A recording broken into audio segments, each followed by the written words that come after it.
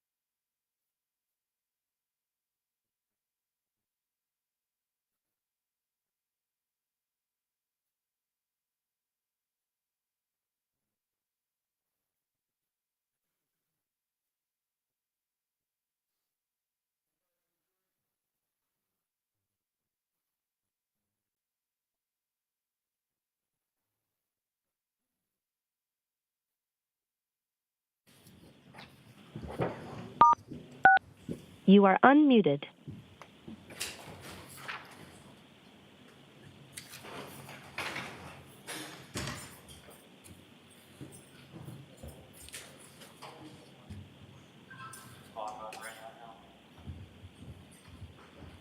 Hear ye, hear ye, hear ye, all parties having anything to do before the Honorable First Justice Beverly Cannoni, now sitting in the Dedham Superior Court within and for the County of Norfolk.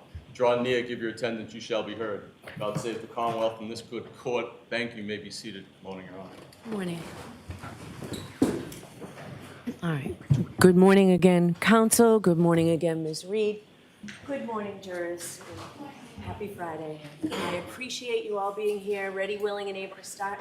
We got an awfully lot done in about 5 or 7 minutes over here at Sidebar, so we made you wait, but in the long run, we'll speed things up and we'll make things go more smoothly. So we appreciate your patience.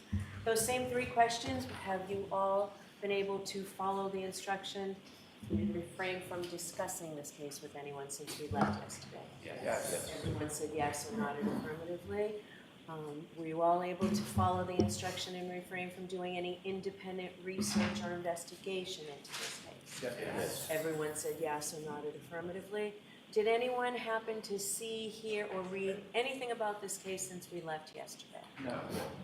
One thing I did want to say to you folks is, if you can't hear a witness or a lawyer, or you can't see something, I don't know that unless you raise your hand.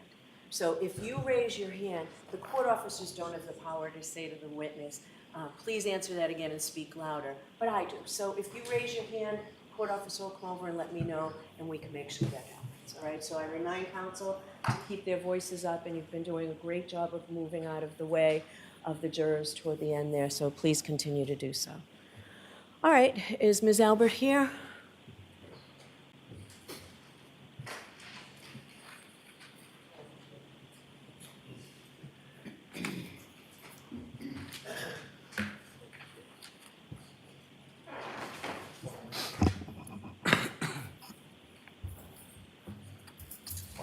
Thank you. You solemnly swear the evidence given to the court and jury in the case now in hearing should be the truth, the whole truth, and nothing but the truth, so help you God. I do. Great. You may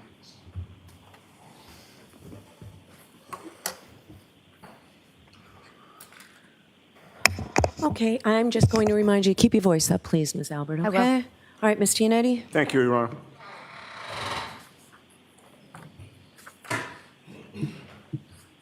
Good morning, Ms. Albert. Good morning. Ma'am, you will recall yesterday, I broached the topic with you of how often you and Courtney Proctor speak to each other over the phone. Do you recall that line of questioning? Yes. And when I asked you to describe the frequency of those phone calls, I didn't put any words in your mouth, did I? I didn't suggest how frequently they were. You came up with the word? I don't really. Well, let me put it this way. When I asked you how often you talked to Courtney Proctor, you could have chosen any word in the English language to answer that question, correct? Correct. What was the word that you chose? Not often. I don't remember, How about honestly. rarely? Rarely. Yes. That was your word, correct? It could have been. I don't really recall. I don't recall. You don't recall telling this jury yesterday that when I asked you about how often you spoke to Courtney Proctor by phone, you said, well, rarely. I don't remember. What is your definition of rarely? Not daily. Not daily, not. Seldom? Yes. Once in a blue moon? No. Rarely doesn't mean to you 67 phone conversations within a 7-month period, does it? A 67 time period in how many? 8 months? In about 7 months, 67 times. It's not a lot. I wouldn't think it's a lot in 7 months. 3 times in one day? Is that rarely? No, but I'm not. That wasn't every day. I would. Okay, well, when you left the stand yesterday, did you log into your account or check any old bills to confirm those 67 calls? No, I did not. Did you speak to Mr. Lally about those 67 calls after we broke yesterday and before you took the stand today? I don't believe so, no. Did you call Courtney Proctor in one of those rare occasions? Yesterday? No, I did not. This morning? No, I did not. Were you curious as to whether or not you had actually called her those 67 times? Objection. Sustained. All right. In any case, regarding all of those 67 phone calls from February 1st until September 6th, do you maintain that during none of those calls, or any portion of those calls, did you and Courtney Proctor discuss the investigation into the death of John O'Keefe? I do not remember. Do you deny discussing that investigation? I don't deny, but I do not remember. All right. Well, you admitted yesterday, after having seen the records, that you spoke with Michael Proctor's sister for 12 minutes on February 1st of 2022. Do you recall that? I don't recall the conversation, no. I don't. It was a long time ago. I'm sorry. I don't mean to interrupt you. Finish your answer. I'm sorry. It was a long time ago. I just don't remember. Okay. But my question is, after seeing the records, you saw the phone call for over 12 minutes, correct? Correct. And you also remember that that was the very day that the police arrested Karen Reed for this case, correct? Correct. The arrest of Karen Reed on February 1st was pretty big news in Massachusetts, correct? Objection. Sustained. You had seen that arrest all over the news, correct? Correct. So you certainly, given the day and the fact that it was February 1st and my client was arrested that day and you're talking to the lead investigator's sister, the subject of Karen Reed's arrest had to have come up, right? Objection. Sustained. Ask it differently. You certainly mentioned my client's arrest with Courtney Proctor on the very day that she was arrested and you were talking to Courtney, correct? Correct. Now, when we broke for the day yesterday, I had also asked you about the 3 phone calls that you had with Michael Proctor's sister on the morning of February 2nd when my client was arraigned, correct? Correct. And you recall that her arraignment was televised publicly, correct? Objection. Sustained. Ask it differently. You saw her on the news being arraigned, correct? Correct. And one of those phone calls after, well, strike that. With regard to the 3 phone calls before the arraignment, you knew at that time that my client had been arrested the day before, correct? Correct. And you knew she would be arraigned in court that morning, correct? Correct. Certainly, when you were talking to Michael Proctor's sister on February 2nd, before her 9 o'clock arraignment, you were discussing the 9 o'clock arraignment, correct? Can you repeat the end of that, please? Or, on February 2nd, the day that my client was scheduled to be arraigned in Stoughton District Court, we're talking about the 3 phone calls that you made to Michael Proctor's sister before that arraignment that very day. And my question is, certainly you were discussing the fact that she was about to be arraigned, correct? Objection. Sustained. Ask it differently, Mr. Reed.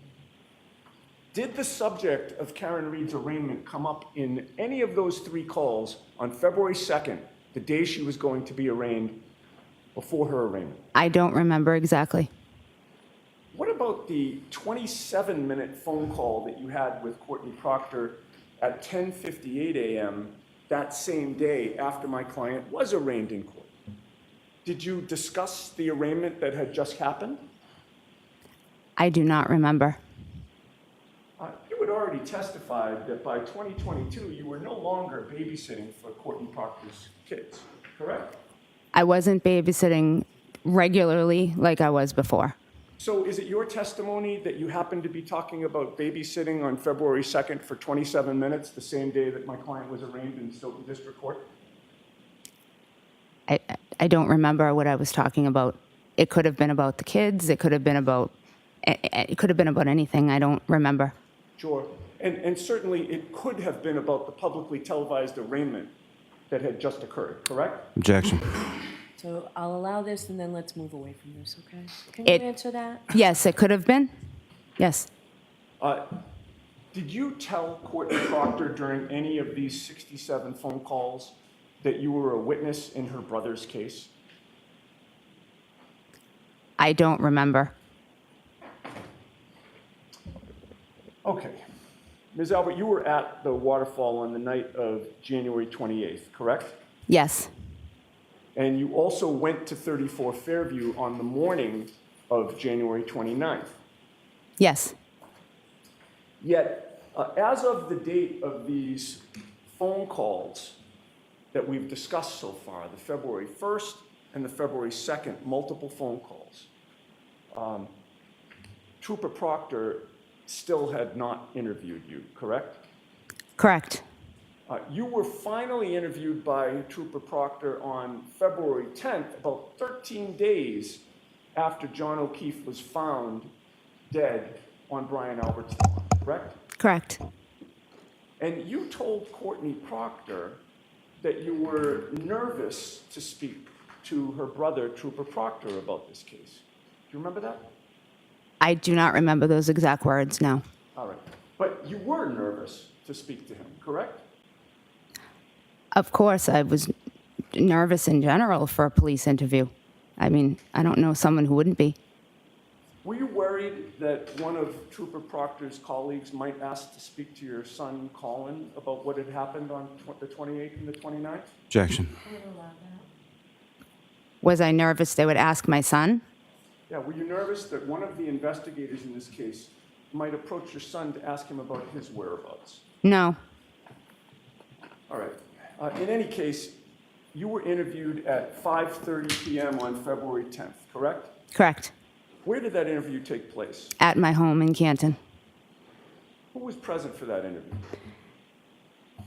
Me, my husband, Trooper Proctor, and Trooper Bukaki.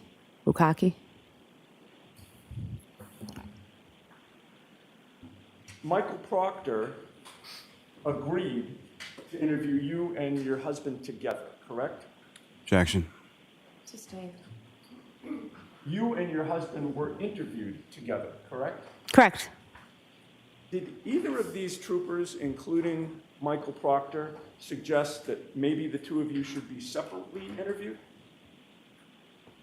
I don't recall. Where I don't did the remember. interview take place within your home? In my family room? Were you sitting on couches? Yes. You're comfortable? Yes. You were not in a police interrogation room, correct? No, I was not. And it wasn't particularly lengthy, correct? What do you define lengthily? I don't recall. I don't remember how long it was exactly. It didn't go into the evening, correct? No. And then Michael Proctor and the other trooper left, correct? Correct. Then at 6:17 p.m. that same night, shortly after you had been interviewed, you called Michael Proctor's personal cell phone number, correct? I don't remember.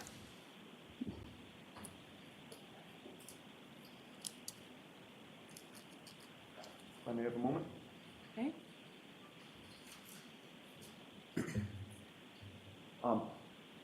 You didn't bring your cheaters today. Oh, you did? Good. Okay. May I approach Your Honor? Yes. This is the same document. I'm going to hand you one document. There's an orange sticky on it that you can ignore. Okay. But right above the orange sticky, there's a date of February 10th. That's what I'm directing your attention to. You could look at those two phone calls, ma'am, and look up at me when you're done.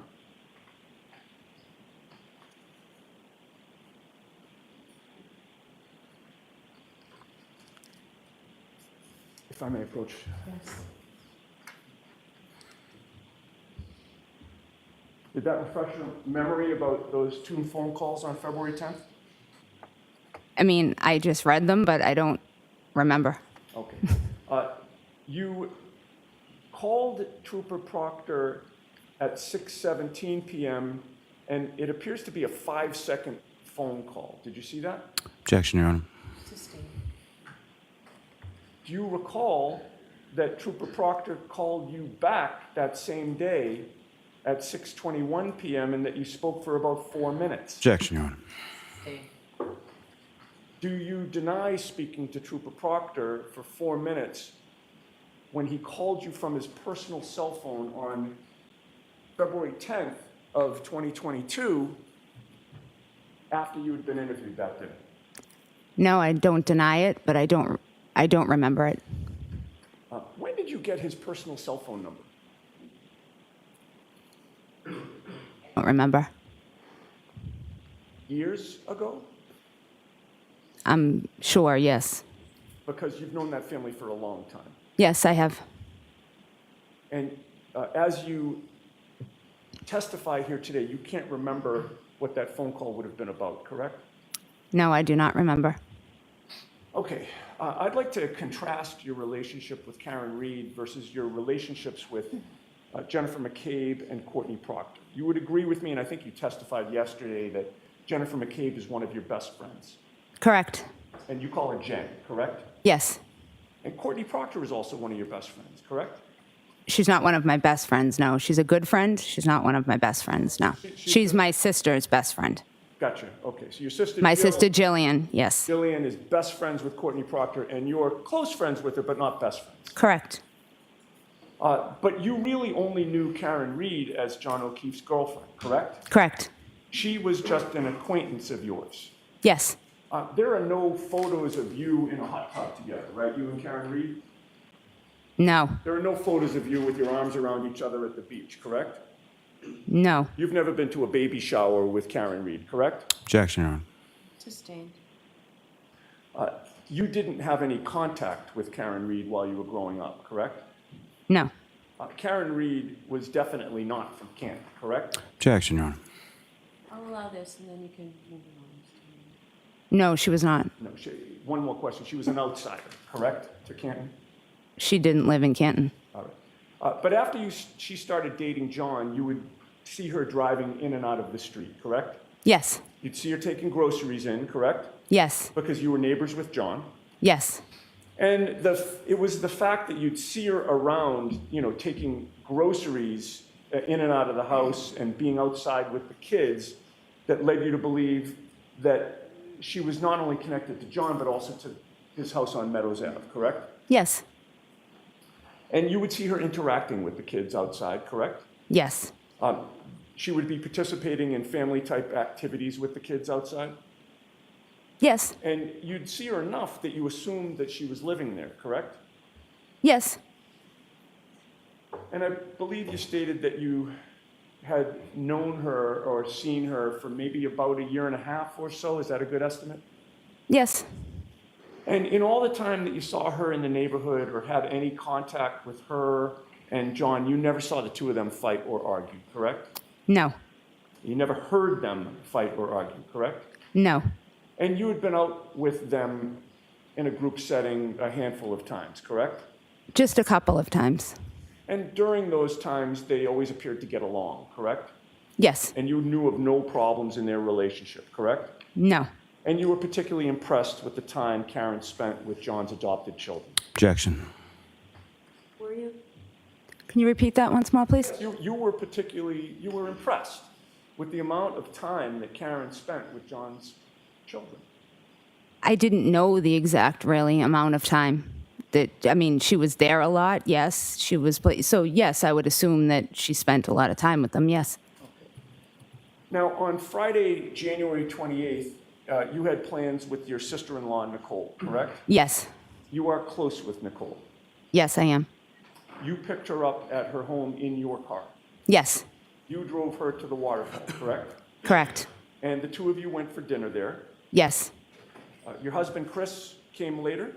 Yes. Brian Higgins came later, Yes. and you knew Brian Higgins, correct? Yes. Mr. Neri, I'm going to stop you for one Yes. second.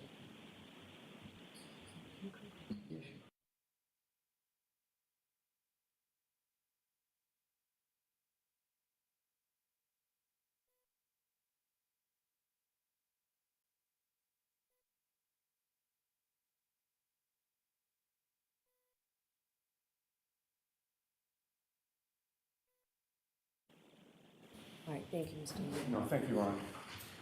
I believe you testified that you knew Brian Higgins at that time, correct? Yes. And how did you know him? He is a friend of my brother-in-law. And your brother-in-law would be Brian Albert, correct? Yes. And by the way, when I just asked you that question about how you knew Brian Higgins and what his relationship was to Brian Albert, you didn't hesitate to say that they were friends, correct? Correct. It was very clear that they were friends, correct? Correct. In fact, the two of them arrived at the bar together, correct? Yes. And it didn't surprise you to see the two of them together, correct? No. Karen and John came sometime after that, I believe shortly after that, yes. and they walked over to your table, Yes. and then John kind of came up from behind you and sort of in a joking way dug his finger into your shoulder Correct, yes. and essentially said, what's up, and that was about it, and he went on, correct? He said, what's up, and made a joke. And And the joke was, given the fact that you and your husband moved from the neighborhood, they decided to hold a block party. Correct? yes, And John was the same jokester he always was, correct? correct, yes, And you had some contact with Karen while you were at the bar before you had to leave because of the migraine, correct? correct, And she was just very bubbly that night, correct? correct. That's just her personality as far as you could see, correct? As far as I knew, yes. You didn't know her that well, but that's how she always was, correct? Correct. And you left the waterfall at around 11 o'clock, your best memory? A little after 11. And it was a particularly bad migraine that night? Yes, And the loud music didn't help you out at all? not at all. And you drove home? Yes, Now, when you got home, your son Colin was not there, correct? correct, He was not out with you at the waterfall. correct. He was out that night, correct? Yes, And you knew that he stops by your sister-in-law Nicole's house quite a bit, correct? yes, He's very close to Nicole and Brian's kids, correct? correct, He's also very close to his aunt and uncle, Brian Albert and Nicole Albert, correct? correct. So you would have gotten home maybe shortly after 11:10 p.m. approximately? Around 11, yep, around that. And that was when you entered an empty house, correct? My son Dylan was home. Oh, Dylan was home. Yes, Okay. But Colin was not. he was not. And Colin did not come home at 11:30, correct? Correct, He did not come home at 11:45, correct? correct, And when the clock turned midnight, he still wasn't home, correct? correct. Now, at some point, your husband Chris came home, correct? Yes, You testified on direct examination that Chris came home at 12:10 a.m. on January 29th. that's what time I believe he did, yes. Okay. That 12:10 a.m. time, did you discuss that precise time with anybody prior to taking the stand yesterday? No, Was that coordinated with anybody such that your husband and you gave the same time of 12:10 a.m.? no, With the court's permission, I'd like to play the waterfall video. I think it's Exhibit 53, just that portion, 12. Okay.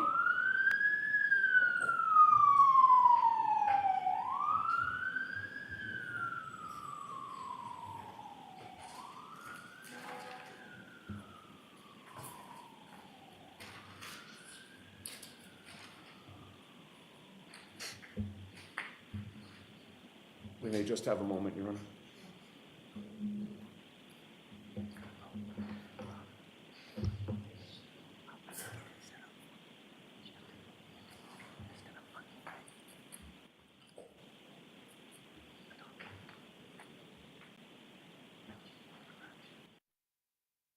I'm going to allow my colleagues some time to find this, and I'll move on with my questioning in the meantime.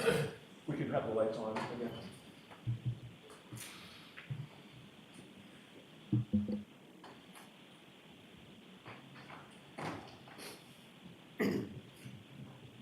Now, I believe you've testified that the waterfall is very close to D&E Pizza, correct?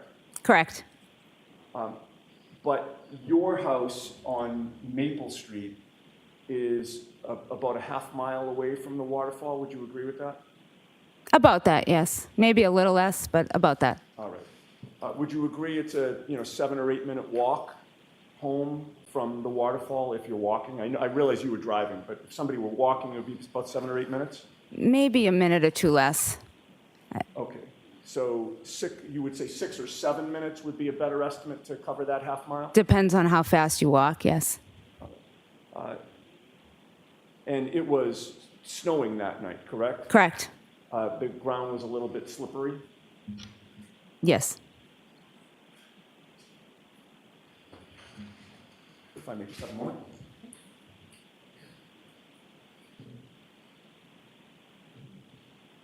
If I could have the lights dimmed again. This is the exhibit I'd like to show you, ma'am. And if you can pause for 1 second. Do you recognize what's depicted in that video? Does that appear to be the waterfall? Yes. Okay. And do you see the time?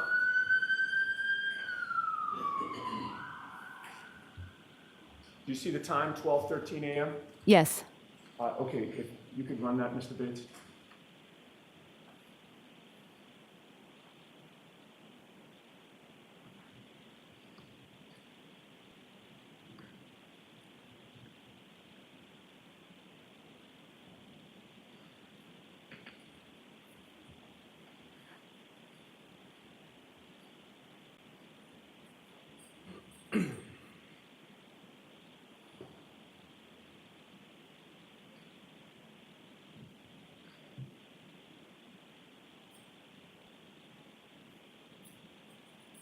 Can you pause it there? I am going to direct your, do you see where it says CH3? Yes. And you see the timestamp up the top, correct? Yes. Between those two markers on the video, you're going to see somebody walking by. I'd ask you to pay attention for the next, 6 seconds or so. Come on.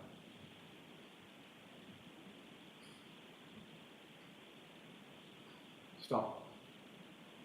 Do you recognize that person? Yes, I believe it's my husband. Okay. If you can run that. Stop. Okay. Would you agree with me that your husband left the waterfall at about 12:13 and 46 seconds? Well, yes. I mean, that's what it says on the screen. Okay. So it was closer to 2:14 than to 2:10. Would you agree with that? 12:14, you mean? Two? You know what? You're right. 12:14, then 12:10. Yes, that's what I'm seeing. Thank you.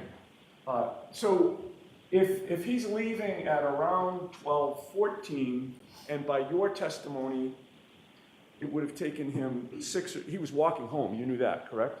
Yes, Yeah, he didn't have a car that night. he did not. And if it took him 6 or 7 minutes to get home, and by the way, let me strike that question. You had said it takes 6 or 7 minutes. Did you factor in the fact that of the weather that night for your estimate about a 6 or 7 minute walk? Objection. Can you answer that question? Is that what you said? Yes, I didn't factor in the. I don't know. All right, so your testimony would be you don't know if it would have taken him a little bit longer, or anybody. Anybody, everyone walks at a different pace. Right, but whatever pace they walk at, given what you saw of the weather that night, is it your testimony that maybe it would have taken a little bit longer than the estimate because It of the could weather? have. Okay. I But don't in know. any case, let's leave it at 6 or 7 minutes. That puts your husband coming home at around 12:20 or 12:21, correct? Correct. All right. And that 12:10 estimate that you had, you made that estimate before having the benefit of the video, correct? Correct. Now, where were you within the house when your husband came home? In my room. Bedroom? Upstairs in my bedroom. All right. right, and you share a bedroom with your husband. Yes. And when was the first time that you saw him within the house? He came up to the bedroom. Okay, so you were in the bedroom and you see him appear in the bedroom. Correct. Did you hear the door open way down on the first floor? Yes. Okay. And it would have taken him maybe about a minute to get upstairs? It wasn't very long? It wouldn't be very long, no. Okay. And when he got upstairs, you noticed that he was in wet clothing, correct? Yes. He appeared to be cold. Yes. And he got undressed, correct? Yes. Did he brush his teeth before bed? I think he got right into bed. Okay, so you didn't see him brush his teeth or wash up. No. And were you in the bed when he came into the bed to go to sleep? I was sitting up in bed, yes. Were you reading or watching TV? I was just sitting up in bed praying for my headache to go away. Oh, okay. The migraine was still really Yes. bothering you. And you were suffering at that point. Suffering? I had a headache. Well, yeah, but a migraine headache, I would Yeah. imagine. It was a headache, but I took medicine and I was waiting for it to get waiting better. for it to kick in? Yes. Okay. And that's sort of what you were concentrating on. It's really kind of hard to read or watch TV or concentrate on anything when you have a migraine, right? Okay. Yes. Now, you would agree with me that your husband Chris was asleep when Colin came home, correct? Correct.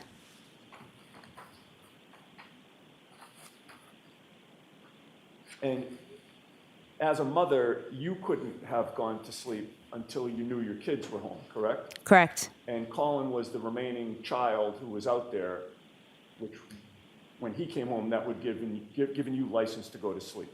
Yes.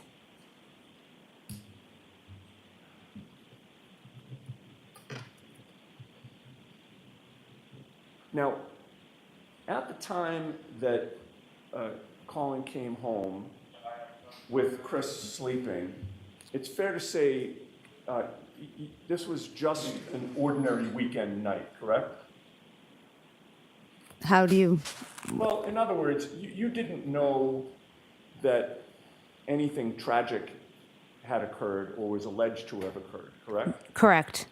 So it wasn't like you were paying attention to the clock at that point and recording your memories as best you could because you knew you'd be testifying later, correct? Correct. Which also explains the 12:10 estimate, right? I mean, you're being asked about, times that things occurred, and it was just sort of an ordinary day, right? So it's difficult to pinpoint times, correct? Correct.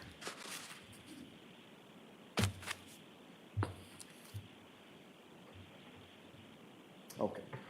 Now, directing your attention to the next morning, you missed a phone call from your best friend, Jennifer McCabe, correct? Correct.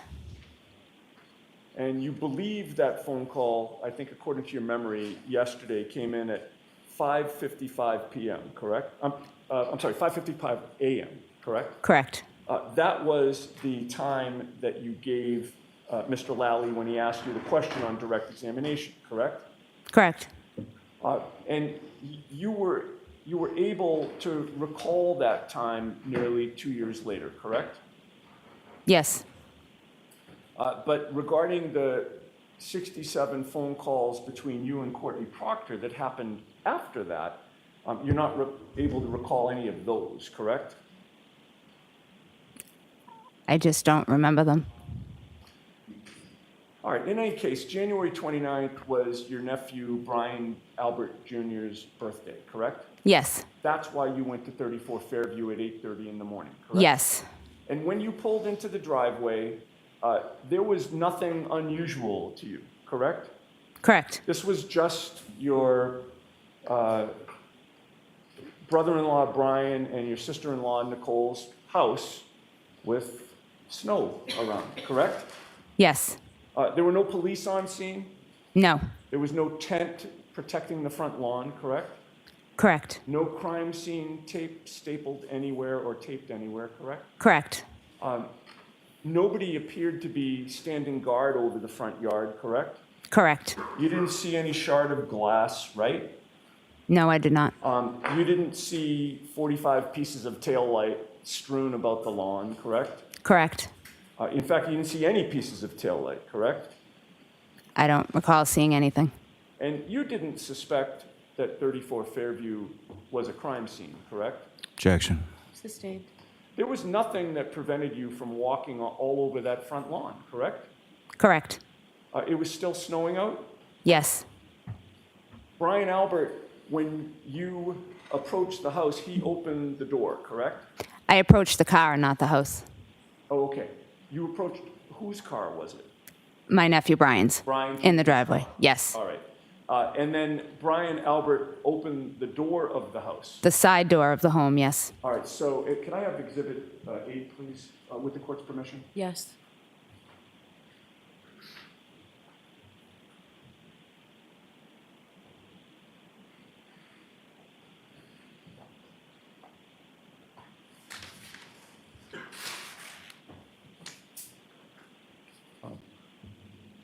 Could we zoom in just a little bit? That's good.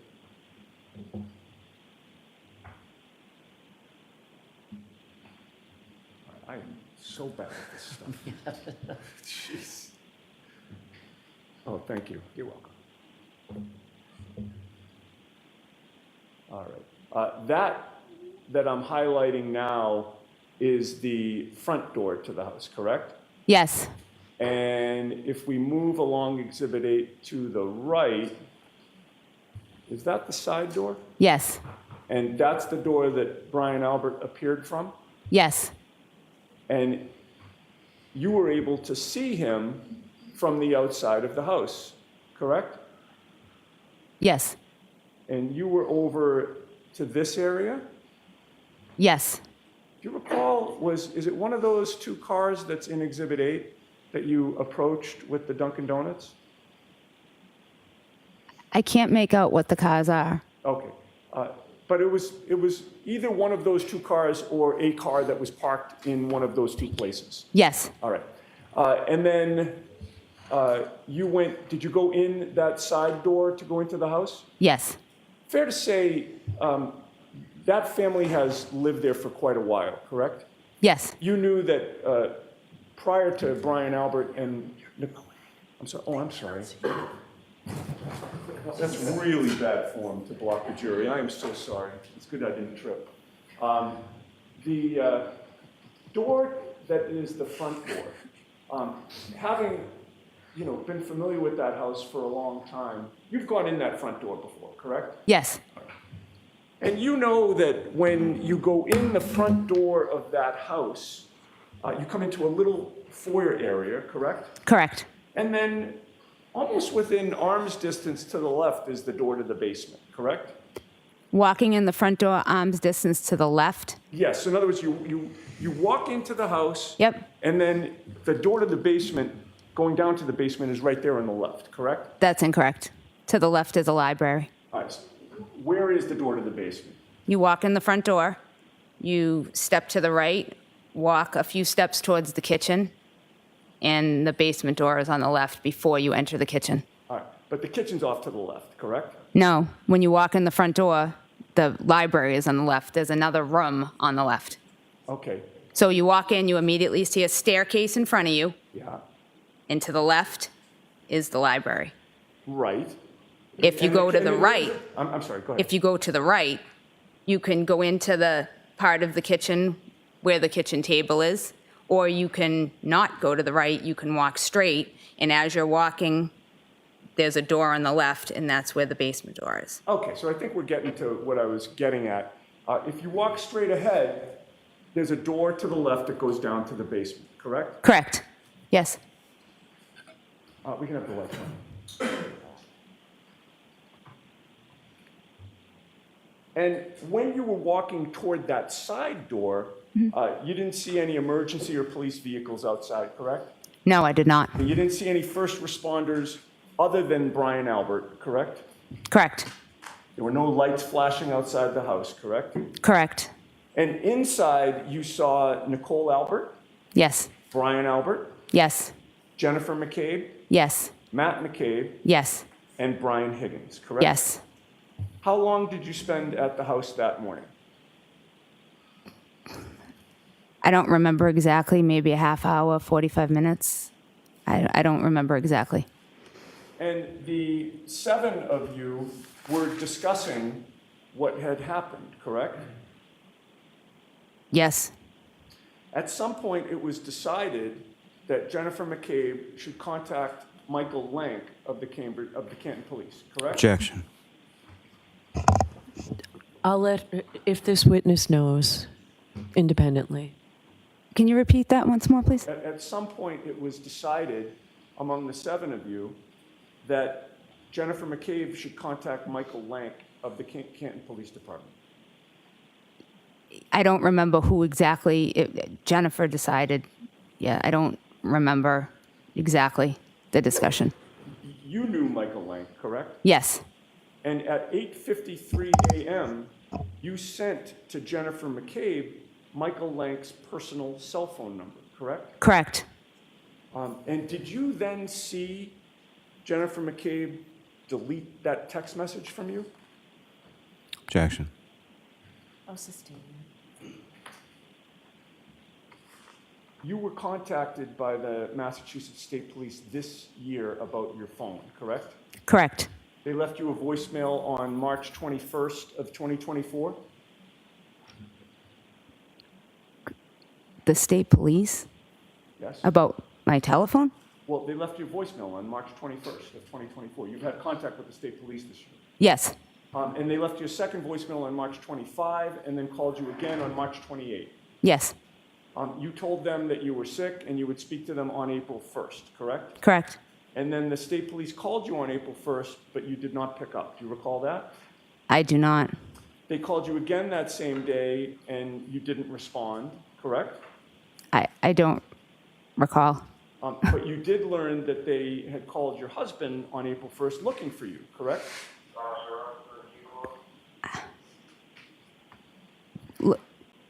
I don't recall. All right. After speaking with your husband, you texted the Massachusetts State Police on April 1st, correct?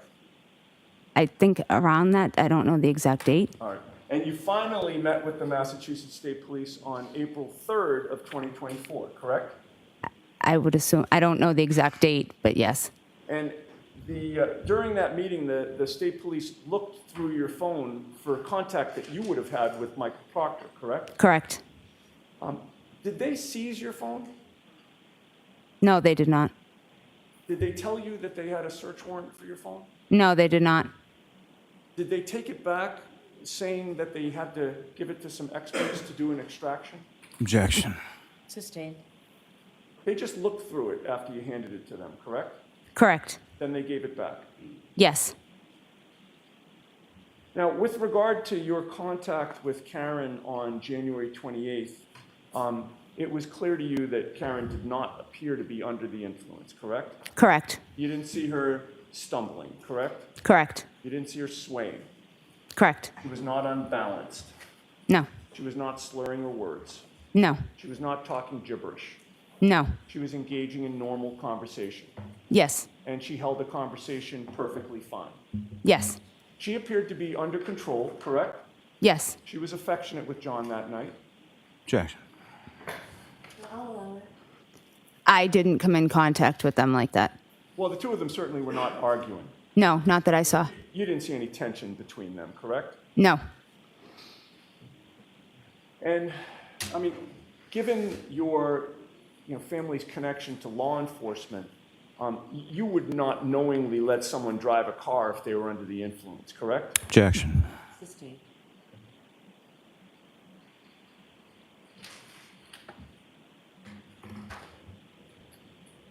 Everyone appeared to be having a good time that night, correct? yes.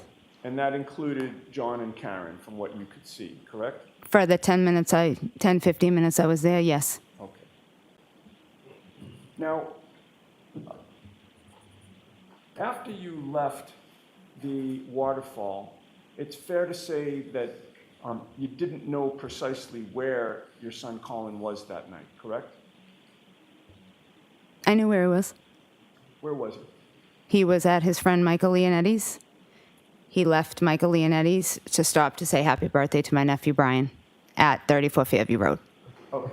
And you learned that from him, correct? Yes, So you had learned that Colin was at 34 Fairview on January 29th of 2022, correct? January 28th. The Fred. So is it your testimony that you know that Colin left on Friday night as opposed to after midnight on January 29th? I don't understand what you're asking. What just occurred is I asked you whether you knew that your son Colin was at your sister-in-law Nicole's and your brother-in-law Brian Albert's house on January 29th, and you just corrected. I'm sorry, it was after midnight. Okay. So I got confused. I apologize. Not a problem. So the answer to my question is you learned that he was there on January 29th, correct? Yes, after midnight. And you now know that that is the same house outside which John O'Keefe was found dead that morning, correct? Yes, I do. And one last question. You were interviewed by Trooper Proctor, and it's fair to say you never told him that Colin was there that night, correct? I don't recall my interview.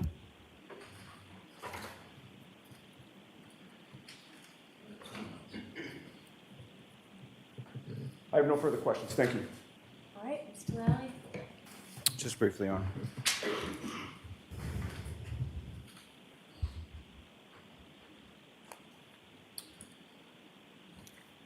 Morning, Ms. Howard. Good morning.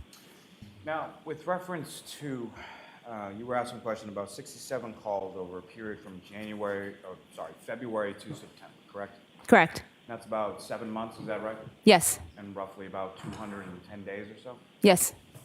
Do you have other friends besides Ms. Proctor? Yes. And versus some of your other friends, as far as those phone calls, 67 times over 210 days, is that more so, less so, or on average with? Less so. Less? And at no point in time did you speak to Ms. Proctor that you recall about this case or talk to Mr. Proctor outside of that interview? Correct. In the interview that you had with Trooper Proctor, there was another trooper present, correct? Yes. And you would just ask some questions about meeting with some other troopers this year in 2024, correct? Correct. Okay, fair to say none of those troopers was Trooper Proctor, correct? Correct. And it also wasn't the trooper that was with Trooper Proctor when you spoke to him. Correct. And they asked you questions. You had at least 2 interviews with them, is that correct? Correct. And you voluntarily went to those interviews? Yes. You answered their questions? Yes. They asked for your phone? Yes. When I was sitting there, they looked through my phone. Yes. So they asked for your phone, you provided your phone? Yes. Voluntarily, nobody threatened you with a search warrant or anything like that? No.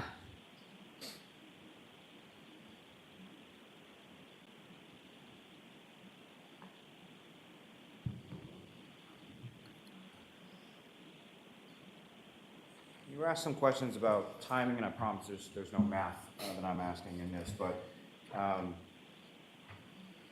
you've had to walk outside when it's cold outside, correct? Yes. You tend to walk faster or slower when it's cold outside? Faster. Me personally. When you went over to your in-law's house on the morning of January 29th to drop off donuts for your nephew, you weren't expecting to go inside, correct? Correct. You weren't expecting to be standing around talking to people about a friend of yours potentially having died at that point. No. No. Nothing further. May we approach? Okay. Jurors, feel free to stand up.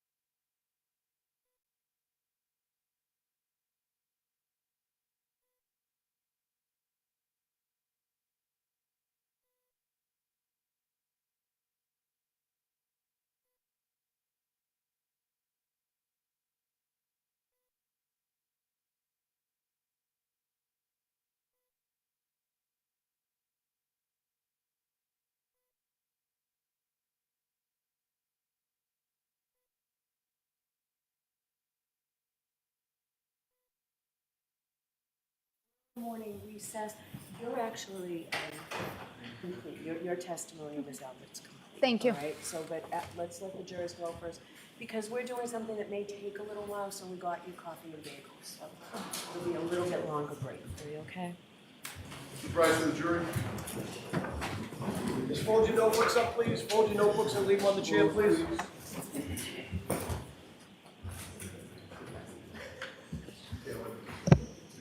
Jury coming out there.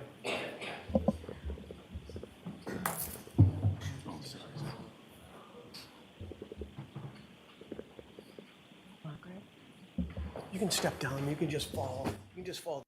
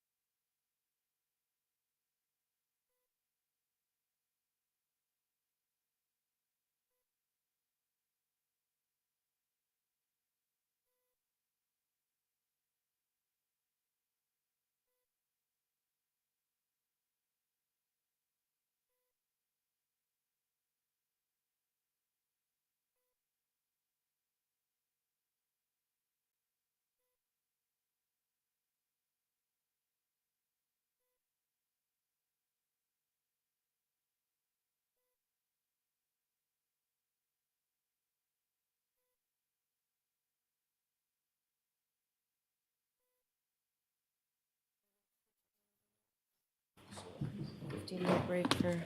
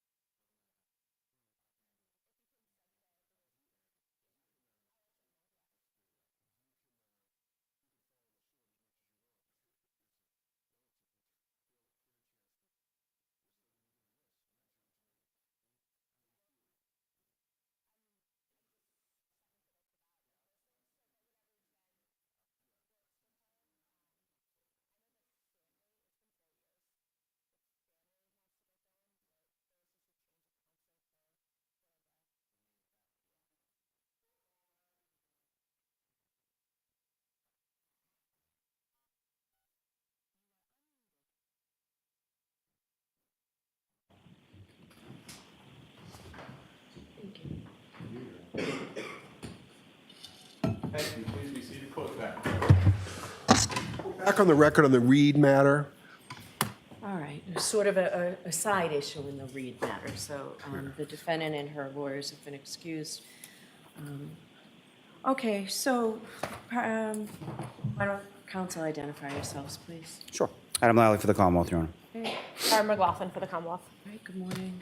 Good morning, Your Honor. Timothy Bradel on behalf of non-party Aidan Carney, who for the record is present in the courtroom. Hey, does Mr. Carney want to sit with you? I think he's okay right there, Okay. if that's all right, Your Honor. All right. So, Commonwealth, so I do want to say a question before we begin. Commonwealth, in your motion to exclude an individual charged with witness intimidation in connection with this case from the courtroom during the testimony of certain witnesses, before we begin, are you advancing the concerns of the DA's office or the concerns of the witnesses themselves, or both? Both, Your Honor. Okay, Judge, so. if I may, I'm sorry to jump in, but just if I may, I do have what I think is a pretty substantial procedural objection. Okay. Maybe I'd ask that you sort of just make a quick bifurcation of the issues here, and we can address the procedural issue before we get into the substance of the motion. Sure, I'll hear you. We could. Thank you very much, Your Honor. Your Honor, so the record is clear, because we may need an appellate record in this case. Okay. But I was here in the Norfolk Superior Court today, completely unrelated to Mr. Carney, my client, as you know, in the other matters. And I was here today on the matter of Commonwealth versus Tylee Curry for a motion to suppress. And that's- Which is a case that I am in the middle of Right. that motion to suppress with you. Exactly. And I actually figured that we wouldn't do the motion and get a date, but I was fully focused on that matter and had no notice whatsoever that the Commonwealth was in the Reed matter, was seeking to exclude my client as a journalist from this courtroom. The first thing is that, and I know the court has a job to do in terms of ruling on this motion, and that's fine. And I ask that the ruling be that it be denied on procedural grounds. The procedural grounds are, Judge, that there's been no service of process whatsoever on a case where the government is seeking to essentially trample all over my client's First Amendment rights as a journalist. On 15 minutes notice. You know, I know you gave me the thing 15 or 20 minutes ago. And it's more than a half an hour, but I understand. All right, well, you get the point. So, you know, this is not something that I can process and absorb and make any sort of cogent arguments on the merits of the motion on that time period. I'm sure that the court respects that. I'm trying to address it as best I can, but I think that the procedural issues here should control. And here's the procedural situation, Your Honor, that the government filed this 6-page motion. There's a footnote 2 that refers to them serving this motion on May 8th to the Associated Press. Why they couldn't just pull up my email and serve me is an open question that I'd like an answer to in open court. So they can serve the AP 2 days ago, but they can wait and not even serve me with the motion when I get here to court today on a completely unrelated matter, I might add. So there's some funny business going on here, and you know there's been nothing but funny business from where I sit from the Commonwealth on Mr. Carney's matters. And here we go again. So I don't appreciate that from counsel, from the Norfolk County DA's office, number one. Number two, Your Honor,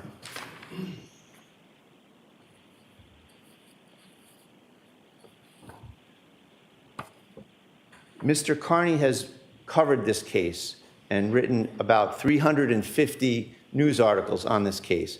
He has developed evidentiary scoops on this case that have added to the quantum of evidence in the matter. He's never caused a problem. He wishes to be in the galley of journalists, like everyone else, and cover the case. There's never been a problem whatsoever. This is more personalized retaliation from the Norfolk County DA's office against Mr. Carney.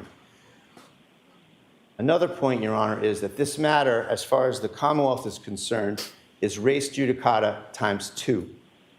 Judge Krupp in this very court addressed this exact issue about Mr. Carney covering this matter, being in the courtroom with witnesses that had a stay-away order. All the same people that the government is trying to have another bite at the apple with here.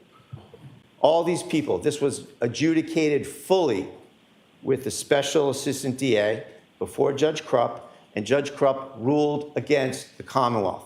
Judge Krupp said that Mr. Carney was able to be in the courthouse covering this case regardless of any of these witnesses in the stay-away order. The stay-away order was exempted from Mr.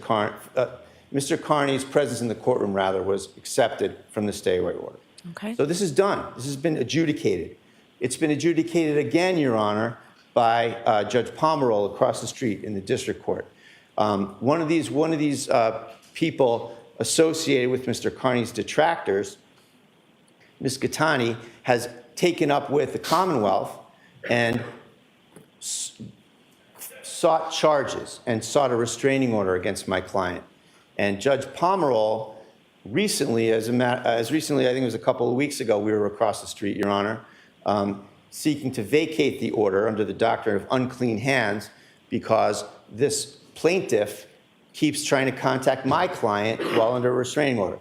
Putting that aside, the ruling in that matter, Judge, was another ruling in support of Mr. Carney's First Amendment rights. It was another ruling that said Mr. Carney was not subject to the restraining order in any court of the Commonwealth. And the reason we brought that motion, Your Honor, was because these same witnesses that the government here is, again, trying to advocate for their own personal issues, those same witnesses somehow took up with this plaintiff across the street, Ms. Gattani, brought her to court here in prior Reed proceedings to kick out Mr. Carney, because at the time she had an operative order against him. And Mr. Carney, to his credit, got up and left and got out of here. And that situation was what we addressed across the street with Judge Pomeroy. He agreed with us and said, you can go to court, you can cover this case. So number 2, litigation number 2, this has been established.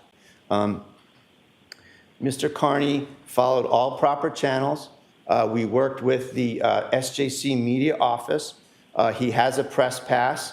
He's doing everything in accordance with all of the rules and regulations that are in place. He's been harassed, and we have it on video, by other so-called journalists on this case at the steps of the courthouse. And he just wants to be here. He doesn't want to be an issue in this case. He wants to sit here and cover the case. He's done his job. He wants to watch the trial unfold. And he has an absolute fundamental First Amendment right to do so within the confines of this courtroom and within the confines of time, place, and manner restrictions. He's followed everything, and he's here. We've gone through all of these hurdles, Your Honor, and Mr. Carney triumphed, as he should, because it's the First Amendment that needs to triumph here, not any particular person. And that's what he's doing. And there's absolutely no reason for the government to sneak behind my back to interfere with his First Amendment rights. It's outrageous, and on procedural grounds, I ask you to deny the motion for all of those reasons. And if the court has some hesitancy to do so with respect to these procedural issues, I ask that you set a date give me 7 days or so that I can properly respond to this motion on the merits of whatever's in these 6 pages of the motion that I haven't been able to look at. So thank you for hearing me, Your Honor. All right, sure. And you wanted a response to your question from Mr. Lally on why you were not served, but the Associated Press was served. That's correct. So if you'd talk about that in the procedural part of this, Mr. Lally?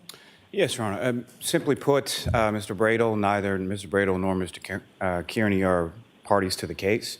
I can't presume that Mr. Bradel's representation on one criminal case is going to extend to a motion of which he would be at best a third party on a separate criminal case. we are required under the SJC rules to serve it upon the Associated Press, which we did. So I think that's your record now, Mr. Bradel? Thank you. Okay, on the procedural issue, okay? We have a jury out. I do want to address the merits of this as best we can. And Mr. Bradel, at the end of this hearing, whatever I end up doing, if you want to come back and readdress it when there's more time, depending on how I rule, I'll give you the opportunity to do so. But I have to get this trial moving at this point, one way or the other. So I'm going to hear the Commonwealth on their motion. Then I'll hear you, Mr. Bradel, to the extent that you can respond, okay? All right. Mr. Lally, I'll hear you on your motion. Your Honor, very shortly, very simply put, this is an instance in which the Commonwealth is not asking that Mr. Kearney not be allowed to cover the case or that he not be allowed to watch the trial. What we're requesting is a partial closure of one individual. And the legal standard for that is essentially a substantial reason. Substantial reason, Your Honor, being that Mr. Kearney has been indicted and has open cases for intimidating witnesses, specifically witnesses in this case. He has confirmed statements indicating publicly that his actions that he's taken in regard to those indictments were to prevent the case from ever going to trial and to intimidate those witnesses. Those witnesses will be called to testify in this case, and what the Commonwealth is simply requesting is that he be excluded physically from the courtroom, not excluded from watching the trial, not excluded from covering the trial, but excluded physically from the courtroom while those witnesses are testifying from the stand. And the witnesses you told me have expressed concern. What do you say about that?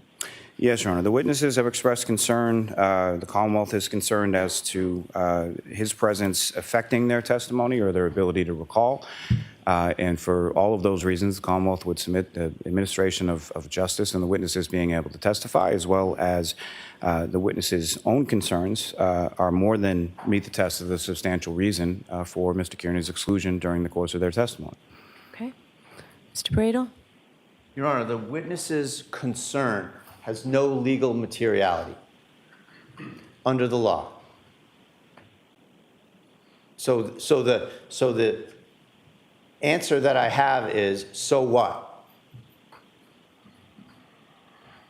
The witness's concern, where does that fit into the law here, Your Honor? This matter's been adjudicated twice.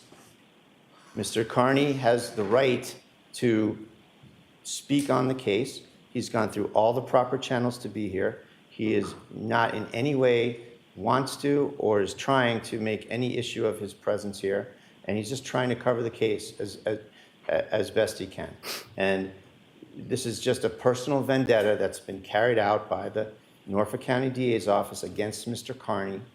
And you know, this is where the court needs to hold the line on the First Amendment. You know, this witness intimidation statute, Your Honor, is an absolute abomination. It is going to be struck down. It's just a matter of time. And this is just a continuation of everything the special counsel's been doing to Mr. Kearney, and now the office itself is doing it. There's no reason for this motion to be allowed, Your Honor. There's no discomfort exception to the First Amendment, Your Honor. There's been absolutely nothing advanced, especially on an emergency basis, which is, I assume, why this is being done with no notice. There's been no establishment of any emergency. There's been no conduct whatsoever on the part of Mr. Kearney to justify this motion. And I did happen to see some reference to the Chestnut trial about published, something to the effect of doxing a seated juror. That is false. Mr. Kearney wrote a story on a juror after the jury was discharged. There's absolutely no prohibition or problem or issue with that. And it is absolutely protected conduct by the First Amendment. And it is not in any way a grounds for this court or the Commonwealth to assert any wrongdoing against him. So I can assure you I am not considering that incident in this. You all know I was the judge. I am not considering that experience in this motion. Thank you, Your Honor. Anything further, Mr. Nothing Bradel? further. Thank you. All right. So, Mr. Bradel, I agree with you that Mr. Kearney is certified by the Office of Public Information pursuant to SJC Rule 119, and that he has a right to be here today. He arrived timely, and that he is registered. I have honored that 119 registration today, and I will continue to honor that. However, my role in this case, Commonwealth versus Karen Reed, is to assure that the defendant's constitutional right to a fair trial are honored and upheld. And because of the chilling effect that Mr. Kearney's presence, I find, will have on the witness's testimony, I'm going to excuse him while the named witnesses in the Commonwealth's motion, Julie Nagel, Christopher Albert, Colin Albert, Michael Proctor, Jennifer McCabe, Matthew McCabe, Brian Albert, and Yuri Buchanan. And the Commonwealth also today requested Nicole Albert because of the incidents that reportedly have been held at her home. I'm going to excuse him during all of that testimony. Now, in my media order, if you have it, I'm sure your client has it because they're handed out to the press. Under number 1, I say that anyone leaving the courtroom to the media during the trial proceedings may lose their seat and may not be permitted re-entry unless there is available seating. That will not happen to Mr. Kearney. I will not take away his seat today. For other witnesses who are not subject to this order, that seat will remain empty. No other person of the media will be able to take that seat in his absence. Okay? Your Honor, one last thing, if I may, just came to me as I was standing here. Extension in same regard as to Nicole Albert for the address would be Brian Albert Jr., son of Brian and Nicole Albert, lives All at the right. same address. It's for the same reason, so Brian Albert Jr. All right, so those are my findings, Mr. Bradel. It should give you enough to seek appellate action if you wish. Okay?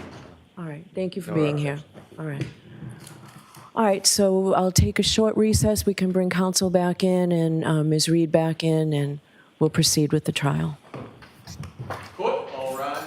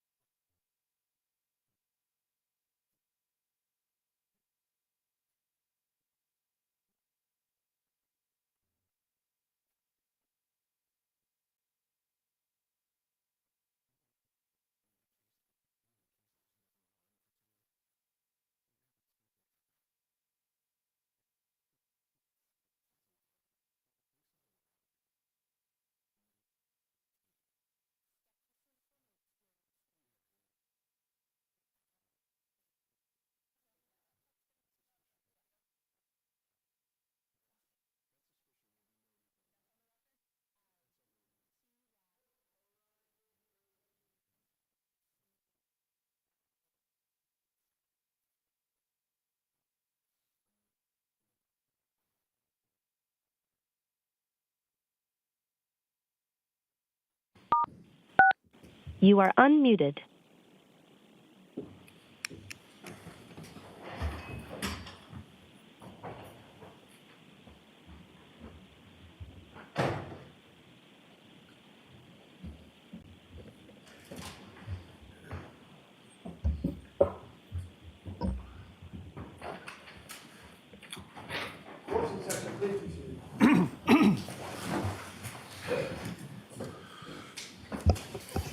All right, jurors, once again, thank you very much for your patience. Your next witness, Mr. Lally?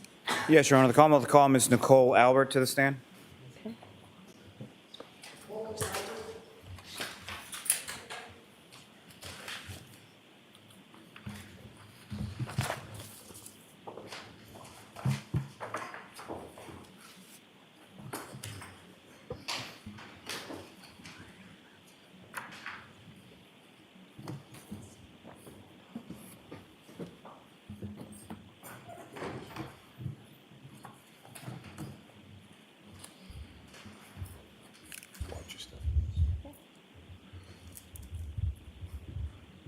Can you raise your right hand, please?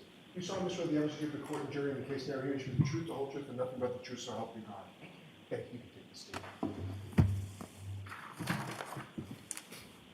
I just need you to speak nice and loud into that microphone. Okay. Thank you. Yep. All right, Mr. Lally, whenever you're ready. Thank you, Your Honor. Good morning. Good morning. Could you please state your name and spell your last name? My name's Nicole Albert, A-L-B-E-R-T. And where do you live? Norwood. And about how long have you lived in Norwood? About a year. And prior to moving to Norwood, where did you live? Where did you live prior? Canton. How long had you lived in Canton? My whole life.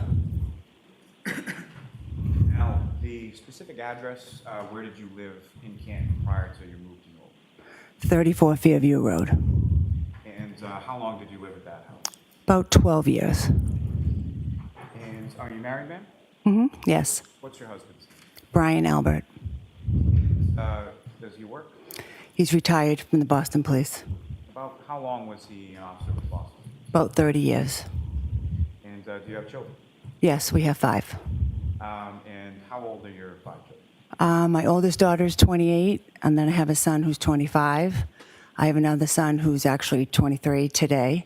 And then I have twins, a boy and a girl, who are 20. And your oldest daughter, what's her name? Caitlin. Your oldest son, what is his name? Brian Jr. And Brian Jr., does he live with you currently? Now, sorry, just gonna wait for the sign to go.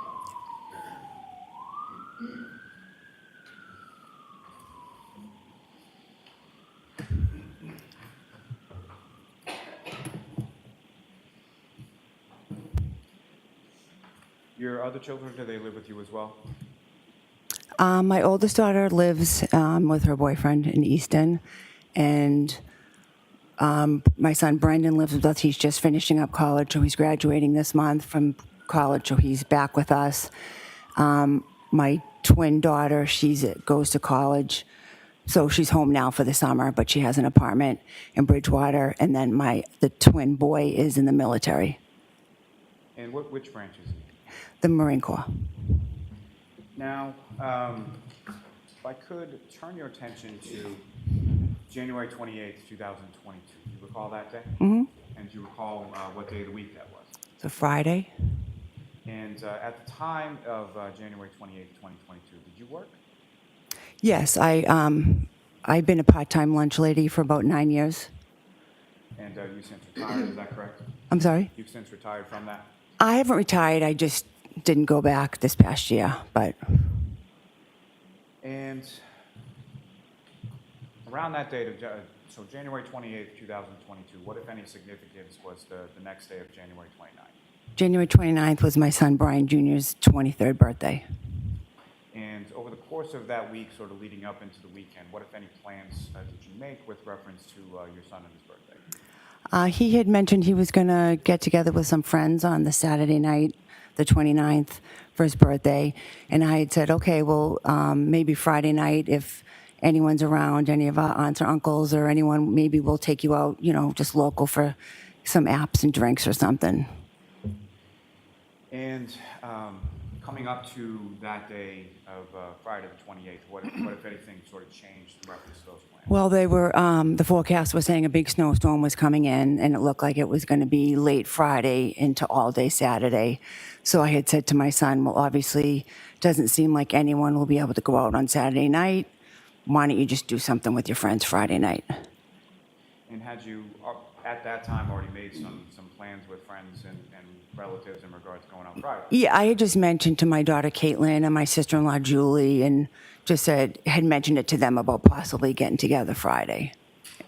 And just to be clear for the record, when you say your sister-in-law Julie, how is she sort of related to you? She's my husband's brother, Chris's wife.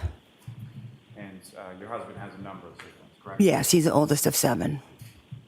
And yourself and Julie Albert, you guys are friends? Yes, we're very close. And so, also just one last question, sort of leading up through the course of that week, where did your husband Brian go? Sort of last minute, I believe it was Thursday of that week, he went to New York for a funeral. And do you know who the funeral was in regard to? It was for a New York police officer who had just been killed in the line of duty. And do you recall how he got there as far as how he went from Canton I to New York? believe he may have flown Thursday to New York, and then the plan was to fly back Saturday, but that changed with the weather, and he ended up, they didn't want to get stuck there, so after the funeral Friday morning, they drove home. A friend of his had driven, so he got a ride back with them on Friday. And only if you know, but as far as that friend that he drove back with on Friday, do you know who that was? The friend who I believe had the truck there and drove was Brian Higgins. And is that someone, Mr. Higgins, that you were familiar with prior to that date in January? Yes, he was a friend of my husband's. Now, on that evening of the 28th, can you explain to the jury sort of how it was that where did you decide to go with your daughter and your sister-in-law? We just decided to go to Waterfall, a local place, 5-10 minutes down the road from our house. My sister-in-law Julie picked me up at my house maybe 7:30, 7:45, and we went to the waterfall, and I believe my daughter and her boyfriend Tristan were already inside at a table. And when your sister Julie came to pick you up the house, in addition to yourself and your son Brian Jr., who, if anyone else, were one of his friends there at that time? I believe 2 girlfriends may have already had come, and they were just sitting in the kitchen when I left. And so you go out to the waterfall. When you get to the waterfall, where within the establishment did you go? We came in, walked in, I believe to the left, there was just some small tables, and I think Caitlin and Tristan were already sitting there, so we sat down at the table, and we ordered food, and just hung out for a little bit, had food and some drinks. And as far as drinks were concerned, do you recall sort of what you were drinking that night? I was probably drinking White Claw. Bless you. Now, later on in the evening, was there any sort of live entertainment there? Yes. After we ate, my daughter's boyfriend Tristan left shortly after because he was going to be going out shoveling, working with a plow guy. So he was planned to go home and just sleep, take a nap, because he was going to have to get up like in the middle of the night to go out and do that. So he had left, so it was just me, Julie, and Caitlin. And at one point, the waitress had said, oh, a band's going to be setting up where you're sitting. Can I move you? So she just kind of moved us over to like a high top table. And then after you were moved over to the high top table, who, if anyone else, came in to join your group? Shortly after, I believe my sister Jennifer and her husband Matt came in. I had texted her just saying I was there, if she was interested to come by. I think she said she was somewhere else. Did I want to come there? And I said, well, no, I'm already situated. The band's going to play. I'm just going to stay here. So she said, okay, maybe we'll come there. So maybe 9-ish, she came in with another couple. I believe they had been at a basketball game, their daughter's basketball game. So she came in with them. And again, just to be clear, when you say your sister Jen and her her husband, Matt, what is their last name? McCabe. And she's your younger sister, is that correct? Yes. Now, as far as after they came in, who, if anyone else, sort of came in and joined your group? Shortly after that, I believe Julie's husband, Chris, came in. He worked up the street at his pizza shop, so I believe shortly after 9:30, he came down, he came in. And then in the meantime, my husband was, getting close to being back to the area from driving back from New York. So I had texted him and said, hey, me and Katie and whoever else are here, if you want to come by. And he was like, oh, I'm kind of tired. It's been a long day. And I just pushed him a little, oh, well, Katie's here. She, just come. She wants to see you. So he's like, all right, maybe I'll pop in. So I believe so it was Jen and Matt and the other couple. And then Chris came in. And then I believe maybe around 10, Brian came in. And after your husband Brian came in, was there anybody else that came in and joined you? Shortly after, maybe 10:30, his friend Brian Higgins had come in. So your husband Brian and Brian Higgins came in separately about a half hour apart? I think so, yes. And following that, who, if anyone else, came into the establishment and sort of joined your group at the hot top table? A little bit later, I think approximately 11, John walked in with his girlfriend, And when you say John, who is John? John O'Keefe. And how did you, or did you know John O'Keefe prior to that night? I didn't know him that well. I think I had only met him once, maybe twice through my sister. Brief interaction. I think when he first walked in, actually, I didn't recognize him. I think I said to someone, oh, who's that? Because they were kind of walking towards our table. And they said, oh, it's John O'Keefe. I said, oh. So they came in and they just kind of went to the end of the table where like my sister Jennifer and Matt and Chris and Julie were, because they knew them. I had never met Karen and I'd only met John once or twice. So they kind of just went to the other end of the table where Jen and Matt were, who they know, and Chris and Julie, who John had been neighbors with for a couple years. So they were all just kind of at that end talking. And probably pretty well understood, but just to be clear, as far as the sister that you knew of John through, that was your sister that was there, Jennifer? Yes, Jennifer. And as far as you referenced his girlfriend, had you ever met his girlfriend before that night? No. Had you ever, so you had never met Karen Reed prior to that night, as No. far as you recall? Nope. And at any point in time, did you have any interaction, or what, if any, interaction did you have with either Mr. O'Keefe or Ms. Reed? At one point, John walked by, towards me and my daughter at the table and said, hey, I'm going up to the bar. Did you guys need a drink or anything? And we said, no, thank you. I think he then kind of stopped and spoke with my husband for a minute, probably was asking him the same thing. Then John went back up to the bar, and then he went back down to, where he'd been standing, and that was the only interaction I had with him. And as far as your understanding or your knowledge of Mr. O'Keefe, did you know what he did for a living? Yes, And what did he do? I knew he was a Boston policeman. And was he somebody, if you know, that worked with your husband? No, I don't believe he ever worked with my husband. I don't believe they ever crossed paths at work. I think they were in different areas of, the job. Fair to say the Boston Police Department is a relatively large department, correct? Yeah, it's like 3,000. Now, with reference to Ms. Reed, what, if any, interaction did you have with her that night? I had none. I don't believe we spoke or we were introduced or anything. I don't think we spoke at all. Now, turning back to Mr. O'Keefe just for a sec, if you recall, what, if anything, do you recall him to be wearing as far as clothing was concerned during your interaction? I believe he had a hat on, some sort of just sweatshirt, jeans, and sneakers. At any point in time that you saw him or while he was talking to you, did you see any sort of like winter jacket or big coat or anything like that? No.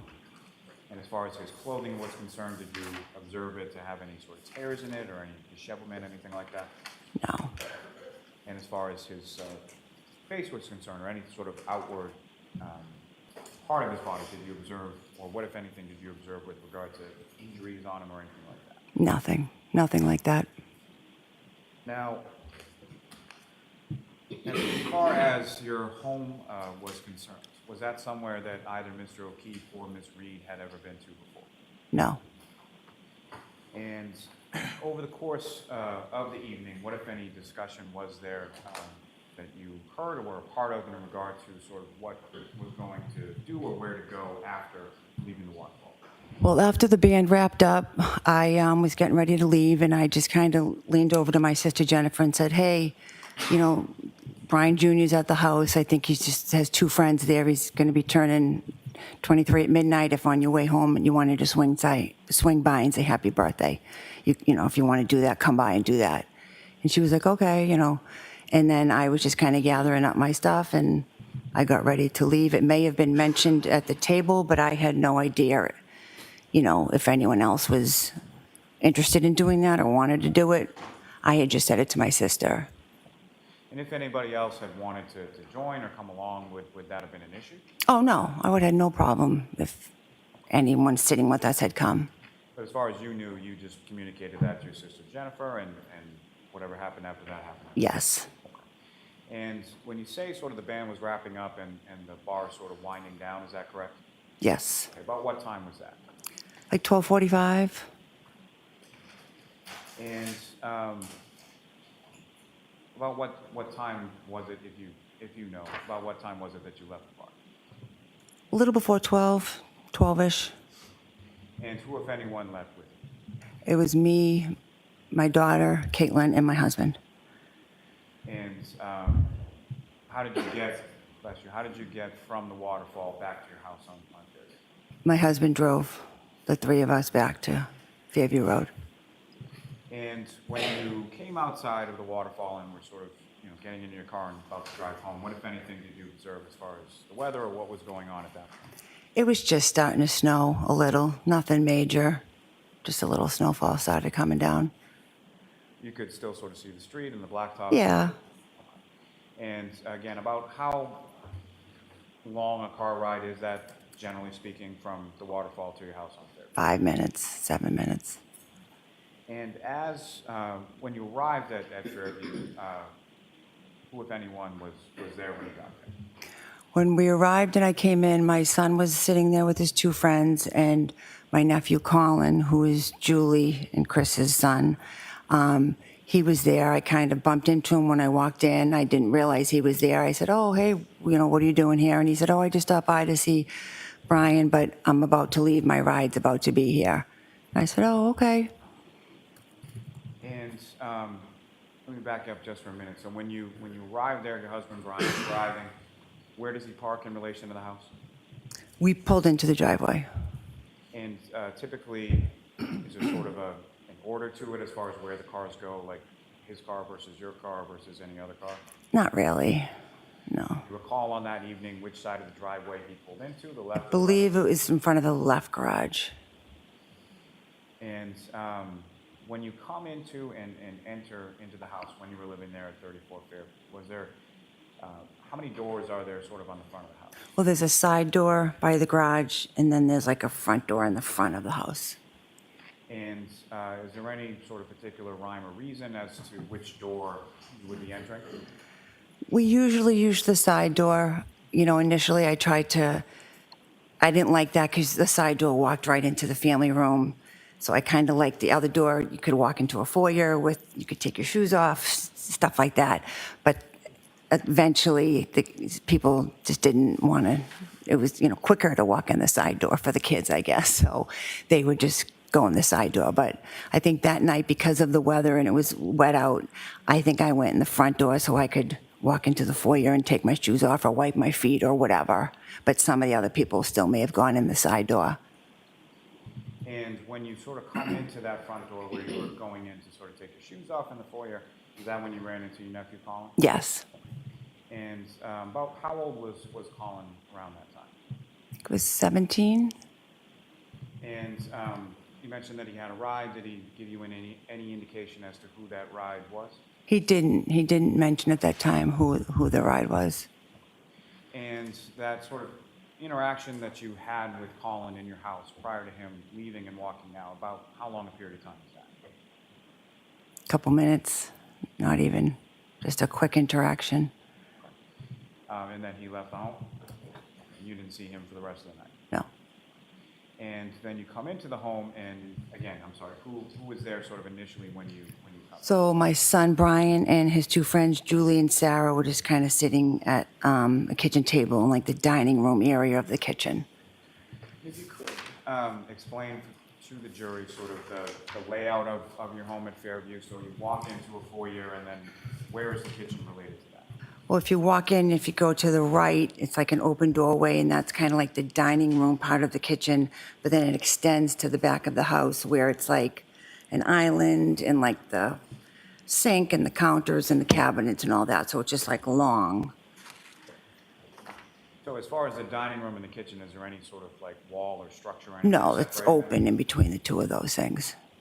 And then if I were to go sort of further back within that home beyond the kitchen and the dining room, what's back there? Well, to the right, there's like the family room. And is there anything as far as a wall? Can you see into the family room? You can. It's like an opening. Yeah, it's not completely open, but there's an opening. So if someone was standing in the family room and you were standing in the kitchen, you could see them, converse with them, that kind of thing? Yes. And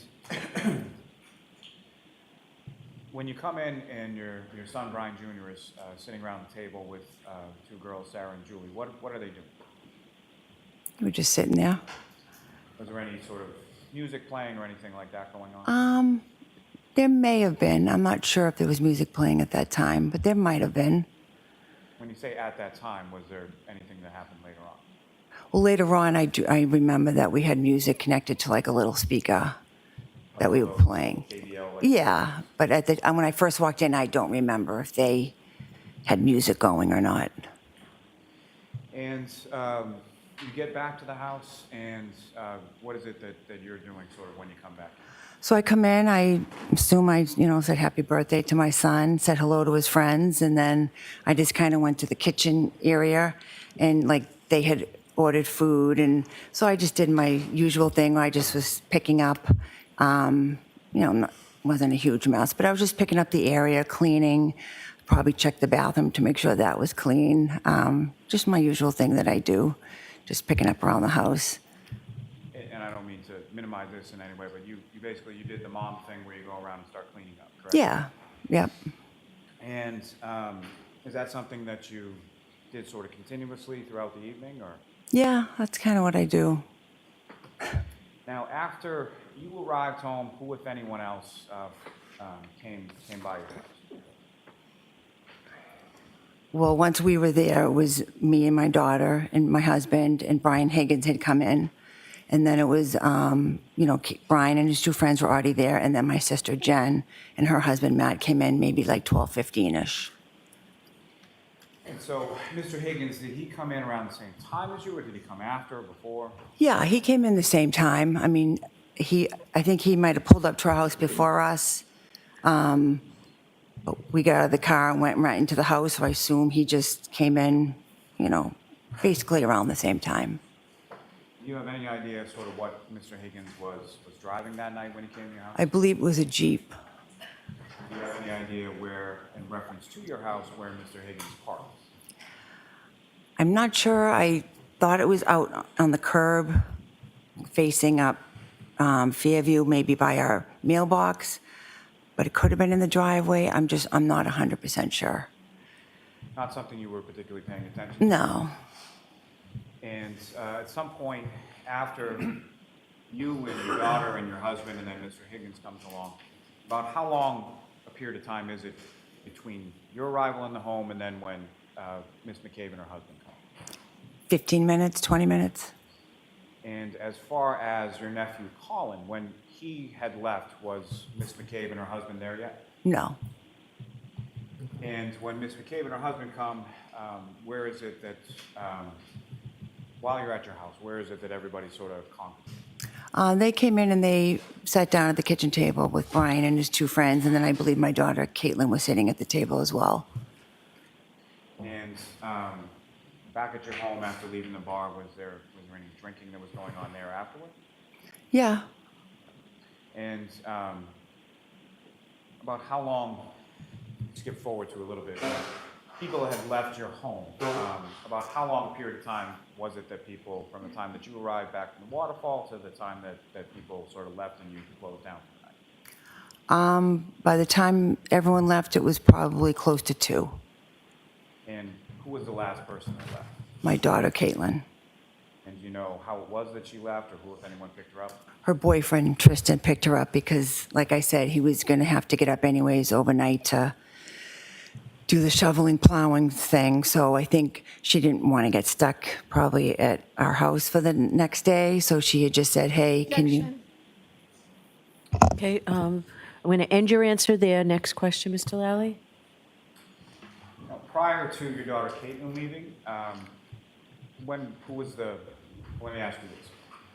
As far as people leaving from your house, what was sort of the order of how people left and when people left? I believe Brian Higgins left first, approximately 1:30ish. Then Jennifer and Matt and Brian's 2 friends left 12:45, 12:50. And then, 1:45, 1:50, I'm sorry. And then Caitlin was probably closer to 2. And when your daughter Caitlin left, who, if anyone, was left downstairs and sort of awake between yourself and the other people that lived there? Just me.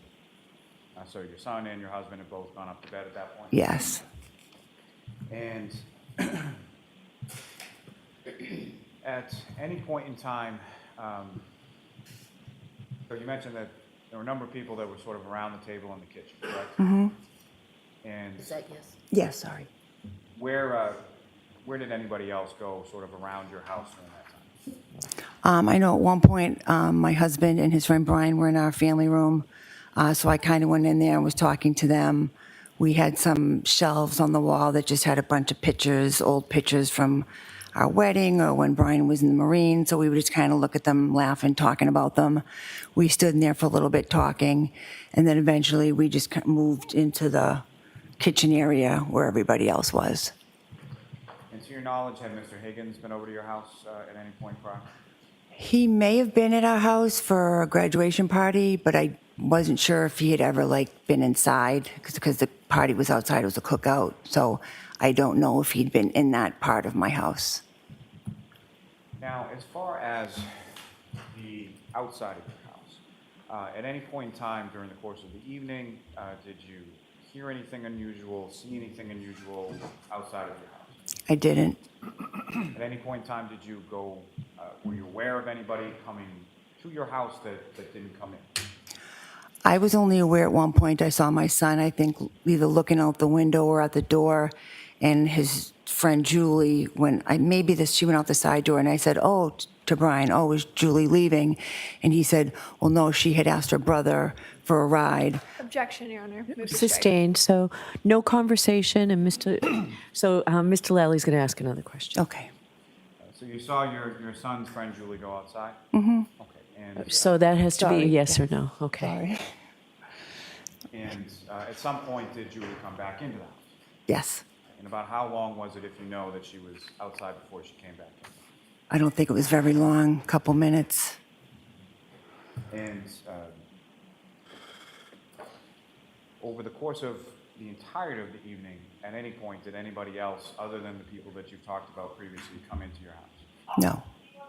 And specifically, John O'Keefe or Karen Reed that you saw at the bar earlier that night, at any point in time on the evening of the 28th or the early morning of the 29th, did either of those people come into your house? No, they never came into my home. And at any point in time, even on that evening or that early morning of the 29th, were you aware that they were coming to your house? I actually wasn't. I think when I was in the other room with my husband and his friend, I had missed the conversations about Jennifer reaching out with John or her texting him and him texting her about where we lived. I didn't even realize that was happening, that they had any intention to come.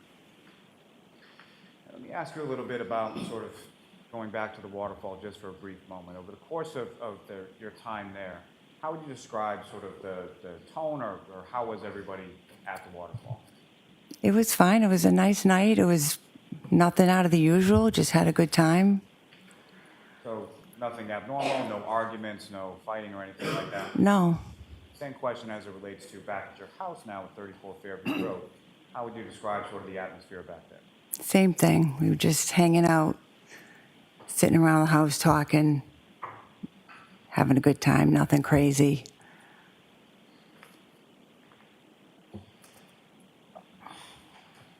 Now,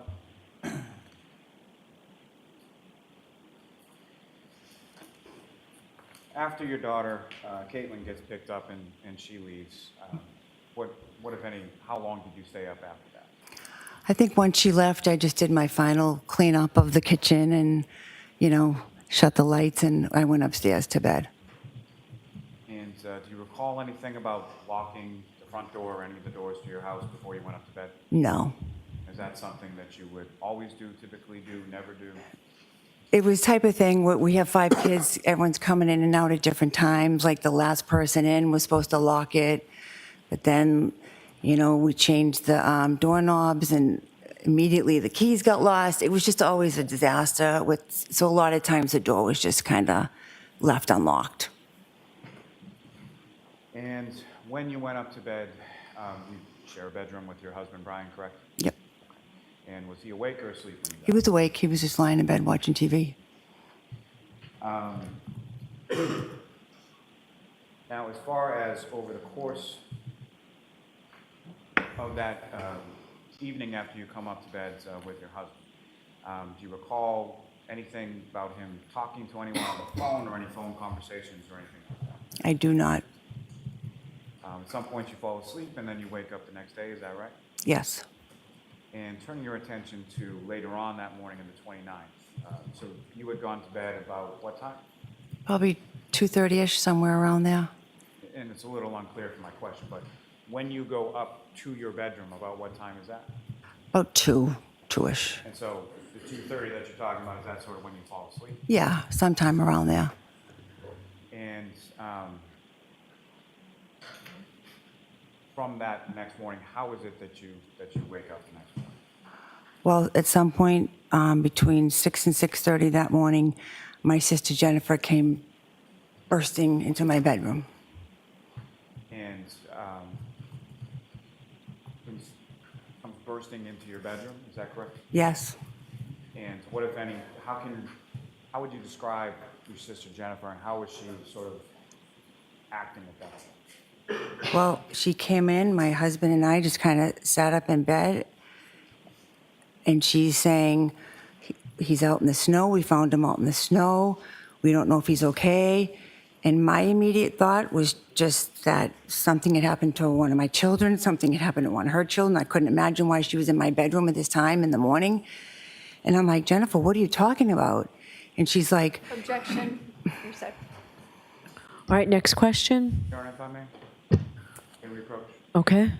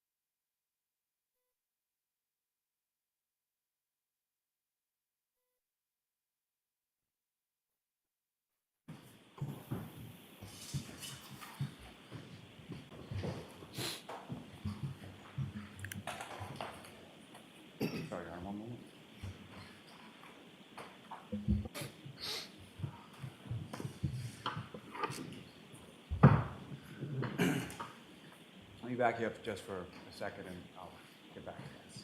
As far as when your sister Jennifer comes into your bedroom, do you know about what time that was? Between 6 and 6:30. And it's fair to say that's not a normal occurrence? No, it's never happened before. And if you could just describe your sister Jennifer's demeanor when she first comes into your bedroom. She was hysterical. And she says some things to you, and then where did you go from there? Well, I tried to ask her what was going on, what is she talking about? And she told us. Objection, Your Honor. No, I'm going to allow that. So she told us, what had happened or what she had just witnessed outside. And we were just trying to understand what she's saying. Like I said, I didn't know if it was something that happened to one of her kids, one of my kids. And so I said, Jennifer, I don't know what you're talking about. So she finally was like, well, John, remember John from last night at the waterfall? And I'm like, what do you mean? How could he be outside? And she's like, you got to get up. The police are here and they want to talk to you. So my husband and I got up. I think I threw on a sweatshirt and we started to walk down the stairs. As we walked down the stairs into that foyer area, Officer Link was walking in the house. And so that front foyer area would have been the front door you were talking about before? Yeah. And when you get sort of down to the bottom of the stairs, is it just Officer Lank, or are there any other officers with him? It was just Officer Link at that time. And the door was halfway open. I kind of pushed it open, looked out, and I saw like a cruisers and a couple of guys, standing out in the snow. And I said, Jennifer, where's John now? Objection, Your Honor. Okay, I'm going to ask you to move on, Mr. Lally. The objection is sustained. As far as when you looked outside, did you see any ambulance or fire truck or anything like that? No, I didn't see an ambulance. I did see maybe 2 cruisers. I don't remember if there was a fire truck there. I don't think there was, but I'm not sure. And as far as Officer Lank or any other officers, these are officers with the Canton Police, is that correct? Yeah. And where did they go once you opened the door? So he came in the house, and I believe around the same time Jennifer's husband, Matt, had come. I assume she had called him or whatever. So it was me, Brian, and Jen and Matt, and Officer Lang said, can I come in? Can I talk to you guys? And we said, sure, absolutely. He came in, we sat at the table, and he was just kind of asking us all, okay, well, where were you last night? Objection, Your Honor. Okay, sustained. Next question, please.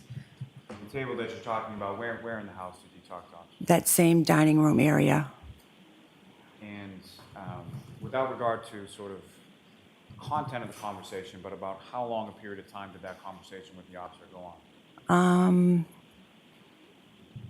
I don't know, 45 minutes, maybe, I'm not exactly sure. As far as how the conversation ended, at any point during the conversation, did yourself or your sister or your husband or did anyone ever sort of end the conversation or tell the officers to leave the home or anything like that? No.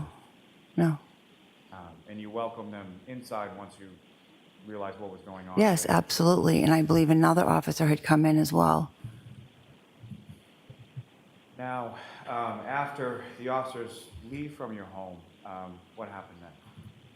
So I believe they left and said that someone would be in touch with us, the state police or somebody. So they left, and we were all just kind of sitting there in shock. I'm asking Jennifer, what happened? How did you end up here? What's going on? Objection, Your Honor. Sustained. Next question, please. Your Honor, as far as, may we approach just briefly? Okay.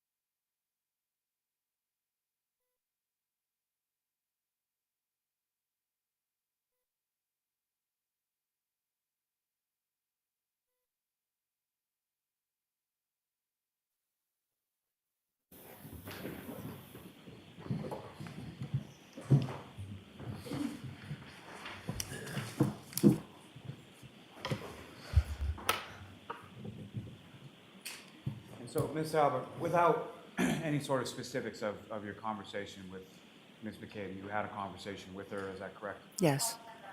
And about how long did that conversation go on for in the kitchen? With just her? I mean, we were all just kind of sitting around the table talking. And just to be clear, when we say all, who is all at this point? It was me, my husband, and Jennifer and Matt. And at some point later on, did other people come over to your house? Yes, at some point, my husband's friend Brian Higgins came over. And do you know how he came to be at your house that morning? I believe Brian called him to let him know. I mean, he had been with us the night before, and I think he had been friends with John and Karen, so Brian thought he should let him know.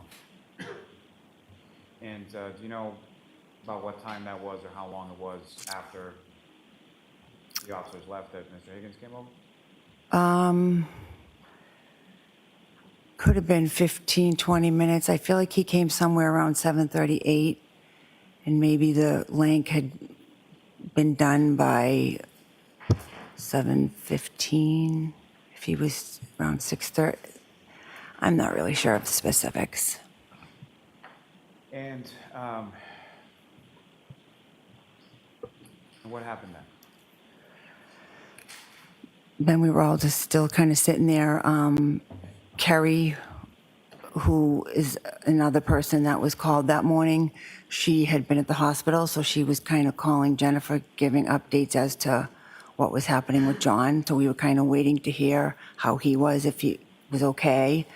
Then around, I don't know if it was 8:30, I had noticed my sister-in-law, Julie, had pulled into the driveway, and I saw her get out, and she was putting a box of donuts in my son's car, whose birthday it was, because they had a bit between them where every year she did that. She got him donuts, and she would leave them for him. So I saw her, and I said to my husband, oh, Objection. Okay, not what you said, not what you said to your husband. So wait for another question. okay, sorry. That's okay. You spoke to her husband, and where did he go?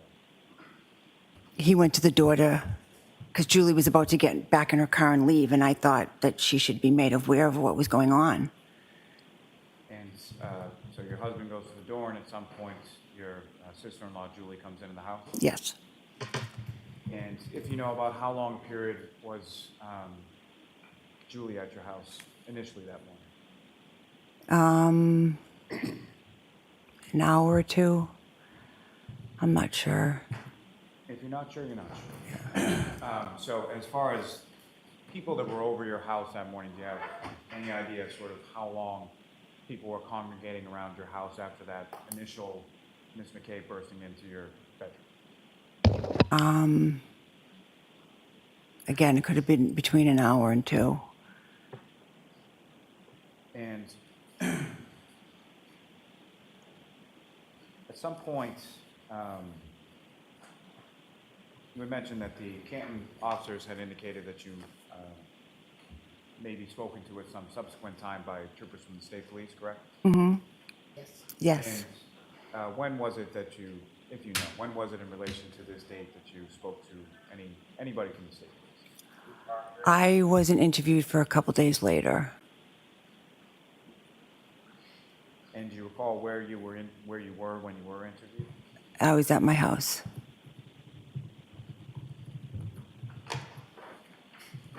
Now, with reference to, you indicated that on the way back from the waterfall to your house at Fairview on the night previous, on the 28th into the 29th, it had just started to snow, is that correct? Yes. Now, when you looked outside or opened the door for Officer Lank as he came into the house, what, if anything, did you observe as far as the weather and how it had changed in the interim? Well, to me, it was starting to look like blizzard conditions. It was very windy. It was snowing. It was, the snow was starting to come down a lot now, and it was probably a couple inches accumulated. And it was, Now, at any point in time over the course of that day on the 29th, did you yourself, did you go outside from your house into the front yard, the driveway, or anywhere else? I didn't. and anyone else from your house other than the people coming and going. The people that live there, did you observe them going out into the front of the house area? No.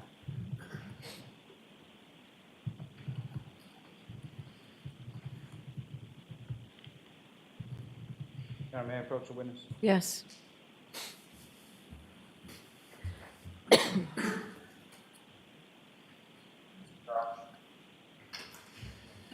Ms. Albert, I'm placing before you a series of 8 photographs. I just asked you to look at them, review them, and then just look up whenever you finish. Are these already in evidence? Fair enough. Okay.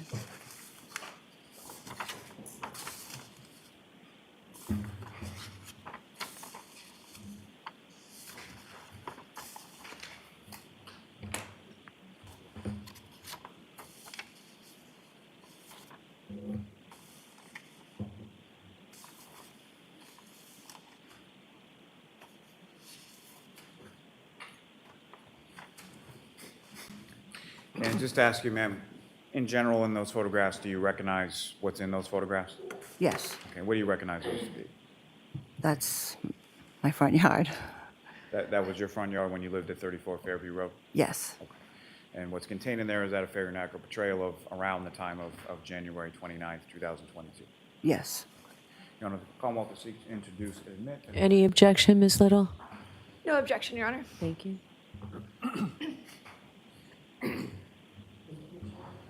Yes, please.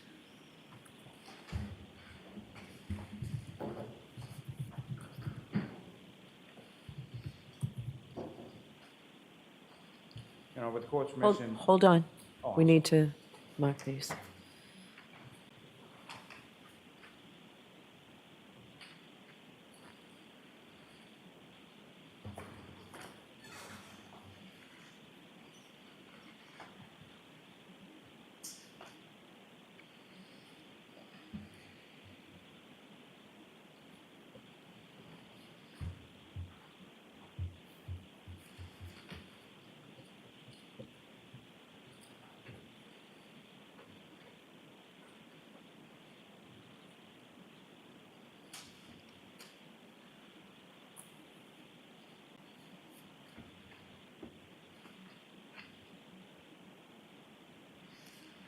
How many were there, Mr. Lally? 8, Your Honor.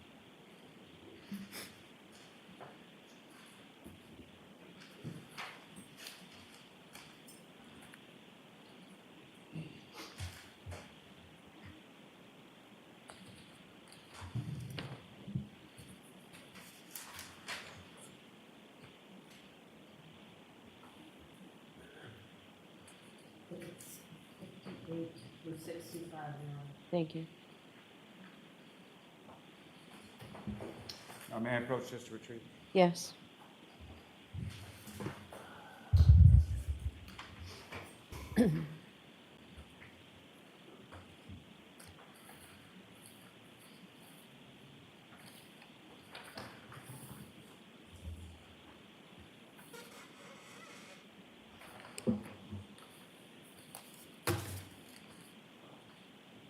Just one moment, Your Honor.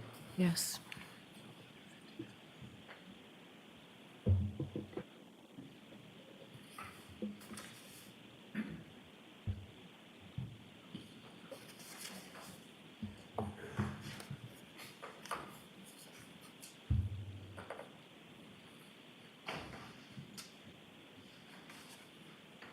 Jurors, feel free to stand up and stretch if you'd like, okay?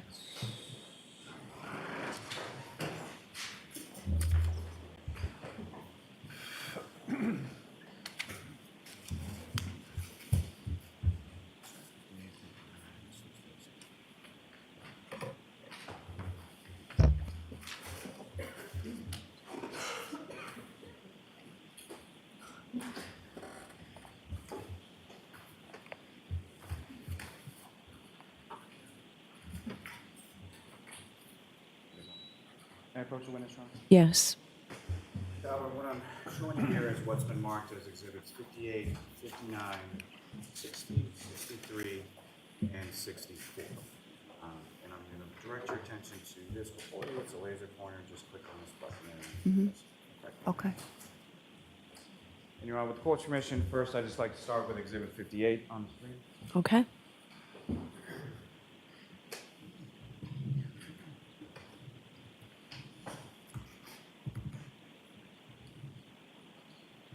And again, Ms. Allen, do you recognize what's up on the screen there? Yes, And what do you recognize there? it was my home at the time. And from this photograph, do you see that front door area where the foyer is and the side door area that you were talking about on your house? Yes. If you could, using the laser pointer in your hand, just direct the jury's attention to where each of those are and indicate where they are. That would be the very front door, and then the side doors over here, in between. And as far as the sort of what's in the front portion of this photograph, do you recognize that as if I'm standing and facing as this photograph is your house, where you lived at 34 Fairview Road? What, if anything, do you have as sort of a landmark or an item that you observe in that sort of left area of the yard? Flagpole? Is there a fire hydrant there as well? Yes. And do you see anything as far as like a box or something like that? in the ground? Yeah, I believe there was some electrical box that I don't think we ever actually knew what it, what it was or what it did. So fair to say all the years that you lived there, it's not something that you utilized or even knew what it really did? No. Now, this particular area of the yard, in its relation to the house, was that a part of the yard that was used or utilized by the family all that much when you lived there? No. And that part of the yard where the fire hydrant, flagpole, that is, how close is that to sort of the next door neighbors abutting the property? It's pretty close. It's almost, I would say, on the, close to the property line. Now, as far as from the side of the road, in between sort of the curbing from the roadway and your front lawn, there's nothing there as far as a sidewalk or anything like that, is that correct? Right. And the curbing that's between sort of the roadway and the front lawn, how would you describe that? Is it a sharp curb, rounded curb? It was kind of a rounded curb. Now, with reference to your driveway, do you see that depicted in this particular photograph? You can't really see it in the picture, no. But I mean, it's would be over here. Thank you. Yeah. If I could direct your attention to the next photograph that you have before you. Ms. Gilman, if I could have that one up on the screen as well.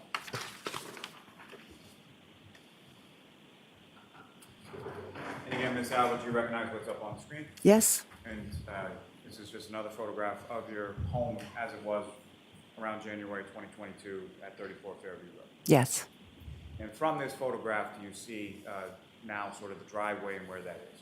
Yes. And if you could just indicate to the jury sort of where in this photograph that would be. The driveway was right here. The two garage doors, and then there was driveway right along here.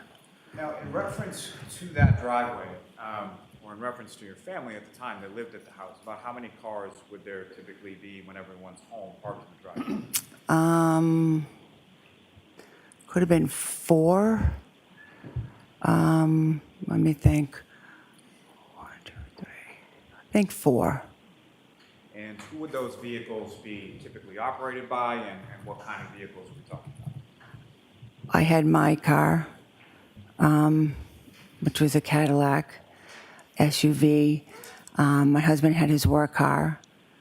And then we had, I think, a Ford Explorer.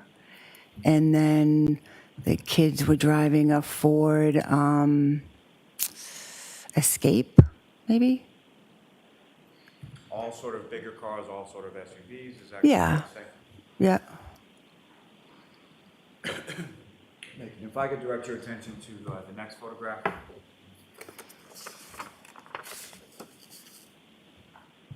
And again, what's up on the screen, is that what you have before you as the next exhibit? Yes. And just for the record, if you could read the number that's on that photograph now. 60? And again, what's up on the screen, is that just another depiction of your home at that time? Yes. Now, when you open that door and Officer Lank is there and you invite him into your house to talk, you said that you saw some cruisers, correct? Where in relation to your property were the cruisers when you opened the door and saw them? If you could direct the jury's attention in this photograph. I believe they were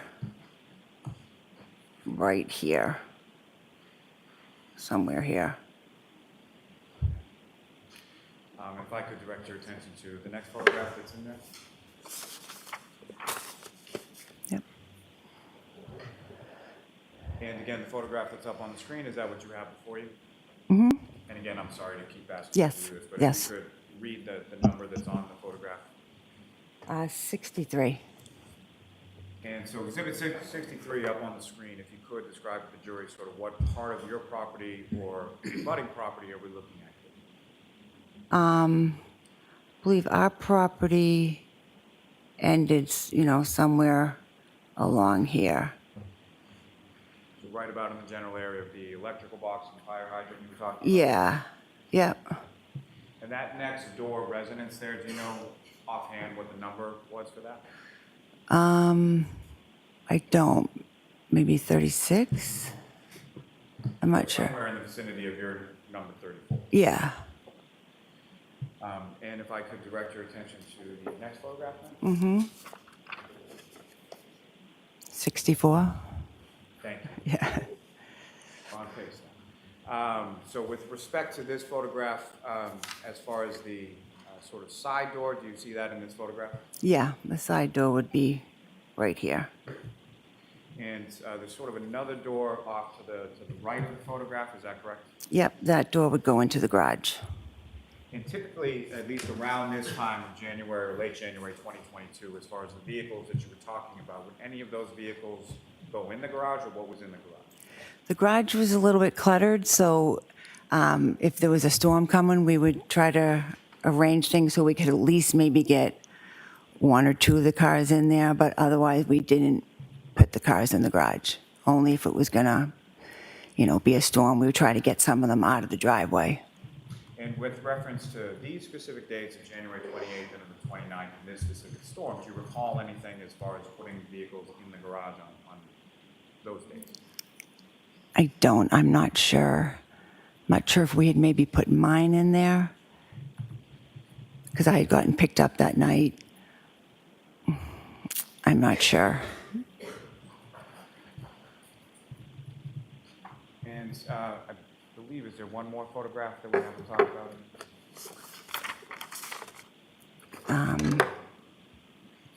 58? May I approach, John? Yeah.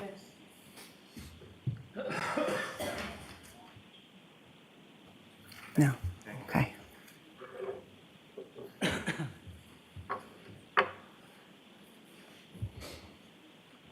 Now, in addition, let me ask you this. At this time in January of 2022, did your family have any pets? Yes, And how many pets did you have? we had one. We had a dog, What was the dog's name? Chloe. And what type of dog was it? She was a German Shepherd mix. And how long had you had the dog at that point? About 6 years, I believe. And do you recall sort of when you got the dog, how you got the dog, or where you got the dog from? We got the dog from a shelter in Texas. And what type of, so shelter, or fair to say it's a rescue dog? Yes. And where did the dog typically go within the house? It was when it was allowed anywhere in the house. And as far as nighttime, would there be any sort of particular pattern of where the dog would sleep? Yes, at nighttime when we went up to bed, it came up with us and it slept in our bedroom. And at any point in time, during the time from when you returned from the waterfall to your home, where was the dog at that point? Well, the dog had been up in the room, and I believe my husband, when we first got in, brought her down to let her out to go to the bathroom. And when the dog went out to go to the bathroom when you lived at 34 Fairview Road, where would the dog go? How would that Was it on a leash? Well, she pretty much she knew the door where to go. So when she had to go, she would go to that door and she would just go out and run in the backyard and go and on her own. So on her own, and someone would sort of stand at the back door? Yes. And the back door that we're talking about, what kind of door is that? It's a regular door. I mean, is Like- it a door that opens, is it a sliding door? Oh, yeah, no, like just a regular door, and it had, I think, a storm door, behind it. And the backyard area of your home at 34 Fairview, when you lived there in around January 2022, how was that enclosed, if at all? It was fenced in. So dogs couldn't get out if everything's closed up in the back. Yes, as long as the gates were shut. And as far as that particular evening, after you returned from the waterfall, you indicated your husband let the dog out. About how long a period of time was the dog outside? I believe it was pretty quick. She went, did her business, and came back in. I think she might have walked around the kitchen for a minute or two, and then I think you just brought her back upstairs. And to your knowledge, did Chloe the dog, did Chloe go outside at any other point over the course of that evening? No. Now, at some point, obviously you've moved from 34 Fairview to North, correct? And when about was it in relation to this incident of January 29th, 2022, that you moved? We moved in April of 2023. And what, if any, plans or discussions were there in reference to moving prior to January 29th? Objection, Your Honor. So not the specifics, but generally, not the conversation. We had always planned to move, but it was in our plans that, what kids were starting to get older, we were looking to possibly downsize. So at the end of 2021, my husband's brother had sold his house. Objection. No, I'm going to allow that. My husband's brother had sold his house and got a good deal for it. It sold pretty quickly. The market was really good at that time. So we just started thinking, hey, the kids are getting older. A couple of them had already moved out. We weren't going to be able to stay in that house. It's like a 5-bedroom house. Once our kids were gone, my husband and I wouldn't have been able to maintain that. Needed a lot of work. We couldn't afford it. So we said maybe now's the time we should put it on the market and see what happens. So I think in November, December. So hold on. Next question, Mr. Lally. Sorry. No, that's okay. So you put it on the market, it sold, and then you moved to it. Objection, leading. The objection sustained. Ask a non-leading question. When was it that the sale was finalized with the home? April of 23. And as far as selling the house, what, if any, relationship did that have to what occurred on January 29th, 2022? It had no relation to it. We had already had thoughts and plans of doing it before that happened. We had reached out to a realtor in the end of 21. May I have one moment, Your Honor? Yes.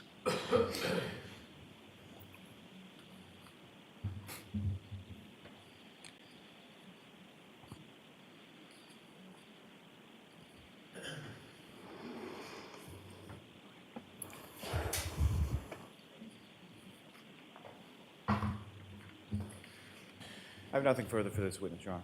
All right, Ms. Little? Thank you, Your Honor.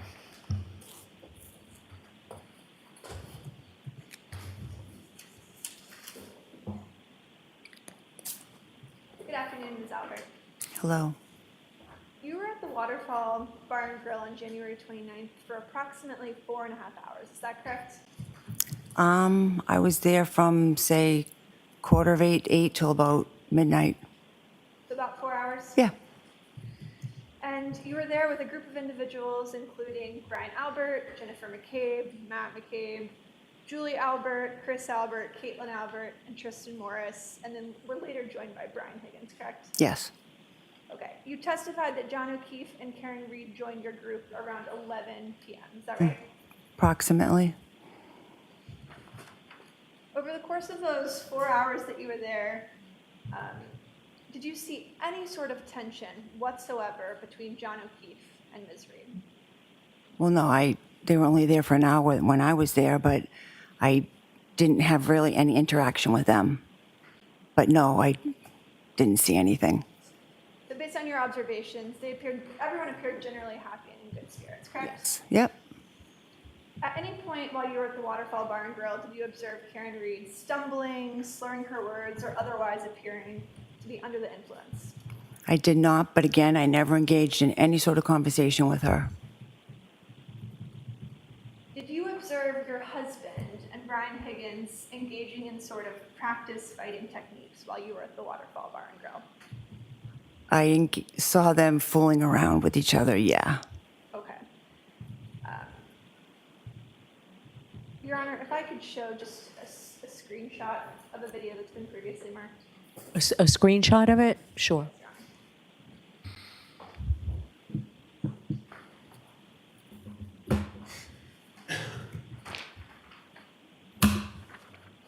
May I approach you for the recording? Yeah, so can you take this down just until the witness has it, please? I thought you were just showing the screenshot. You want to show it up here? Yes, it does. Okay. So what are you doing Should with we it? mark that as an exhibit or? I don't think there's a need to. I thought you were showing something to the juror that you were just going. Yeah. If I could show you this photograph. Mm-hmm. All right, so we will mark it for identification. Oh, sorry. All right. Ms. Albert, do you So hold on, we need to, so we'll mark it for identification. So we'll take it from the witness for a minute, please. Sorry. We'll mark it for identification, but this is incorporated in what exhibit number? I believe it's exhibit 53, Your Honor. All right, just so our record's clear. Thank you. One screenshot is W for identification. Thank you. All right, so now you can, Your Honor, if I may, I haven't seen what the witness is looking at. okay? Thank you. Okay. Thank you very much. Thank you. All right, so you want to display it on the screen now, Ms. Little?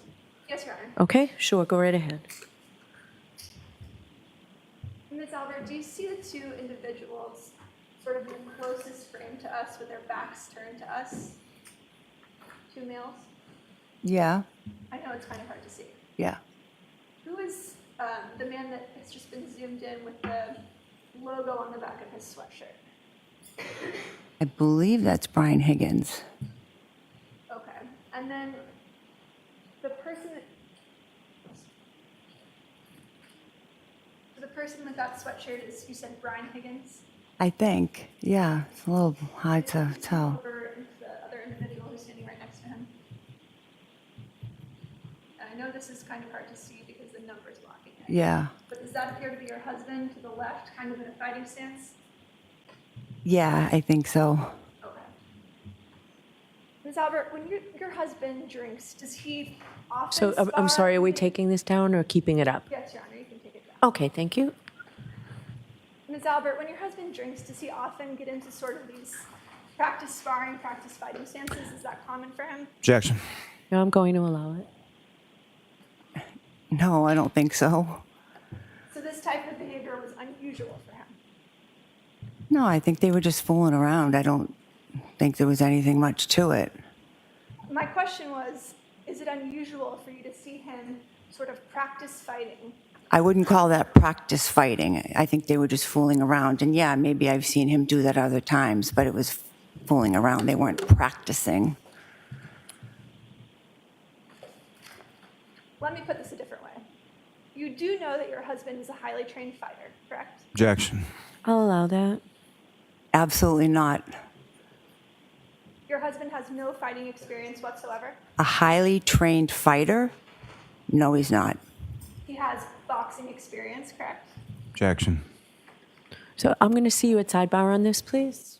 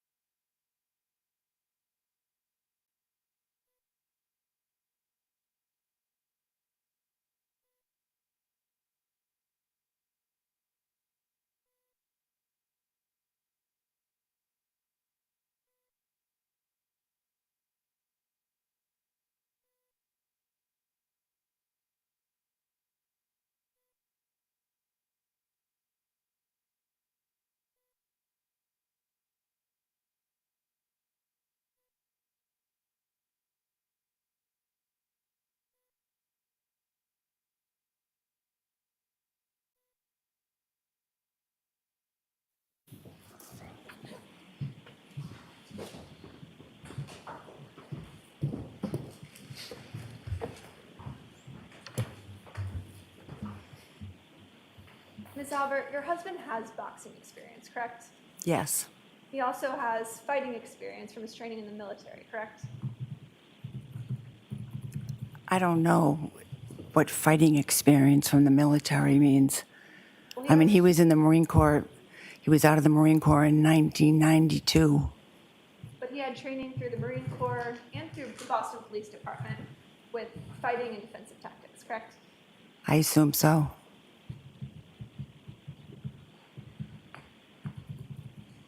Ms. Albert, you testified earlier that you left the waterfall around, I believe, 11:45. Is that correct? No, I said I think closer to 12. Okay. Could I show you what's been previously marked as Exhibit 53? Your Honor, could I have permission to publish Exhibit 53? Okay. And Mr. Bates, if I could have you start the video at 5:14.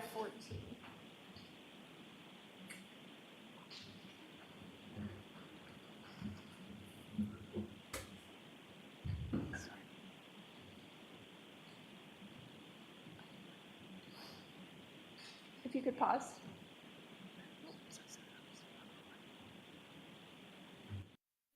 This video? No, I don't. Do you see the woman that's in the lower quadrant? Do you recognize that individual at all? I don't. It's so I can't tell who that is. I know this is not the best video, so I'll play a little bit more and see if you might be able to recognize it. You don't recognize who that individual is? I mean, it could be me. I'm not sure. I can't really tell. All right, so this is an instance where the video has to speak for itself, right? Understood, Your Honor. You could play just for a little bit longer. Good pause. Did you recognize the woman that just sort of walked forward? Yes. Now seeing the coat, I recognize that it's me. Thank you. And did you see what was in your hand when you walked by? I don't. You could play just a little bit more.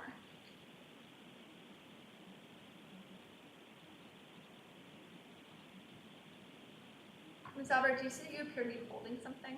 Yes. What is that? Looks like a can. And what time is that video taken? 11:58. So that would have been approximately the time that you were leaving the Waterfall Bar and Grill. Yep.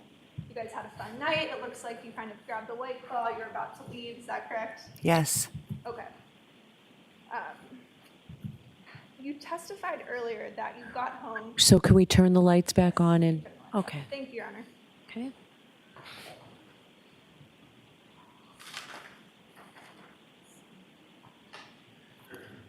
Let me switch gears a little bit. You testified earlier that there are 4 cars that are usually parked in the driveway at 34 Fairview, correct? Yes. And you listed at least the make and model of about 3 of those vehicles. Yep. Do you recall that? Yep. You said there's a Cadillac that usually is parked in your driveway, there's a Ford Explorer, and there's a Ford Escape, correct? Yep. But you also said there's a 4th car. That's your husband's work vehicle. correct? Yes. Yep. What type of car is that? That's a Ford Edge. A black Ford Edge. Yes. Yep. Is there a reason that you didn't want to state or commit to that in front of this jury when you originally testified? No, there's no reason. I was just trying to think of all the different cars. We have 5 kids. We've had a lot of different vehicles. I was just saying it as I remembered it. News coverage in this case has revealed the importance of a Ford Edge. Objection, Your Honor. Sustained. In your mind, a Ford Edge has significance to this case, doesn't it? Objection, Your Honor. No, can you answer that? Does a Ford Edge have significance in this case to you? I've heard it talked about. Yeah.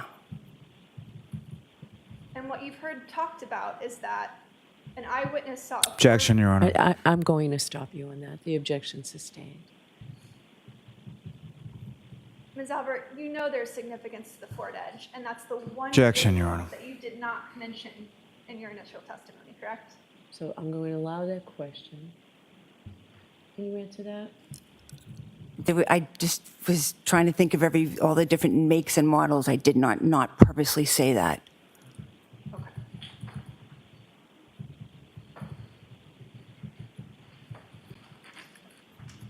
Where did your husband strike that? You testified earlier that you weren't sure exactly where Brian Higgins parked that night when he arrived at your house, correct? Right. And you said, I'm not sure, but then you gave a pretty vivid description about him being parked, you think, in front of the house by the mailbox facing away from your residence, correct? Right. Yep. Is that statement something that's from your personal recollection or for something that you've discussed with other witnesses in this case? No, it's from my personal recollection of what I'm pretty sure I remembered. He pulled in first, he backed out so we could pull in, and then I'm pretty sure he pulled out and parked along the curb where the mailbox was. So you haven't discussed that statement with any other witnesses in this case? I don't remember. I don't think so.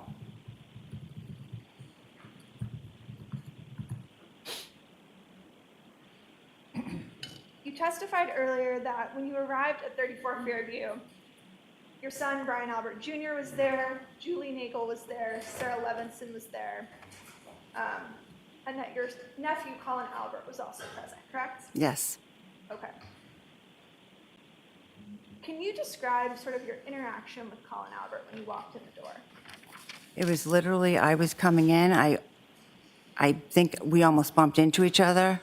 I said, I didn't realize he was there. I said, hey, what are you doing here? He said, oh, I just come by to see Brian, but my ride's on its way. I'm about to leave.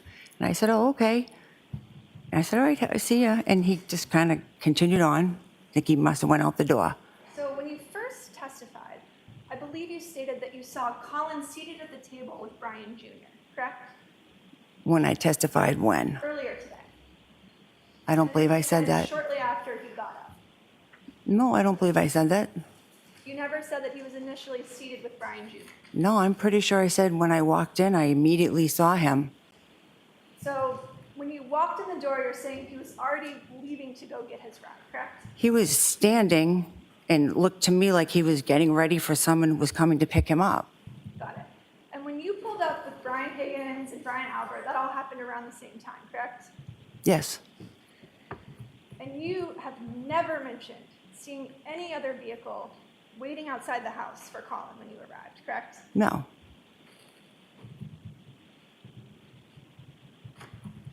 You didn't observe another vehicle outside the house? No, I'm not saying, he said to me, my ride's almost here. I'm leaving. So I didn't see anything outside about his ride. And it was cold outside that night? Yeah. So he sort of walked out the door before his ride arrived? I don't know if he went and stood and waited by the door. I came in the house, and like I said, I immediately said hello to my son, his friends. I went and started doing my cleaning, and I didn't really pay attention. But I assume he left because I never saw him again. So you're not sure if he was sort of standing by the front door? I'm not sure. I mean, he could have been standing there waiting. He said his ride was about to be there. Okay. But you didn't see him leave? I did not see him leave. You testified that your German Shepherd, Chloe, was also at the house when you arrived home on January 29th, correct? Yes. She's a large German Shepherd. Yep, about 70 pounds. She's not great with strangers. I wouldn't say that. You wouldn't say that it's kind of a poorly worded question. Would you say that she's good with strangers? I'd say she's fine with strangers. Fine with strangers, okay. Yep. She's definitely not good with other animals, is she? No, she did not like other dogs. Chloe actually has a well-documented bite history, doesn't she? Objection. Does she? With dogs. A couple dogs, yes.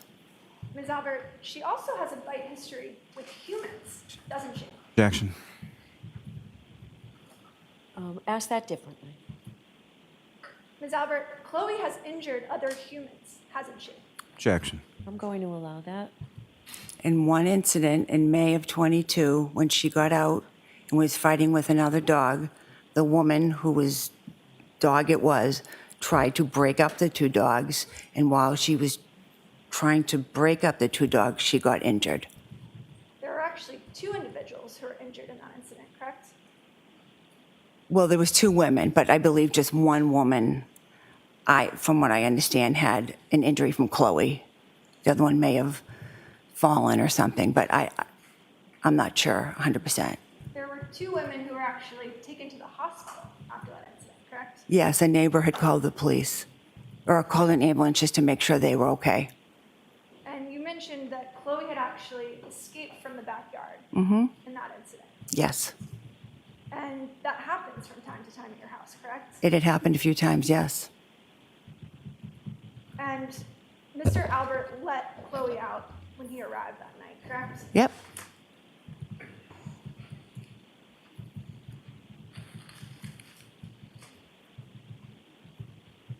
Ms. Albert, you don't have Chloe anymore, do you? Nope. In May of 2022, 4 months after Mr. O'Keefe's death, you got rid of your family dog of 6 years. Objection. Oh, is that true? Is that when you got rid of your dog? I did not get rid of my dog. I rehomed my dog. Your dog is no longer in the Canton area, correct? No, but I know where she is. She's in Vermont. And that previous testimony, that information has all been given. So if she was ever needed for anything, we know where she is. Was that testimony given to the defense? Probably. Was I present at the hearing where you testified about this? Objection, Your Honor. Sustained. Your Honor, can we approach? Sure.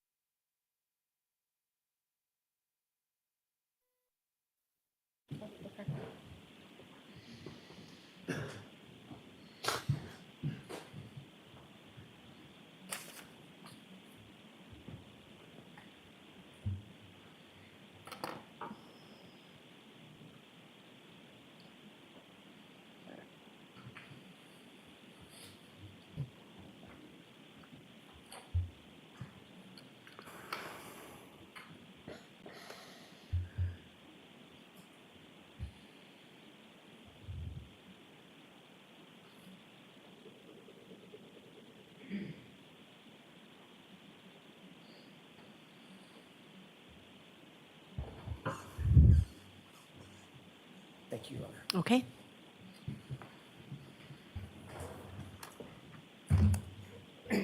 Ms. Albert, you're aware that we actually sought records regarding Chloe and her bite history, correct? Objection, Your Honor. Was it from this witness? It was. That's a yes or no from there. Yes or no? Well, it was from a custodian. Okay. I'm going to sustain the objection.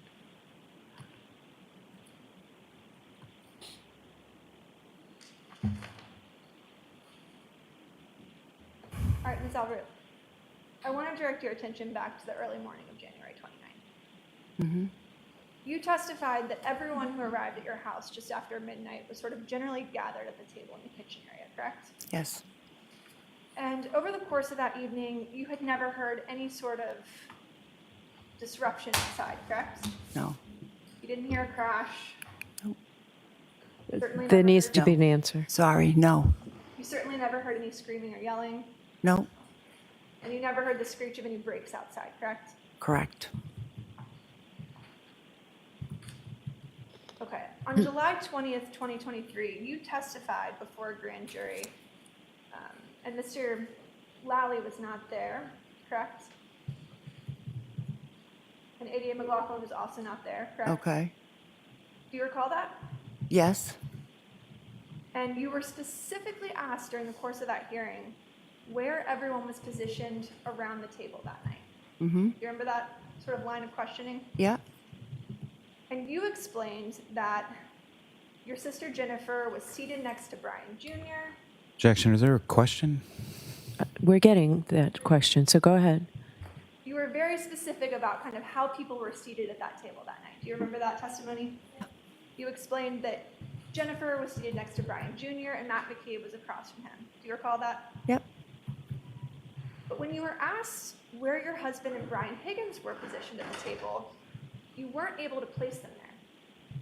Isn't that true? Because I don't believe they ever sat at that table. And what you told the grand jury during that hearing was that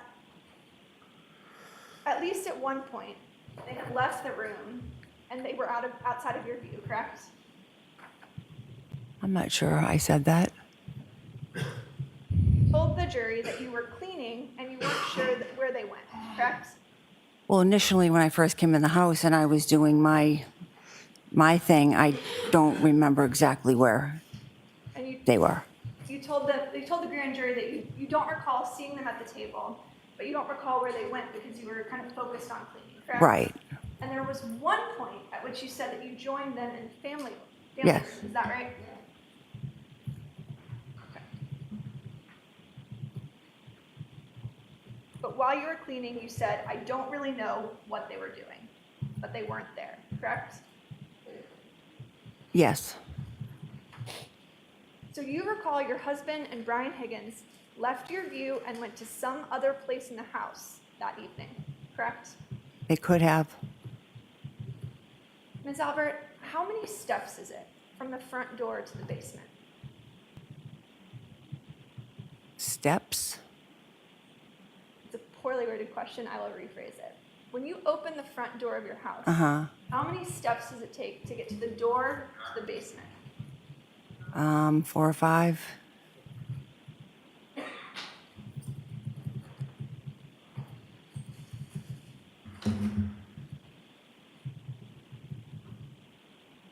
You testified earlier that Brian Higgins left 3430 first, correct? Yes. Then Matt McCabe, Jennifer McCabe, Sarah Levinson, and Julie Nagel left together, correct? Mm-hmm. Yes. And the very last person to leave your house that night, you said today, under oath, was your daughter, Caitlin, correct? Yes. And you said she left your house close to 2 a.m. Is that right? Yep.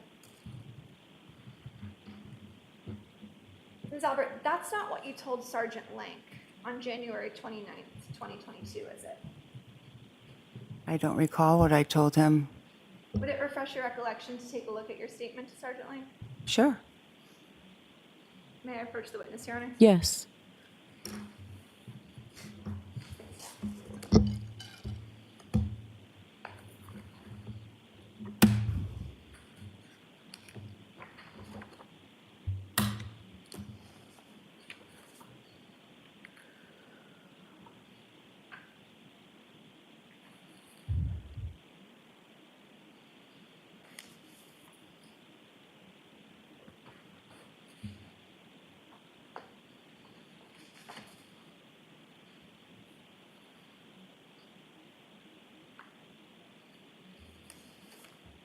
Okay, I'd like to direct your attention to page 2 of this supplemental. Would you show the prosecutor, please? Yes. Just the Canton Police Report. Your Honor, may we approach just briefly? Okay.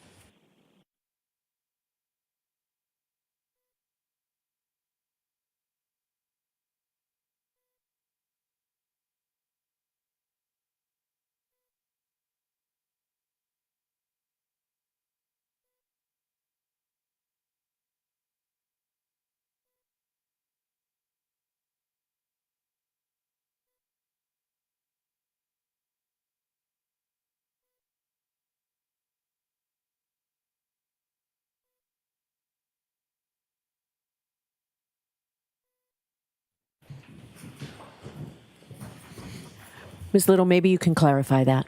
Sure. May I approach? Yes. Okay. I'd like you to take a look at page 2. And you don't need to read it out loud, but if you could read this very last paragraph here, Down here, 7? Or, actually, this section right here, Okay. the second paragraph to the bottom.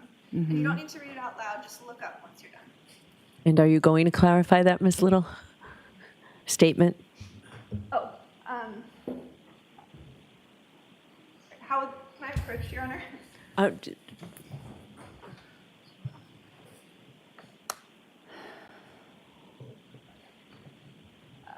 Ms. Albert, this is just a police report containing an interview that was conducted, correct? Yep. With Sergeant Lank on January 29th, is that right? yes, the morning of. Thank you. Have you had a chance to? Yes, is yeah. Your recollection, excuse me, is your recollection refreshed? Yep. Isn't it true that you told Sergeant Lank that your daughter left at 12:15 on January 29th? I do not recall saying that. I've maintained in every interview testimony I've had that she was the last to leave. So I don't know, it was very confusing that morning. Officer Lank was trying to ask everybody, where had you been? Where had you been? When did you get here? When did you leave? I don't know if somehow it was misconstrued, but I've always maintained that Caitlin was the last to leave. Understood, and that's because Sergeant Lank was talking to everyone at the same time, correct? Yeah, I mean, we're sitting around the table. It was a little, everyone was, we're all in shock, and it was a little confusing. Sure, it was more of a conversation than an interview, is that right? I guess you could say that. May I approach? Yes.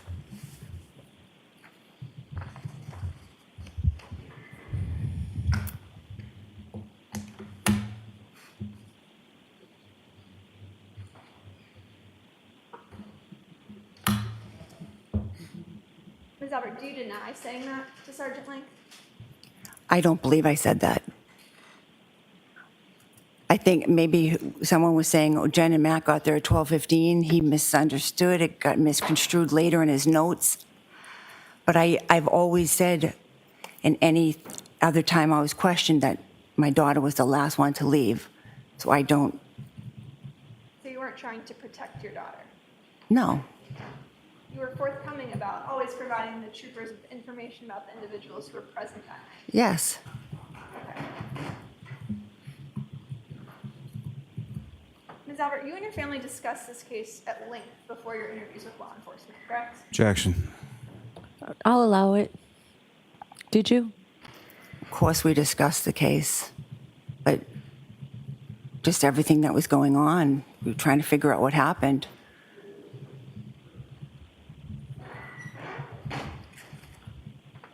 And you testified that you spoke to Trooper Proctor on February 3rd, 2022, is that correct? Yes, That would be 6 days after this occurred. Is that right?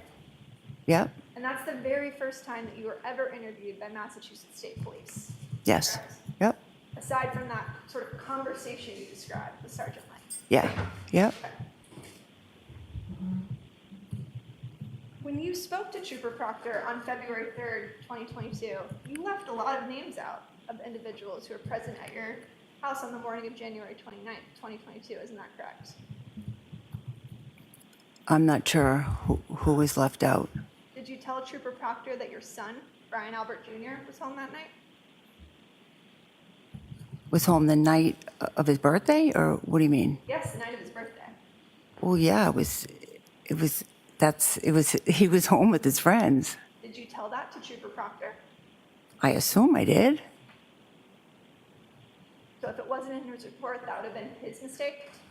Objection, Your Honor. Sustained. Did you tell Trooper Proctor your daughter, Caitlin Albert, returned home with you after the waterfall? I believe so. Did you tell Trooper Proctor that your son had 2 female friends at your house when you arrived? I believe so. And notably, did you tell Trooper Proctor that Colin Albert was present at your house? I probably didn't, because anytime I was questioned about who was there, to me it was who was there afterwards, hanging out from like the 12:15 point on. I didn't consider Colin as being there because I literally crossed passed with him, he left, and I didn't consider him being a part of the group that was there. Were you asked who was at the house that night? I assume he asked that, but I also didn't mention the people that my son had previous, because I didn't consider them as part of the people that I was with when I got home. You never mentioned Colin Albert to Trooper Proctor, correct? Correct. And you never mentioned Colin Albert to Sergeant Lang. Correct.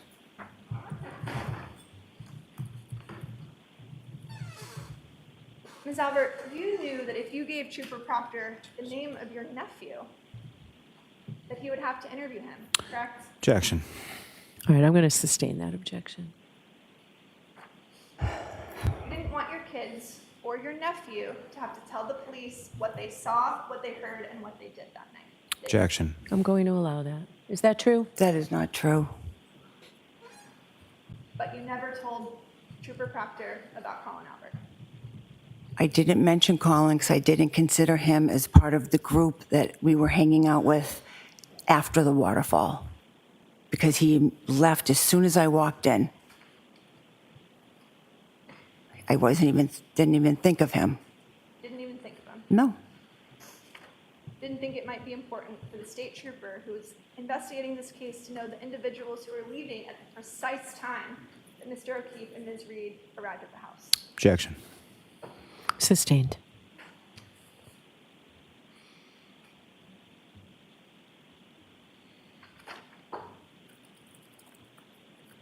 Ms. Albert, what's the first thing you remember waking up to on the morning of January 29th? My sister bombing into my bedroom. Okay.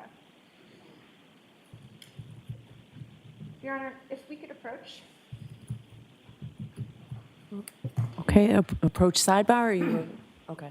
Yes.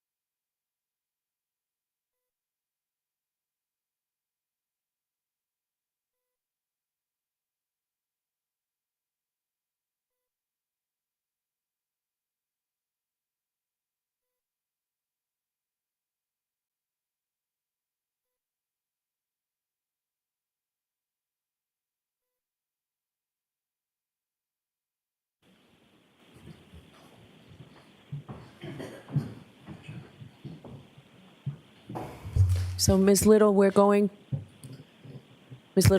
to mark what you have in your hand for identification. Thank you.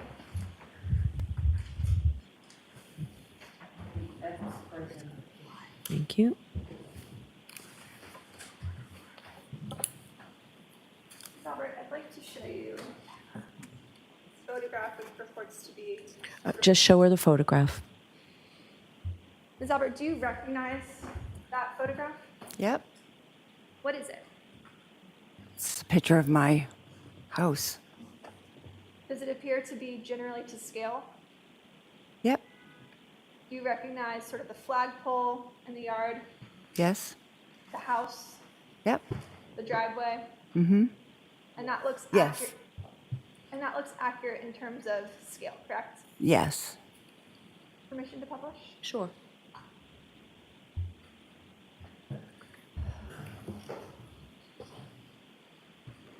Ms. Albert, where is your bedroom located? Do you want me to show it? Yes, if you could explain. Right up here. So, your bedroom is in that upper left-hand quadrant, correct? Mm-hmm. Yes. The far left window, that's your bedroom window. Yep. Is that right? Yep. The two of them. So on January 29th, you had 2-bedroom windows on the left side of the house that were facing the front lawn where Mr. O'Keefe's body was found, correct? Yes. You're aware that Ms. Reed, Jennifer McCabe, and Carrie Roberts arrived outside your property around 6:04 a.m., correct? Yes. Did you hear any fire trucks that morning? I did not. Did you hear any ambulances? I did not. You didn't see the flashing lights of emergency vehicles outside your bedroom window? I did not. My blinds were shut. My curtains were closed. I did not see anything.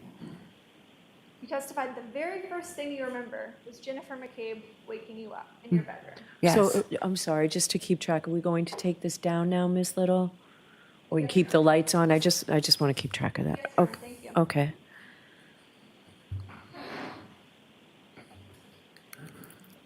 What time was that? I thought it was somewhere between 6 and 6:30. May I have a moment? Sure.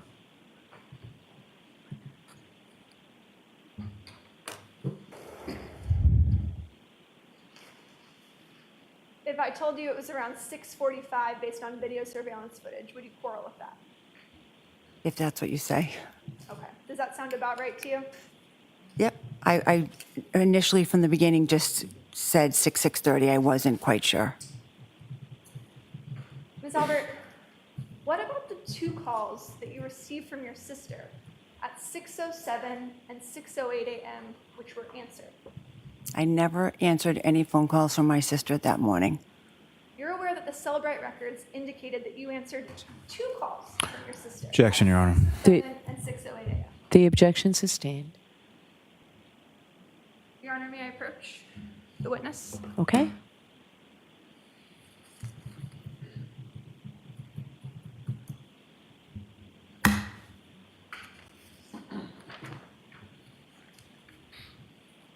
If you could take a look at this report.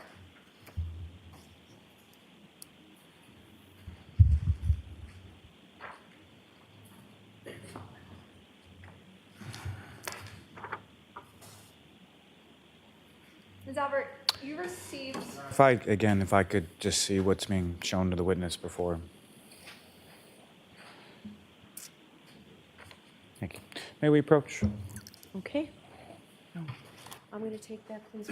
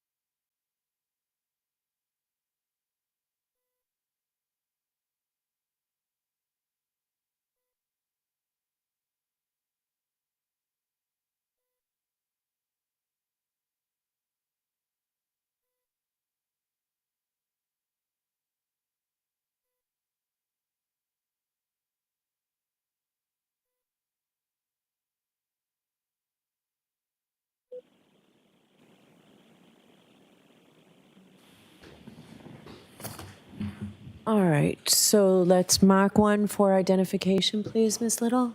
Thank you.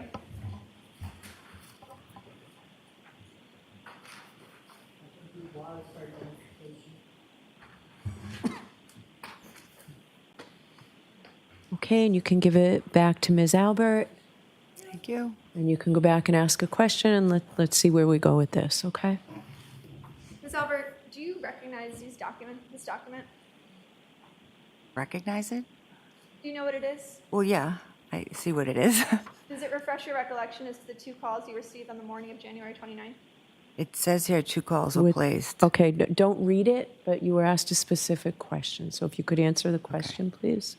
Does that refresh your recollection to the 2 calls you received from your sister on the morning of January 29th? She may have placed those phone calls to me, but I never answered them. You received a call from Jennifer McCabe on January 29th at 6:07:42 a.m. that lasted for 9 seconds, correct? She may have placed a phone call to me. I never answered it. I never spoke to her that morning. You also received a second call from your sister at 6:08:17 a.m. that lasted for 7 seconds, correct? Objection. Go ahead and answer that. It says that, but I never answered a phone call from my sister Jennifer that morning. You're aware that cell phone companies have what are called tolling records, correct? That show if there's a voicemail or something of that nature. Objection, Your Honor. Sustained. Ms. Albert, it's your testimony here today that you never spoke to your sister that morning. I never spoke to my sister on the phone that morning. Who else was in your bedroom that morning? Me and my husband. You and Brian Albert were the only 2 individuals who could have answered those calls that morning, correct? We're the only 2 people in the room, besides the dog. And at 6:07 a.m., someone had a 9-second call with Jennifer McCabe, correct? Objection. All right, sustained. And you've got more for this witness, I imagine, Ms. Little? Yes, Your Honor. Okay, so we'll take the luncheon recess, folks. It's 1 o'clock.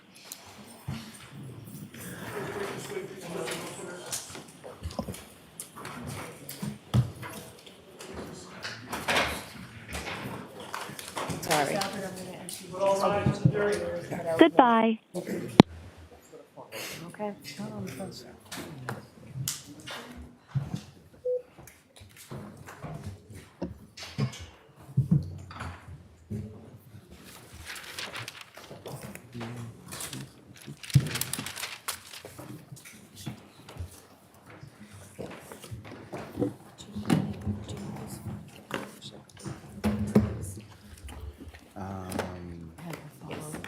I do, but I don't necessarily need them out of the suit. It's probably in there. I think that's not an evidence yet. I think that's from someone else's phone. Madam Court Reporter, do you need me for anything? Okay.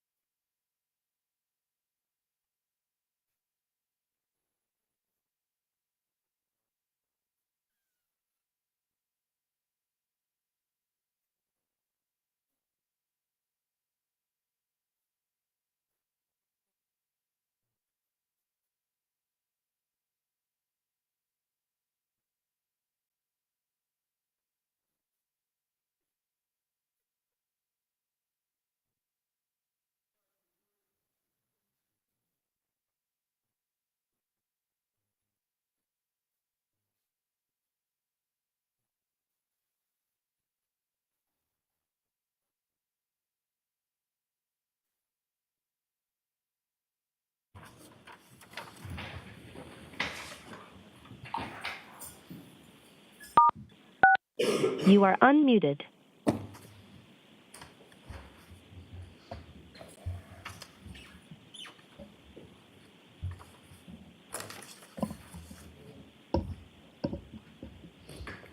Thank you. Please be seated. Court back in session.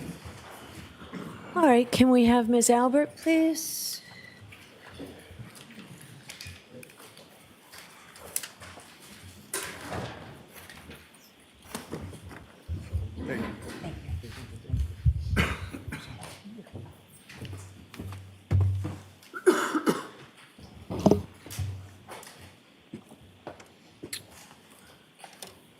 All right, Ms. Little, whenever you're ready. Thank you, Your Honor. Your Honor, before we start, Exhibit S, which was marked for identification, I believe the proper foundation is laid. I'd ask that. So let's not do that from there. Let me see it, please. Sure. Do we have S, S as in Sam, or X? Identification. S as in Sam? Yes. Thank you.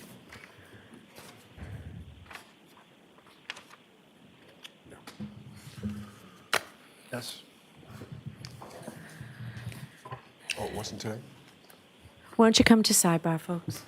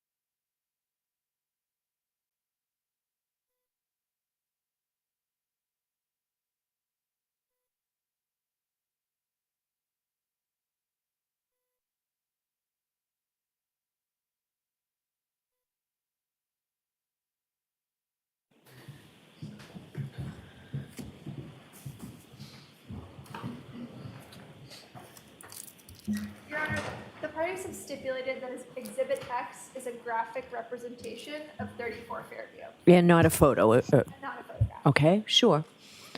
Now you can approach the witness if you, oh, you just want to put it into evidence now? Yes, Your Honor. Okay. So that will be our next exhibit. Madam Court Reporter? Thank you. You actually need it. May I approach? Yes.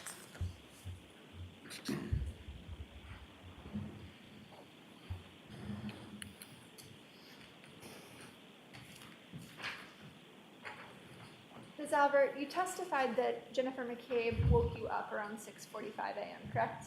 I believe I said between 6 and 6:30, but could have been That 6. was what woke you up, correct? Yes. She obviously had access to the house. Yes. The door wasn't locked. Nope. That's sort of a typical practice for you. Yeah, it was just sometimes with the kids, the last one in, supposed to lock it, they didn't, it just wasn't always locked. And inside your house, you had plenty of blankets and other items that could have been comfort to a man laying in the snow, correct? Yes. Your Honor. So as to that form, I'm going to sustain the objection. You can ask the question a different way, Ms. Little. Ms. Albert, you had blankets inside of your house that could have helped someone who was freezing outside. Objection. So I'm going to sustain the objection. You can ask a shorter form of that question.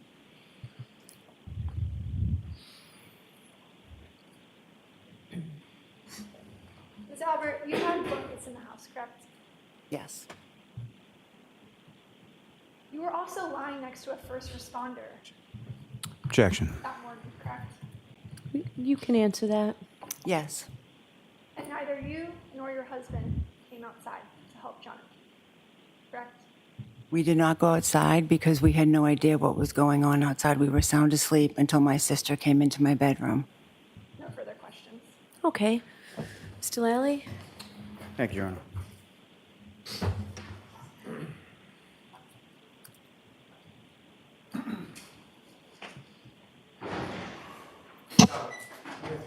to phone calls from your sister Jennifer McCabe that morning, shortly after 6 a.m., did those phone calls wake you up? No, Did you answer those phone calls? no, Did you speak to Jennifer McCabe on the phone prior to her, or at any point on that morning prior to her coming into your room? I did not.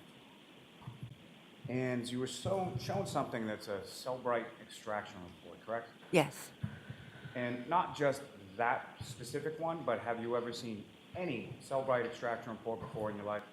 no, So fair to say you don't know how to interpret the data that's on there? no, Fair to say that you don't know whether or not an answered call or something that's listed as answered was something that was actually answered or went to voicemail. correct. Now, with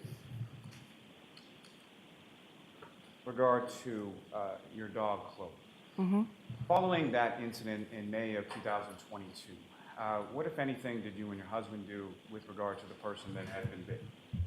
Well, we had gone over to their house to apologize for what had happened and, offered to pay any bills, that they may have had for any injury to the dog or anything. And then after that, we just decided that we thought the best thing to do would be to try to rehome it because I just didn't want something like that to happen again. And can you explain to the jury sort of what are the steps that you took in the process of rehoming your dog? Well, initially, I had called a bunch of shelters, and they were pretty much telling me that it would be hard to rehome her. She was dog aggressive, and they would probably have to put her down. I didn't want to do that. The family, we love the dog, and so I did not want to do that. So I reached out to the woman in Texas who we got the dog from to see if she could help. And she said, she couldn't take it back, but she would try to help me out. So she ended up finding a woman who lived in Vermont. I think she lived alone. She had big property. It seemed like a good fit. She wanted to take Chloe, and we made arrangements. And I went and met this woman halfway, and I gave her Chloe. And what, if any, conversations or contact have you had with that woman in Vermont since rehoming your dog? For a few months after Objection, Your Honor. So not the substance of it, but Have you had contact with the woman in Vermont? Yes, I did for a few months, back and forth. Now, with reference to Chloe, when your sister Jennifer McCabe comes into your bedroom hysterical that morning of January 29th, was Chloe in the room at the time? Yes, You were asked some questions about the evening or the early morning when people had come from the waterfall back to your home, correct? Mm-hmm. And at some point, you were cleaning, and Mr. Higgins and your husband were out of your line of sight, is that correct? Yes. How long a period of time are we talking? It wasn't very long, a couple minutes. Wasn't watching where everybody was and what everybody was doing. Fair to say, a relatively short period of time. Yes. Yes. I have nothing further. okay. Briefly, Your Honor. Okay. So you need to take this down, sir. Thank you. There was something that was just up there. Go ahead. Ms. Albert, you never received any voicemails from Jennifer McCabe on January 29th, did you? Not that I'm aware of. You also have never produced, pursuant to our request, any documentation about the whereabouts of Chloe. The objection sustained. I'm going to strike that question. Disregard the question. Well, questions aren't evidence, so we can leave it on the record, but the objection sustained. You've never turned over any information about the location of Chloe since the pendency of this case, have you? Objection, Your Honor, may we approach? I'm just going to sustain the objection.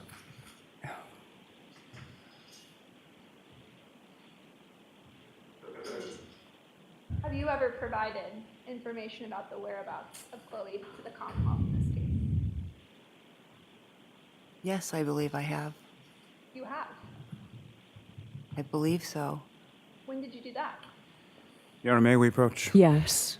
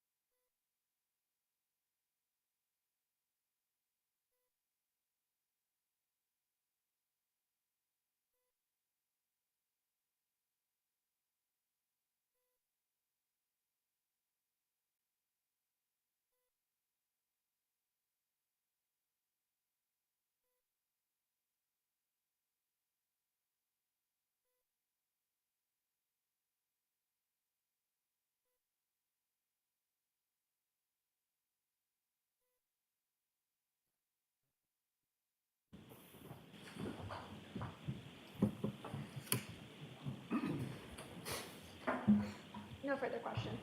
Okay, thank you very much. All right, Ms. Albert, you are all set. Thank you.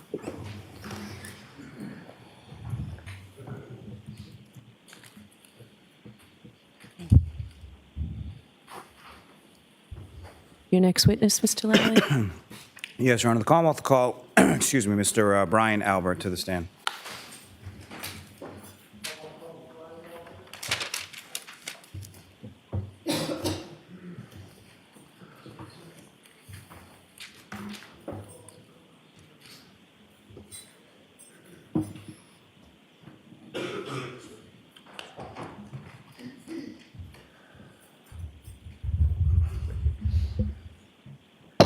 Please step up and raise your hand. Raise your hand. Do you solemnly swear the evidence you give to the court and jury in the case now hearing should be the truth, the whole truth, and nothing but the truth, so help you God? I do. Thank you.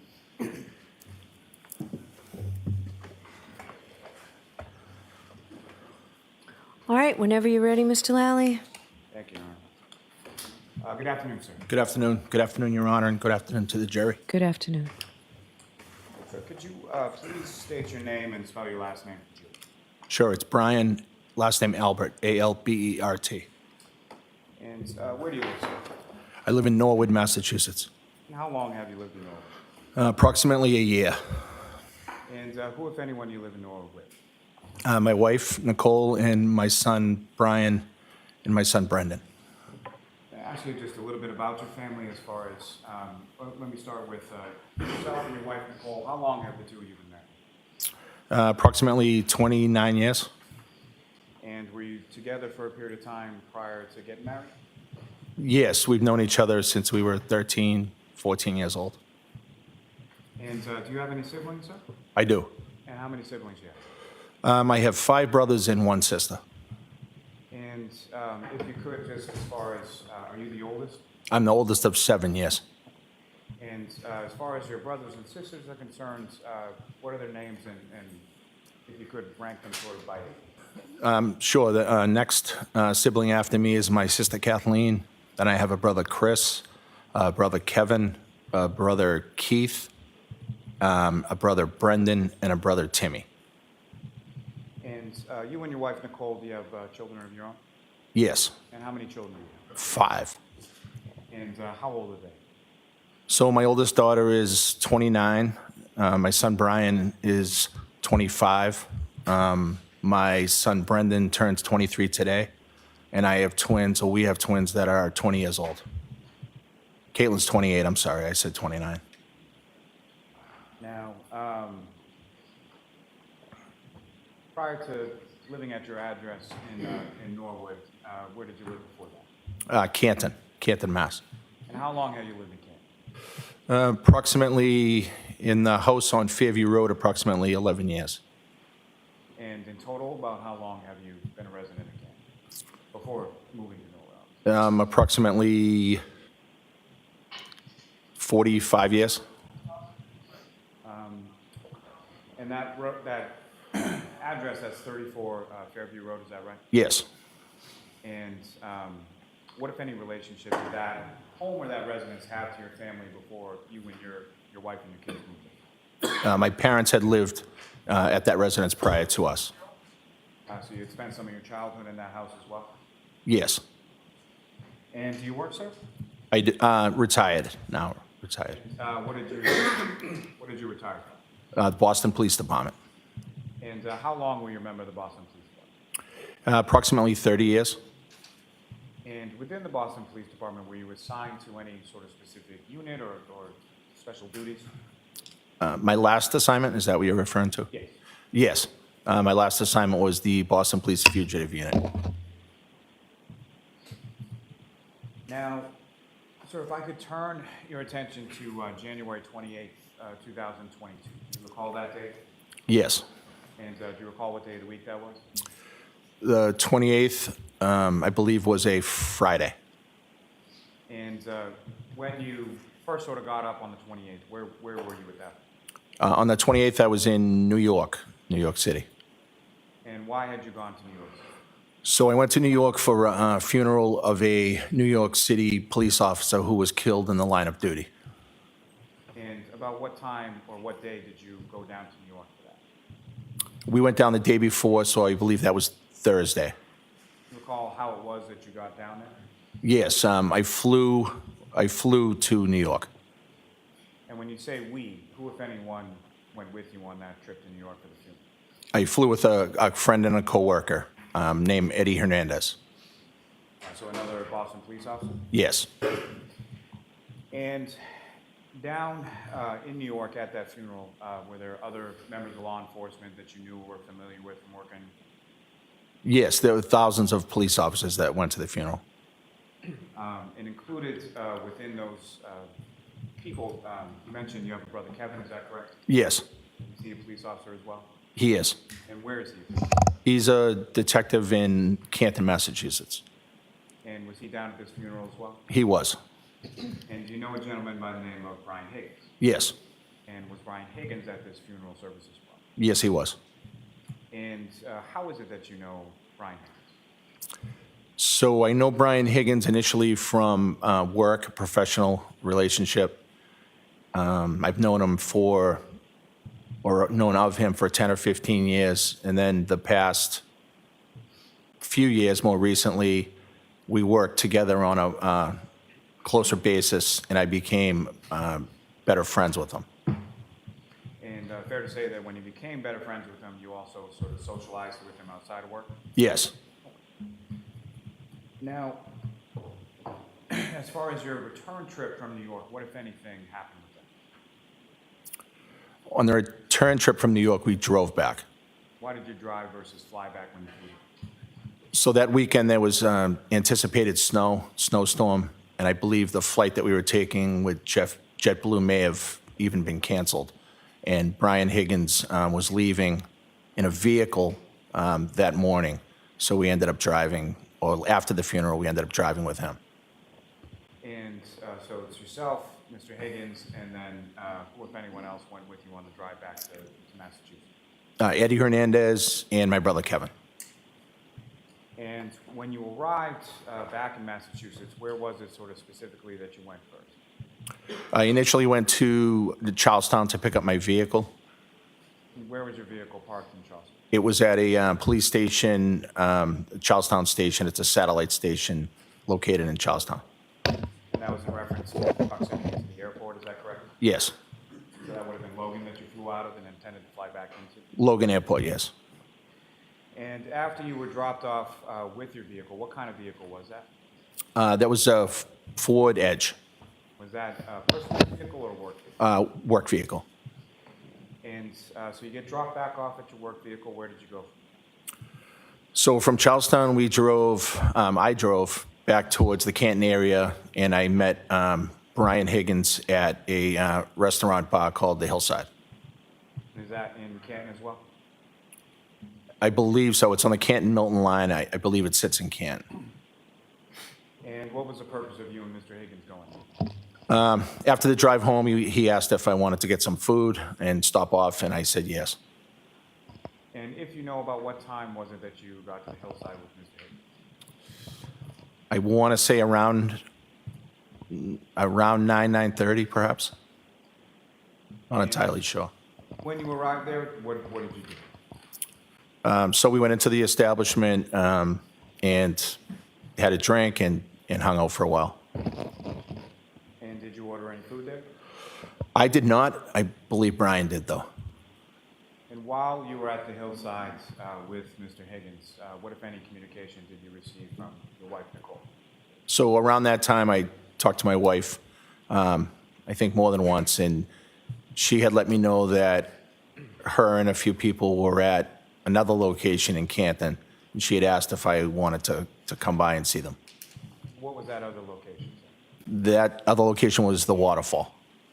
Is that an establishment you were familiar with? Yes, You've been there before several times? I had been there before, yes. And so you drove then from the Hillside to the Waterfall? Yes. And about how long a drive is that from that? Maybe 7 minutes, between less than 10 minutes. And so as you're going on that drive, the snow that was anticipated coming in, had that anything related to that started yet?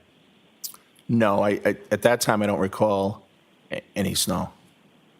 And in relation to the waterfall, where did you park? In the parking lot for the waterfall, which is adjacent to the door to go inside. So it's to the left if you're looking at the building from Washington Street.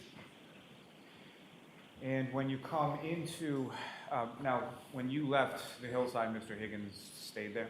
Yes, he stayed. And when you came into the waterfall, who, if anyone, was there? So when I walked in, I saw my wife, my oldest daughter, Caitlin. I saw my brother, Chris, his wife, Julie, my brother-in-law, Matt, and my sister-in-law, Jen. And your brother-in-law, Matt, and your sister-in-law, Jen, their last name is McCabe, is that right? Yes. And if you could, just explain to the jury sort of how the two of you were related as far as where it is the name of.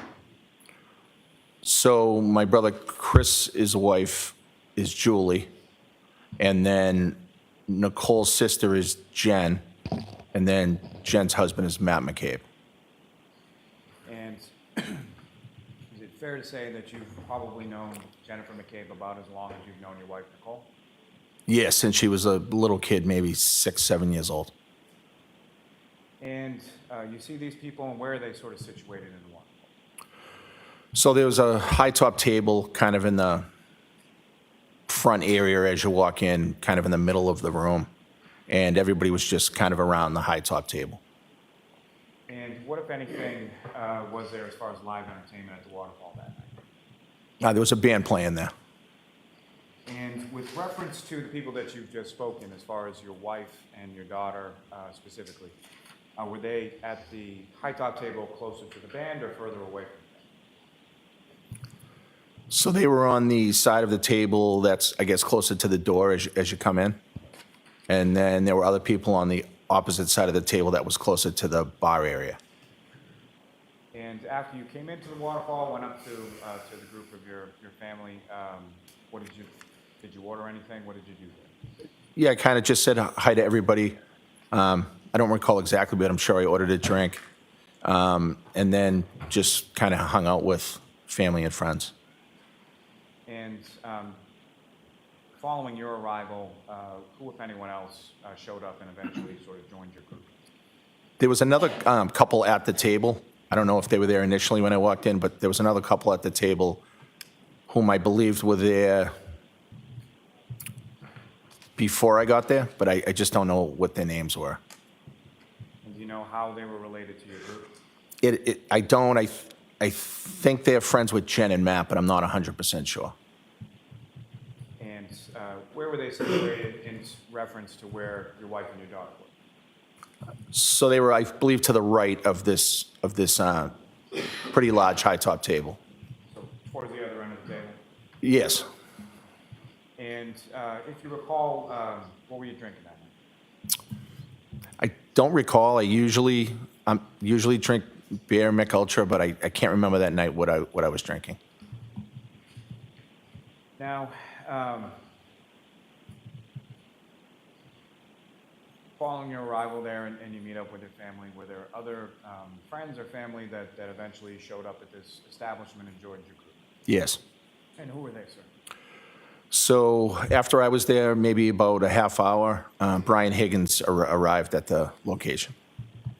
And if you recall, what, if any, sort of communication did you have with Mr. Higgins, or how did Mr. Higgins know to come to the waterfall specifically? Because while we were at the hillside, I had mentioned that I was going to be leaving to go to the waterfall to see my family who was already there, and I invited him to come by if he wanted to.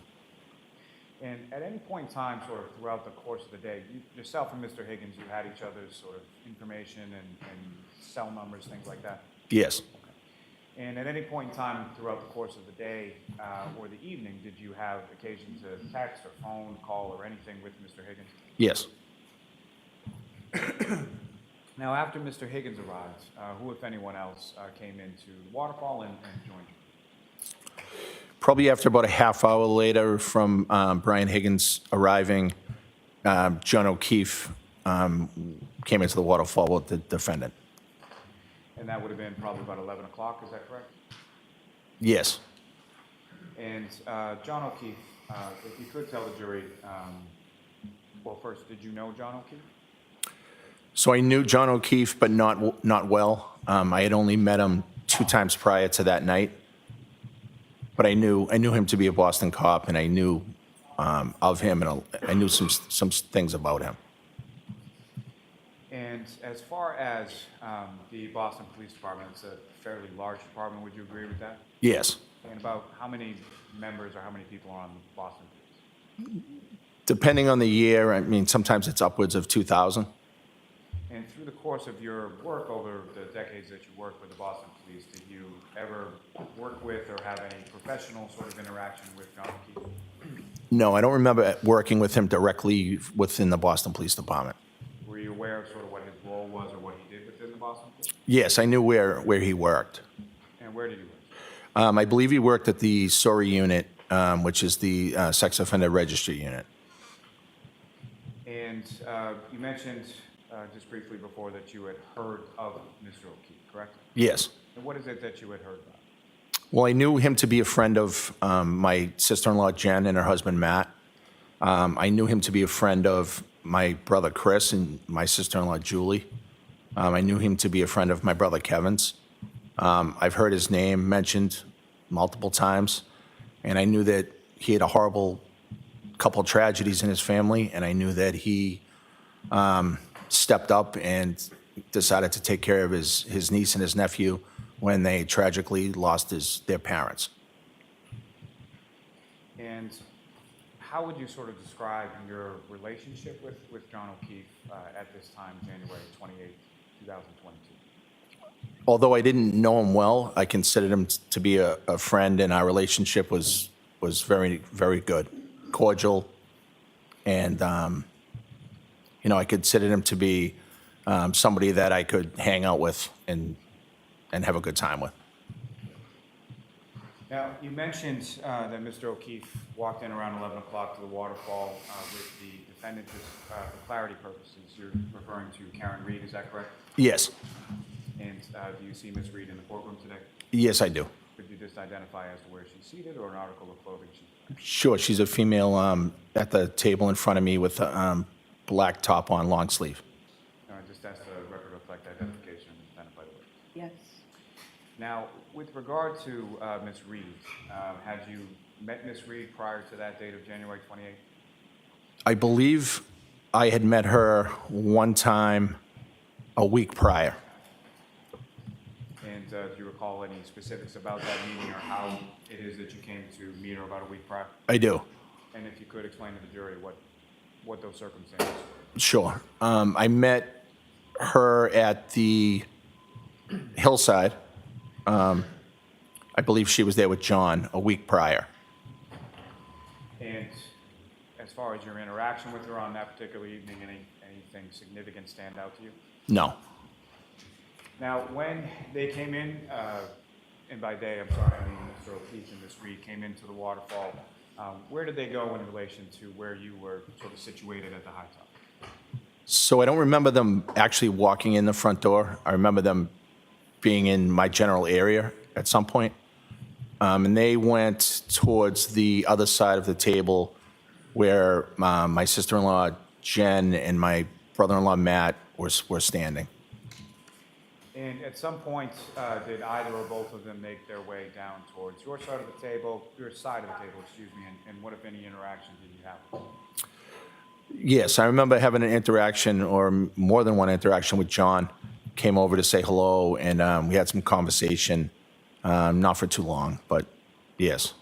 Do you remember anything specific about that conversation or anything stand out to you? No, I think we were talking mostly about work. I think he let me know that the sergeant, I guess, that worked in his unit was leaving, or left, or transferred, and he was jokingly saying that I should try to get a job over it where he works. And as far as the defendant, Ms. Reed, what, if any, conversation or interaction did you have? I don't remember having any interaction with her whatsoever. Now, as far as when Mr. O'Keefe came over, what, if anything, did you observe as far as what he was wearing, clothing, anything like that? I don't really remember what he was wearing for clothing. I believe he had a baseball hat on. Other than that, I can't remember his clothing. And specifically, do you recall anything as far as like a winter jacket or a big coat or anything like that?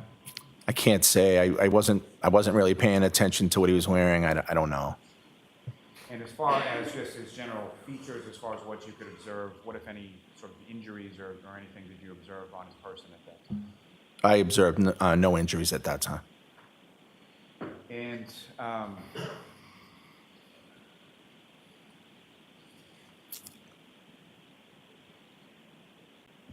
over the course of the evening, you had a couple of interactions with Mr. O'Keefe, is that correct? Yeah, I believe we talked a few times, kind of hung out, stood next to each other for a while, like you normally would do at a bar restaurant. And is the band playing while this is going on, is that correct? Yes, the band was there. I believe they took a break here and there, but they were there for the night. Now, Mr. Albert, how would you describe sort of the general mood or demeanor of the group while you were at the waterfall that evening? In one word, it would be fun. Everybody was in a great mood. People were getting along. It was friends and family, and it just seemed like a great night.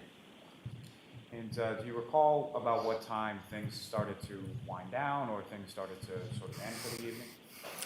I believe the band stopped playing probably, close to 12, and things started winding down, a little before 12.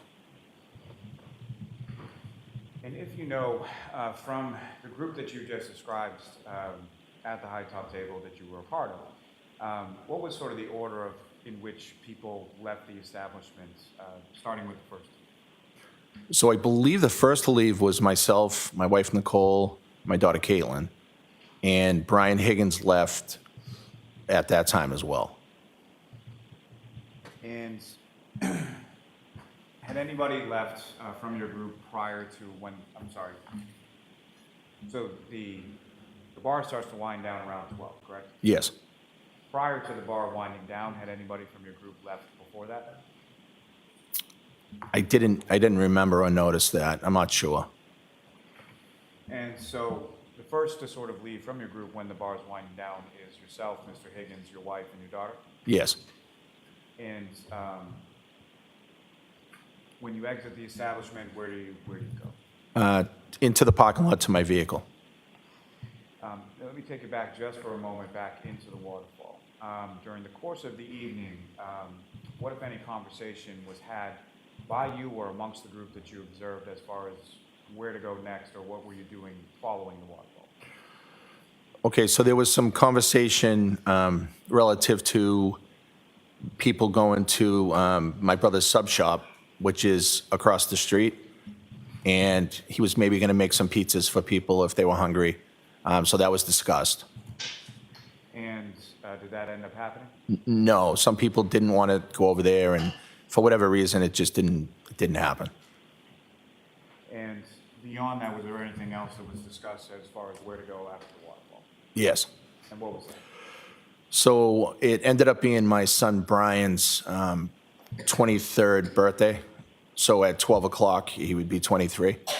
So there was some discussion about if anybody wanted to go by the house to kind of say happy birthday to him. And I know my wife Nicole mentioned it to Jen and Matt, and it was said, I believe, in the group where we were standing. And so was that sort of an open invitation that was extended to pretty much anybody that was around the high top tables? Yeah, sure. Anybody that was there was welcome to come by if they wanted to. And as far as you knew, as far as awareness of who was coming over to your house at 34 Fairview, who from the group were you aware of coming over? I don't really remember the responses. I don't think I knew for sure if anybody was going to come, except Brian Higgins said he would come by. And he had left around the same time as you? Yes. And had Brian Higgins been to your house before? I believe he was at my house for a high school graduation party. And high school graduation probably in the spring, is that correct? It would have been the summer prior to that time. So my twins were graduating high school, and we had something at the house, and it was spring, summer of the year prior. And around that time, so that would have been 2021, is that correct? Yes. So around that time, there was still sort of vestiges or whatever of the COVID pandemic, is that correct? Yes, actually, that was just getting over, I think. And so where was this graduation party at your house? Was that inside your house or outside your house or something? It was actually out back. It was more of a cookout type thing. And so as far as you can recall, prior to January 28, 2022, had Mr. Higgins been physically sort of inside your house for anything beyond using the bathroom? Besides that graduation party, I don't believe he had ever been at my house. I'm sure he walked into the house, to use the bathroom or something that day, but I didn't really notice, whether he went in there or not. And, Your Honor, with the court's permission, there's just a couple of very short clips that I'd like to publish with this witness in reference to what's been marked as Exhibit 53, the video from the waterfall. Okay.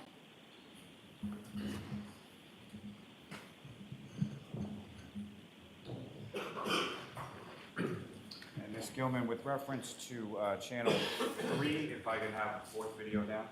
And Ms. Gilman, if I could ask you to fast forward to 18 minutes and 50 seconds.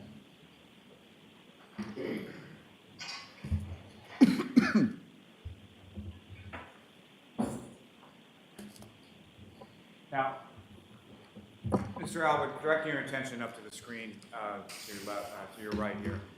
Do you recognize what's up on the screen? Yes. And what do you recognize that to be? The waterfall. And this is, at least according to the timestamp, about 11:57 p.m. on the 28th. Is that correct? Yes. And what's up there, is that, to the best of your recollection, a fair and accurate portrayal of what the inside of the waterfall looked like, absent sort of the quality of the video? Yes. And, sir, I believe there should be a laser pointer on the desk before you. If you just press that button and point at the screen. What I'm going to ask you to do is, if you could draw the jury's attention to who, if anyone, within this sort of still frame of the video that you recognize, if any. With the time band across the top there, I can't really. I can see some people around the table that we were standing, which would be this table area here. Tough for me to say from here who everybody is. I believe that's Brian Higgins there, but I'm not 100%. Ms. Gilman, if you could play this, and what I'm going to ask you to ultimately play is up to the 19 minute and 58 seconds.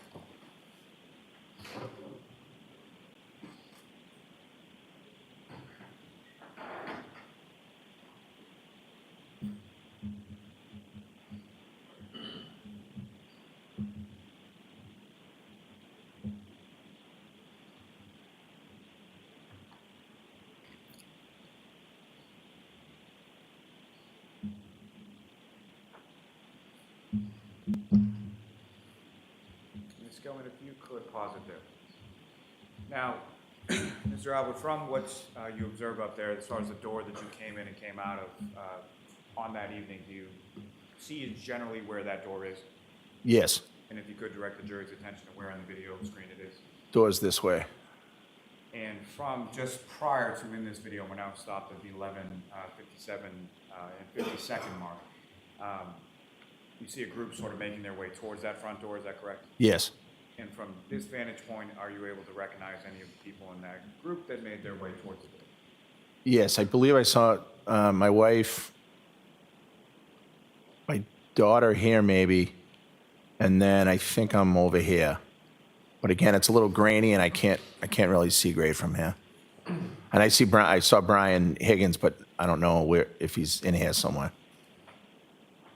Thank you, Ms. Gilman. If you could just press play again for about 30 some odd seconds.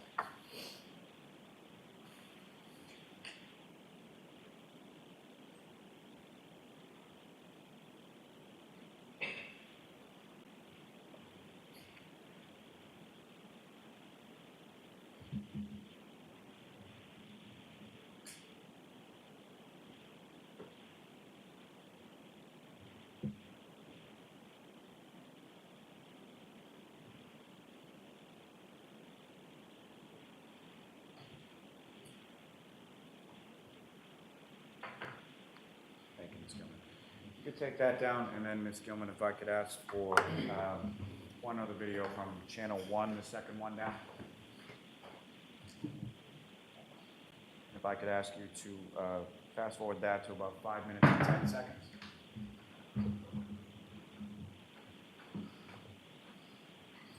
And ultimately, I'm going to ask you to play it from 5 minutes and 10 seconds to 5 minutes and 50 seconds. And if you could press play now.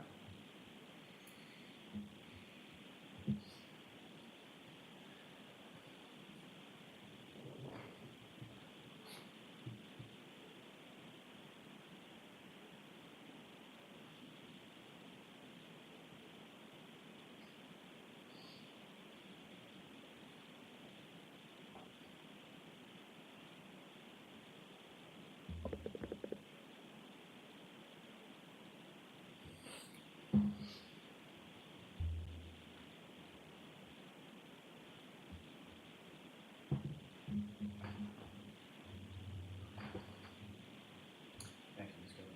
Now, generally speaking, what was just played up on the screen, Mr. Albert, do you recognize what that is? Yeah, it looks like the exit of the waterfall, and we're kind of walking out. So same group that was just walking to the front door, now walking out the front door and into the parking lot? Yes, and I believe there was somebody else there. I don't know if it was somebody from the band or looks like a different person out front there. Thank you, sir. Ms. Gilman, you can take that.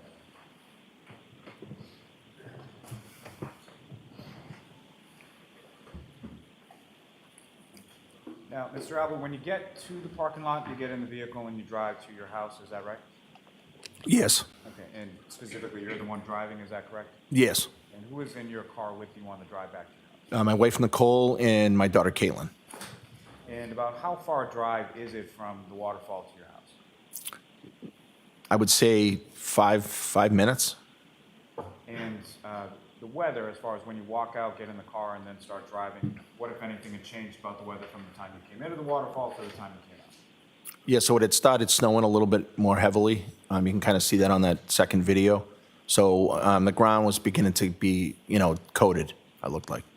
So coating on the ground, but could you, as you were driving, could you still sort of see the blacktop of the roadway? I believe so, yes. Now, you get to your house, and what, if anything, happens sort of as you're coming into your driveway? It looks like that, had looked like Brian had gotten there first, Brian Higgins, and he was backing out so I could pull my car in. And as far as the vehicle that Mr. Higgins was driving on that evening from the waterfall, was that the same vehicle that he had driven with you back from New York? No. And what kind of vehicle was the one that he was driving back from New York, and what kind of vehicle was the one he was driving that night? So the one back from New York, he was driving a full-size pickup truck. I'm not sure what make or model, but it had a cab on the back, and I believe it's gray. And then that night later in the night at the waterfall, he had a Jeep Wrangler vehicle that I believe is white, but I'm not 100%. So he had arrived at your house before you, is that correct? Yes. And you said it looked like he had done something to the driveway? He may have skimmed. Yeah, he had a plow on his truck, and I think he may have plowed the driveway and then pulled out, and then we pulled in. And as far as vehicles at your house, how many around this time in January 22, between yourself, your wife, kids, how many vehicles did you have? I believe 3. And what type of vehicles, and who was sort of the primary driver with regard to those? So I had we had a Ford Explorer, a Cadillac SUV. It's a smaller SUV that my wife Nicole drives, and the Ford Edge that I already spoke of, and I believe we had one more vehicle that one of my kids drove at that time. And I'm just trying to remember. It might have been an Escape, maybe a Ford Escape. Someone could have had that at Someone could have had that at school. So I don't remember if it was there that night or not.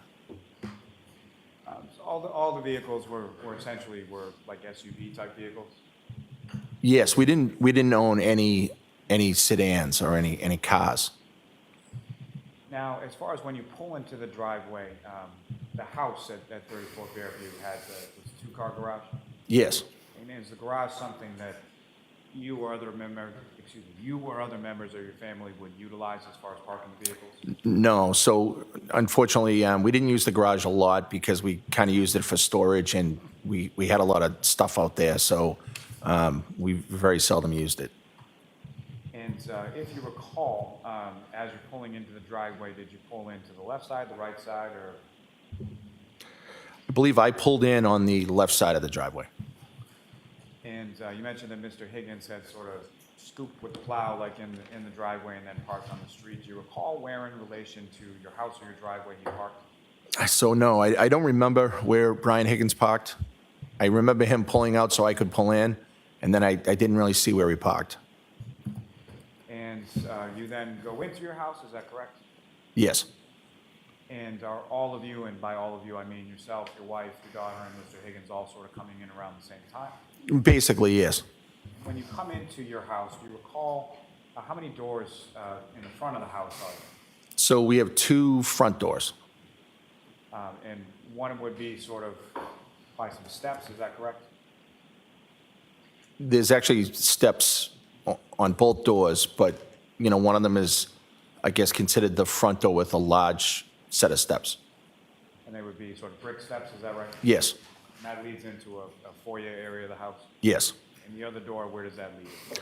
So the other door opens up right into the, we call it the family room, but right into the family room den area.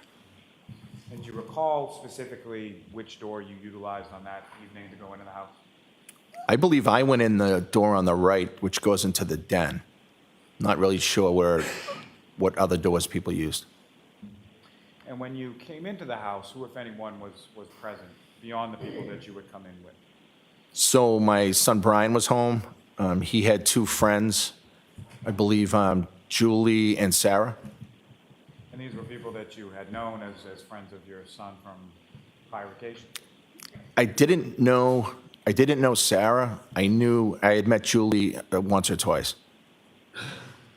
And as you were walking in, who, if anyone else, beyond your son and his two friends was there?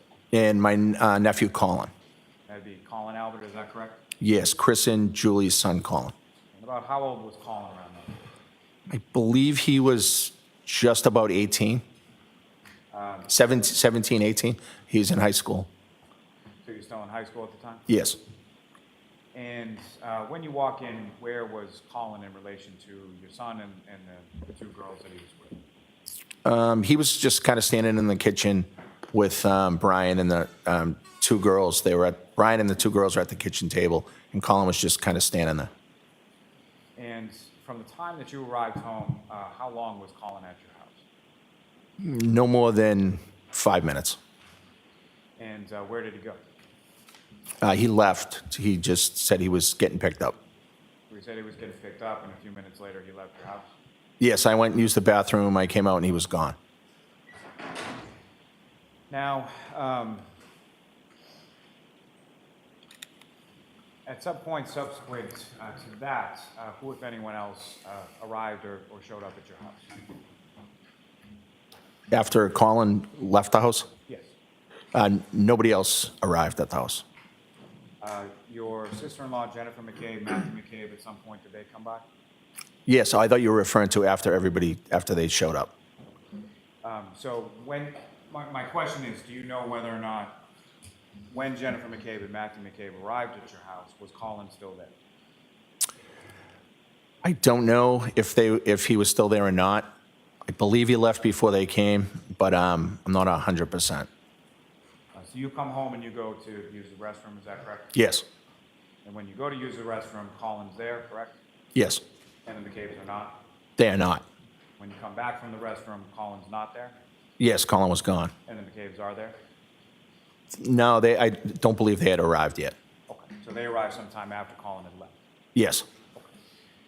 And over the course of that evening of the 28th into the early morning of the 29th, did anybody else come into your house, or did anybody else come into your house at any point?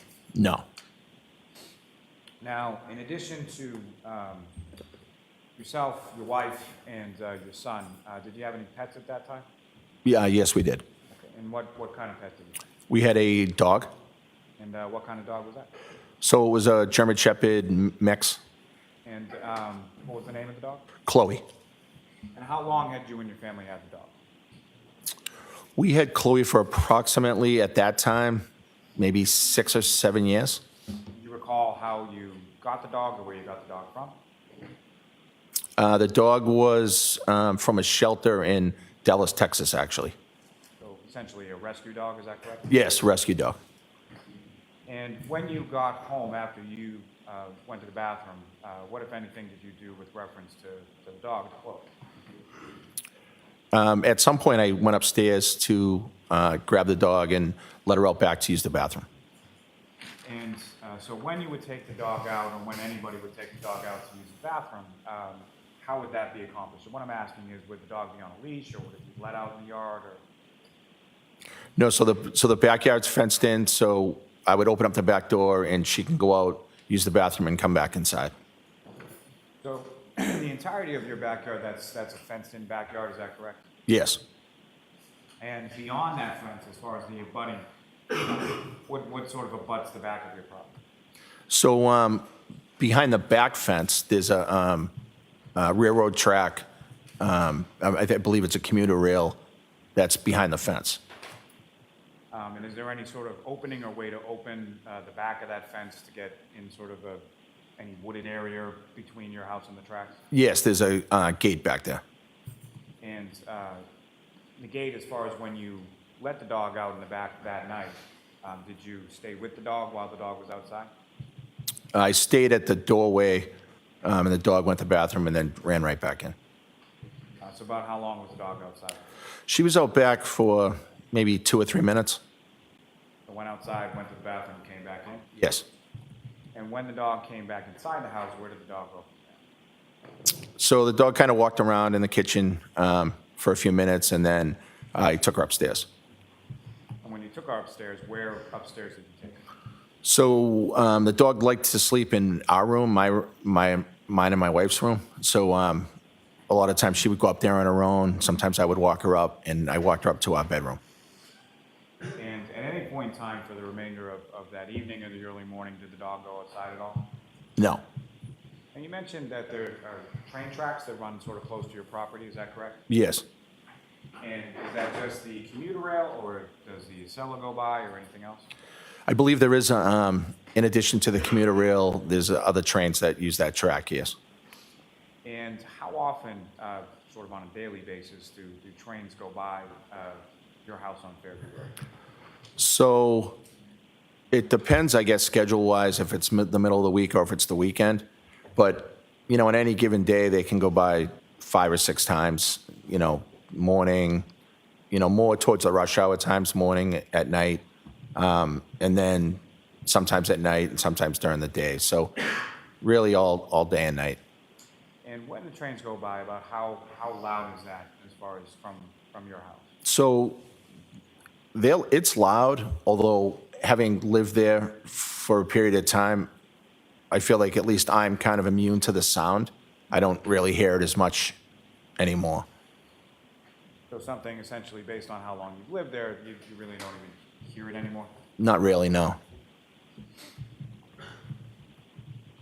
Now, you let the dog out, you bring the dog back upstairs, and then where did you go from there? So after I brought the dog up, I just came back down and hung out with everybody else. And where within your house was everybody else sort of situated? So everybody was in the kitchen, and then we have a connecting dining room, but it's opened. It's only, you know, a difference of 5 feet. And then we have the family room den that's adjacent to the kitchen. But they're all close proximity. So the kitchen and the dining room are sort of the same room, is that correct? Yes. And as far as what if anything is between the kitchen and dining room and the living room that you were talking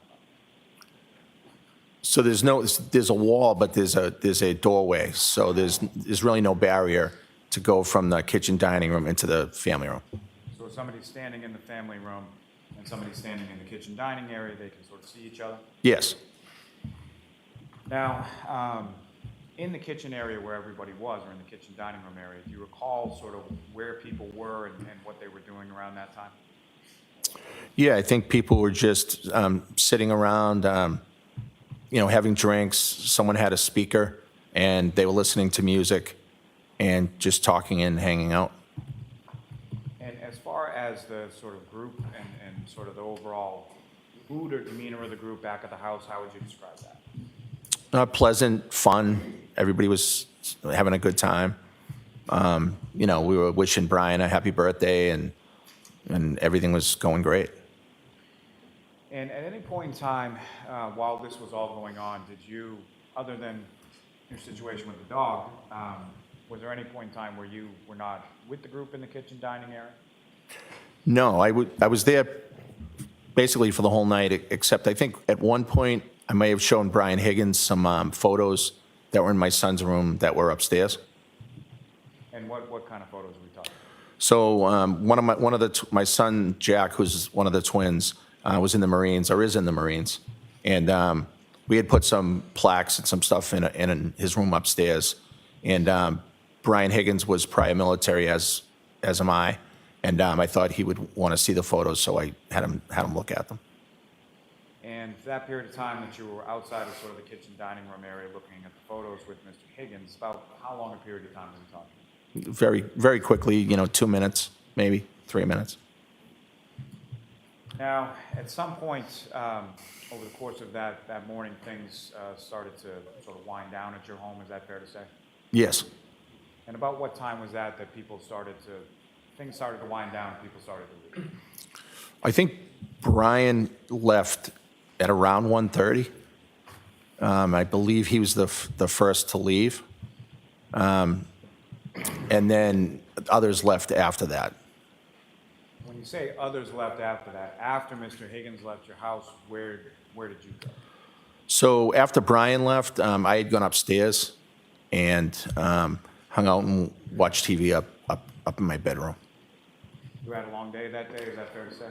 Yes, I had the funeral in New York that morning. We had the long drive back, and we had been out, and now we're hanging out at my house, and it had been a long day, yes. And so, at any point in time, after you went upstairs, after Mr. Higgins left, did you come back downstairs at all? Yes, I think I popped back down at one point just to see kind of how long people were going to be there, and then went back up.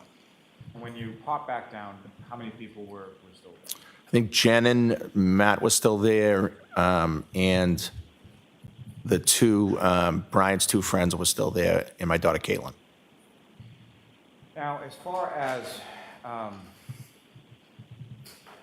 beyond Mr. Higgins when he left, was there any other occasion that you can recall where somebody from your house went outside and then came back? Yes. And who was that?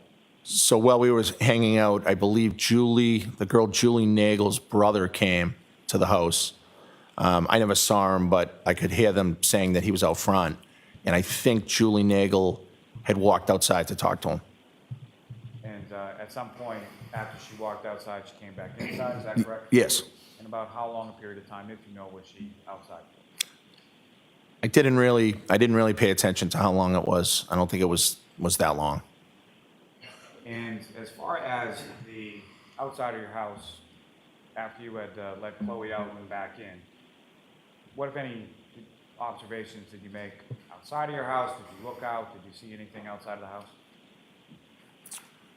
Just that we have windows in the back of the kitchen area. You could just see that it was snowing. Is that sort of like a bay window in the kitchen? Yes, it's a large bay window in the kitchen. And when you look out the bay window in the kitchen, what part of your property does that face? So it's the backyard. You can see the backyard. The bulkhead is right under that bay window, and you pretty much have a view of the whole backyard if it's in the daytime. But it was obviously a little dark. So can you see the front of the house at any part of the front of the house when you're looking out the bay window? No. So at any point in time over the course of the evening, did you look out front to see anything out in front of your house? No. Now, at any point in time over the course of the evening, did you hear anything from front of the house, the back of the house, anywhere around the house that drew your attention outside? No. Now, at any point in time during the evening, did you know or did you become aware of either John O'Keefe or the defendant Karen Reed coming over to your house? No.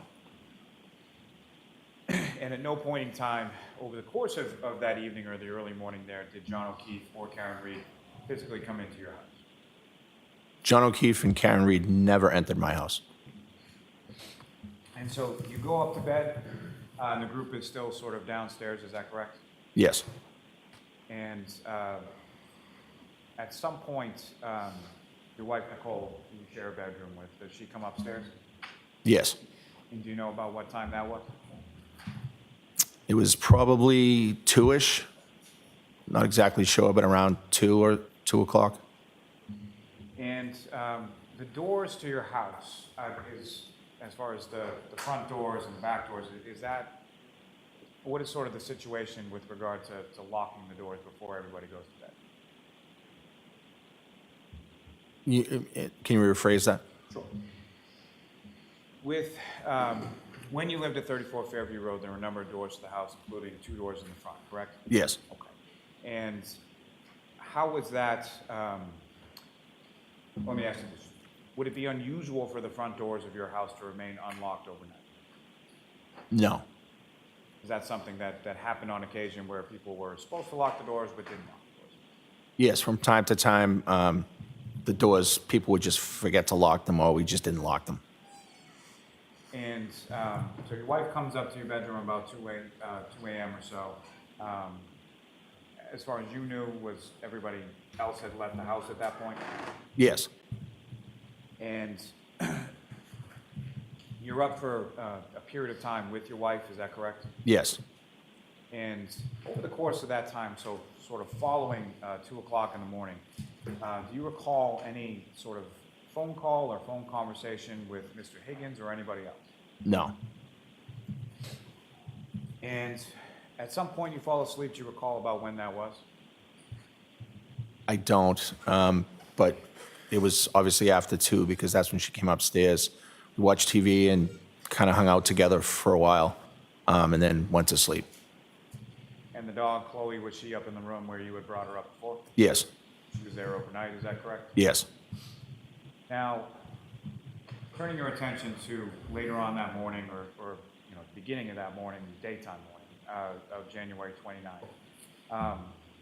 Obviously, at some point you wake up, correct? Yes. And what is it that wakes you up on that morning? I was awoken that morning to my sister-in-law, Jen, had burst into my room. And do you know about what time that was? It was early in the morning, between 6 and 6:30, I would say.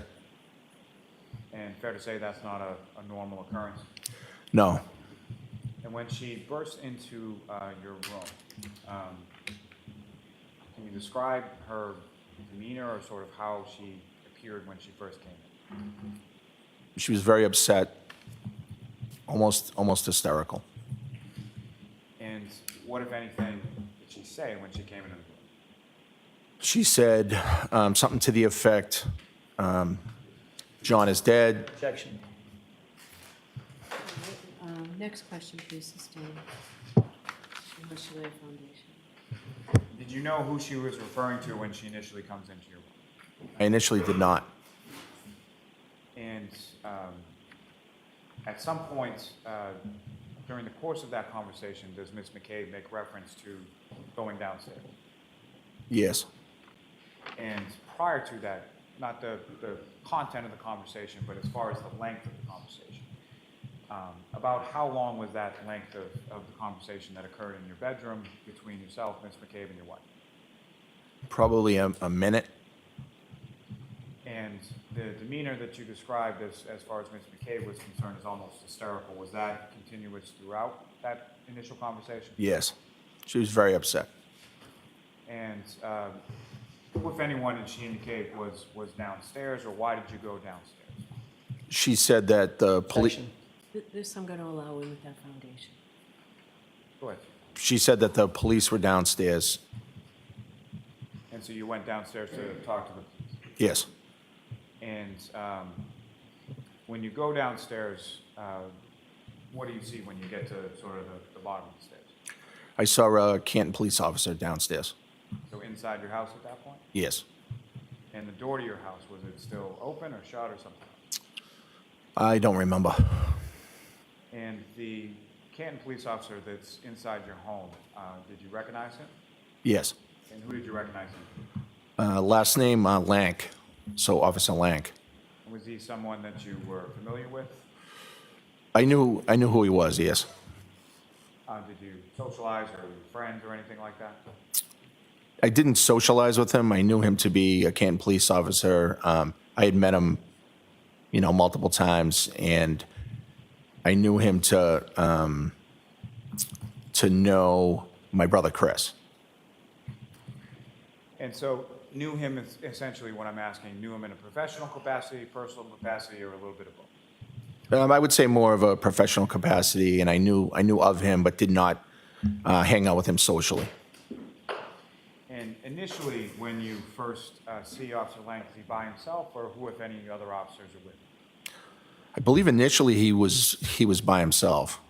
Did another officer join yourself and Officer Lang at some point? Yes, I believe another officer came into the house. Do you know who that officer is? I don't. And as far as them coming into your house, they were welcome in your house? You didn't say get out or close the door or anything like that? No, of course they were welcome in my house. And where did you go with the officer sort of in your house? Where did you spoke with the officer, I'm presuming? Yes, we spoke in the kitchen area. And when you're speaking with the officer in the kitchen area, who is there?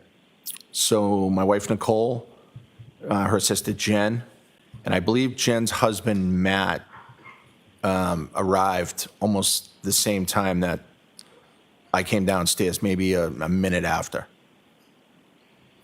And how long a period of time was this conversation that occurred in the kitchen of your house? I don't remember the exact time. I wouldn't want to guess. I don't remember. He was 10, 15, 20 minutes maybe initially. And when you say initially, was there a subsequent conversation that occurred after that? Yes. The Officer Lank returned to the house sometime after that. And when he returned sometime after that, was he alone or was there another officer? I believe that time he was with Lieutenant Gallagher, perhaps. And were you familiar with Lieutenant Gallagher prior to that one? I knew who Lieutenant Gallagher was on a professional level. I had not hung out with him on a social level. And again, they were welcomed into your home and you spoke with them, is that correct? Yes, the second time they were there, they were invited back to the house via a phone call. And that second conversation within your house, where did that? Same area, family room, kitchen area. And if you know about how long a period of conversation was that second come back to the house? That may have been longer, maybe a half hour. Now, going back to sort of that initial conversation, as far as, so it's yourself, it's Mr. and Mrs. McCabe, your wife, and then the police, is that correct? Myself, my wife Nicole, my sister-in-law Jen, her husband Matt had arrived, and the police, yes. And in between that first speaking with the police and the second time that the police came back to your house, who, if anyone, did you call or notify in regard to the situation that was going on in front of your house? I called Brian Higgins Why did you call Brian? because I think it was important for him to know what was going on and that what had happened. And as far as you knew with reference to Mr. O'Keefe and Ms. Reed, what, if any, relationship, friendship, anything were you aware of between Mr. Higgins and either Mr. O'Keefe or Ms. I was not aware too much about a relationship with Brian and either person. Brian had mentioned maybe even that night that he was friendly and knew John. I knew of no relationship between Brian and the defendant. And following your conversation with Mr. Higgins, who, if anyone else, came over your house? So Brian Higgins eventually came over to my house, and my sister-in-law Julie also arrived at my house. And do you know why your sister-in-law Julie came by your house that morning? Yes. And why was that? So she has a routine that when it's someone's birthday, she likes to come by and bring like coffee and donuts. So it was Brian's birthday that night. So my sister-in-law Julie was coming by to drop off some donuts and coffee, I think. And where was Julie when you first saw her that morning? She was out front in the driveway. And what, if anything, did you ask Julie to do when you saw her out in the driveway? I asked her to come inside. And when she came inside, is that when you informed her of what had happened? Yes, I don't know if it was necessarily me that informed her, but people that were there were explaining to her what happened. It was a very, very chaotic, unbelievably chaotic morning. And as far as when that was described to your sister-in-law Julie, how would you describe sort of her demeanor or her reaction to the news regarding Mr. O'Keefe? Shock. That's how I would describe it. Everybody's reaction that morning was utter shock. And she was upset and looked very, very in shock. And so the second time that the Canton police officers come back to your home, who was there at that point? I know I was there for sure. My wife, Nicole, Jen, her husband, Matt. Brian Higgins may have been there at that time. And I'm not sure about Julie. Julie at one point left the house, and I think she came back later in the morning, so I'm not sure if she was there. And at some point when your sister-in-law Julie came back to your house, who, if anyone, came to your house with her? Her husband, my brother Chris, who's her husband. Was this before or after the second time that the police had been at your house? I believe they came back after the second time, but I'm not 100% sure. The first time that Julie came with the coffee, the police were not there.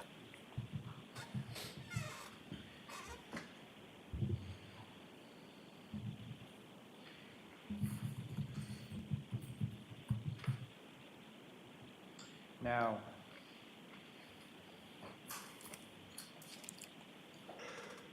when you first sort of get up, you come downstairs, and the police they're basically in your doorway, is that correct? Yes. Could you see outside as far as what was going on outside at that time? Not from downstairs, but I had looked out the window after Jen had come up into my room and explained what had happened, and before I went downstairs. When you looked out your window from your bedroom, what did you see? I could see at least one police vehicle. I could see that there was something going on out front, and that was about it, and I just went straight downstairs. At that time that you looked out your window, did you see either an ambulance or a fire truck out there? I don't remember if I saw an ambulance. There were emergency vehicles out there, but I can't remember exactly which types. And at any point in time, at that time or subsequent throughout the course of the day, did you go out to that area of your yard where you saw the cruisers and the sort of lights? No. And why? I didn't see that there was a reason to go out to that area. The police had already been in my house. They had already talked to us about what was going on. It was a snowstorm at that point. They were trying to conduct an investigation, and I didn't want to interfere with it or have anything to do with it. Now, as far as what you're learning, sort of when Jennifer McCabe first comes sort of verging in into your bedroom at 6 to 6:30 in the morning, At any point around there, were you made aware of where John O'Keefe was at that point? Yes. And what were you made aware of? I was made aware that he was taken to the hospital. So by the time that you're awoken by Mrs. McCabe, John O'Keefe is, to your knowledge, not outside. To my knowledge, I believed he was on the way to the hospital. Now, later on in the course of that day, at some point, did you have occasion to speak with some troopers from the state police? Yes. And if you recall, who is it that you spoke with?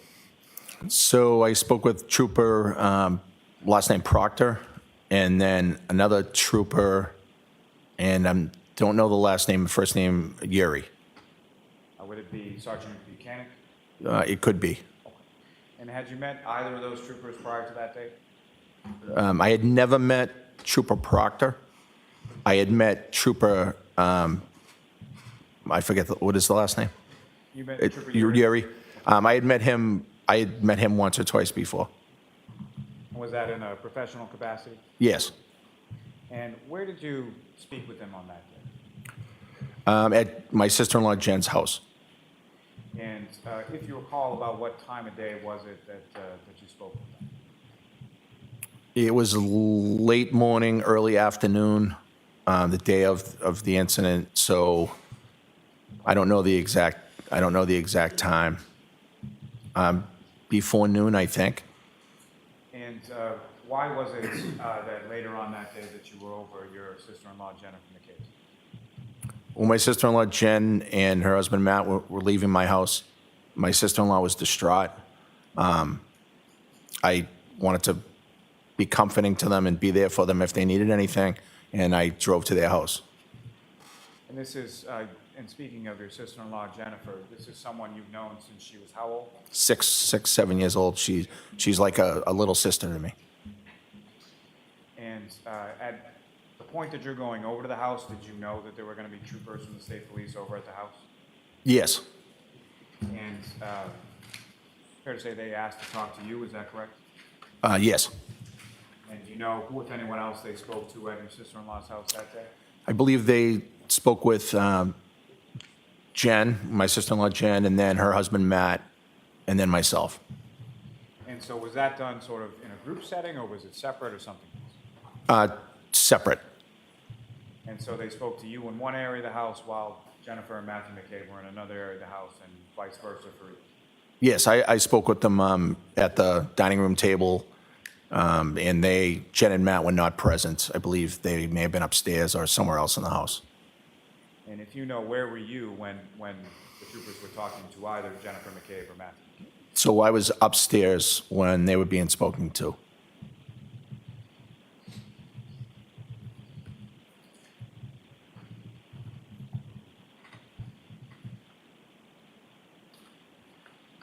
So I may have one moment, Your Honor. Yes.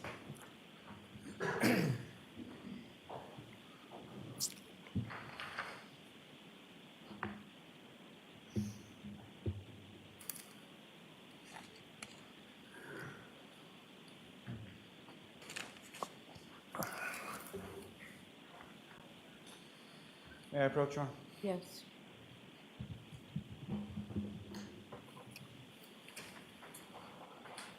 I'm going to show you a series of 8 photographs and ask you to review them and look up. Sure.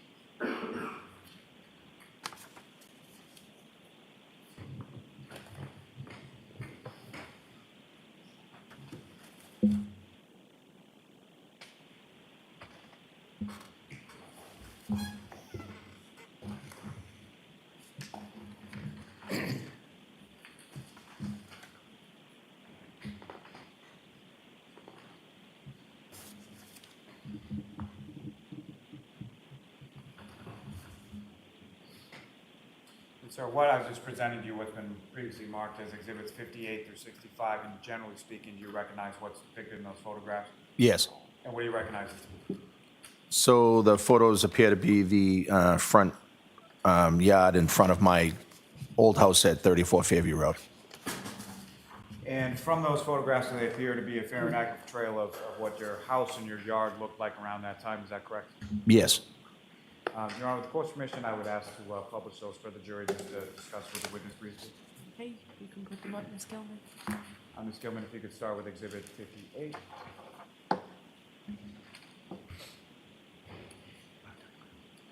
Mr. Albert, sir, there should be on the desk in front of you a laser pointer. Actually, we already talked I about have that, yes.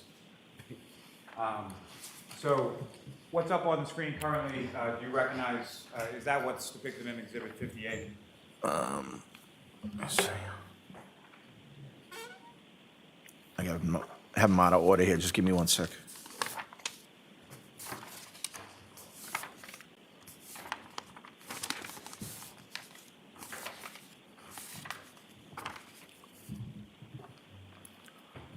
So yes, this looks like the photo exhibit 58 that you handed me. And this is a photograph of your house, sort of, if I'm standing on the street, to the left side of the property, correct? Yes. And on this sort of left side of your property, let me ask you this first. As far as between the roadway of Fairview Road and your front lawn, is there anything there as far as a sidewalk or anything like that? No, there's no sidewalk, so the grass area goes right to the curb, and then there's the street. And the curb that's in between the grass and the roadway, is that like a straight curb, a straight edge curb, granite curbing, or like rounded curbing? How would you describe that? I would just describe it as a regular curbing. It's not granite. It's the color is black, so it seems like a tar curbing. And in this area of the left side of your property, what if anything of note is sort of in that area of the property? So in that area of the property, first of all, that's basically the property line from the neighbor's house. If you're staring at my house from the front, the neighbor to the left, that's the property line area. But there's a fire hydrant there. There is a flagpole with the American flag and the Marine Corps flag. And there is we call it like an electrical box, but I'm not sure what the purpose of it is. And so for all the years that you've lived there, either as a child or as an adult, you really don't know what that electrical box does or what it is? Yes, I don't know if it's operable. Sometimes the door is open. If it's windy, the door of the box blows open, and sometimes it's closed, and, we don't really have much to do with it. And the general area where, when you looked out the window in your bedroom on the morning of the 29th, as far as where you saw the police vehicles or the cruisers to be, do you see that in this photograph? Yes, that's the same general area. The same general area as you were describing with the fire hydrant, the flagpole, things like that? Yes. Ms. Gilman, if I could have the next exhibit 59.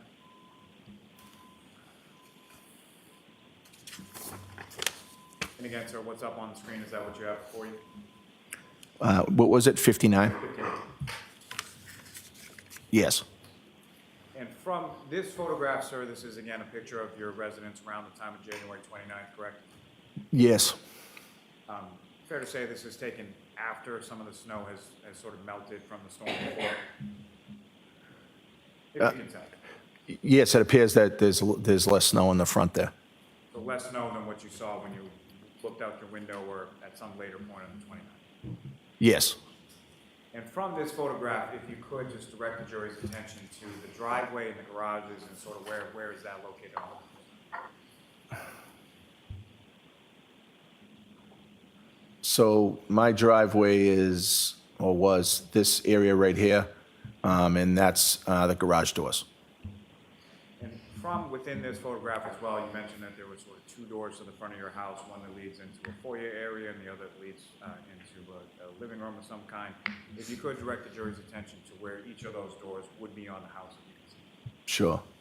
So the door right here we consider it the front door, and that goes into a foyer area. And then, not from this photo, you can't really see it, but there's a door in this, I guess, breezeway area, and that opens up into the family room. And one last thing from this photograph, sir, if the window that you were looking out, do you see that window in this photograph as well, and can you draw the jury's attention to it? Yes, I believe it would be this one right here, in the corner. Thank you, sir. Ms. Gilman, if I could have the next exhibit, number 60. You say 6-0? 60.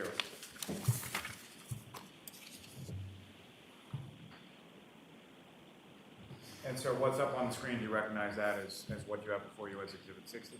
Yes. And from this photograph, as far as the roadway and the sort of width of the road from the curb to the double yellow line there, is that generally what it was on January 29th, as if that's what the roadway looked like? The morning of the 29th? Well, the morning of the 29th, it was snow, correct? Right, so the roadway, I believe, would have had some snow on it. So what I'm asking is, sort of, when you came home that evening, or the early morning on the 29th, is that essentially what the roadway looked like, absent whatever the snow was covering? Yes.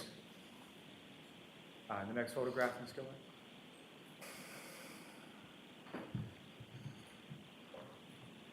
And again, now looking at what is Exhibit 61, is that correct, sir? 1 second.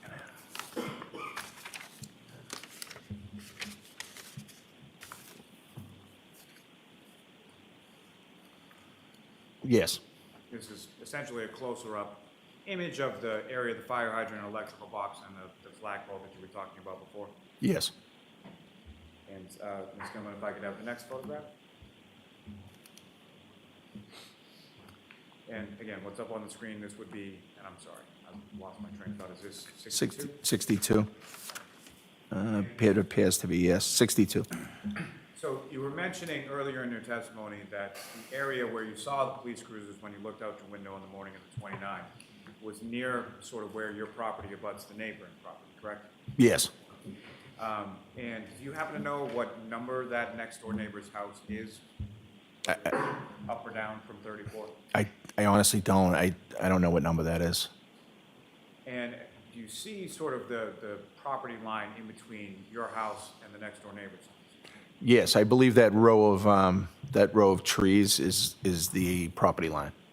So the row of evergreen trees there is sort of where it delineates between your property and the next door neighbor? Yes, they appear to be in line from almost the street to the white fence. And that white fence sort of in the back right of that photograph, is that the fence that you were talking about before that encloses your backyard? Yes. And the next photograph, Ms. Gilman, number 63.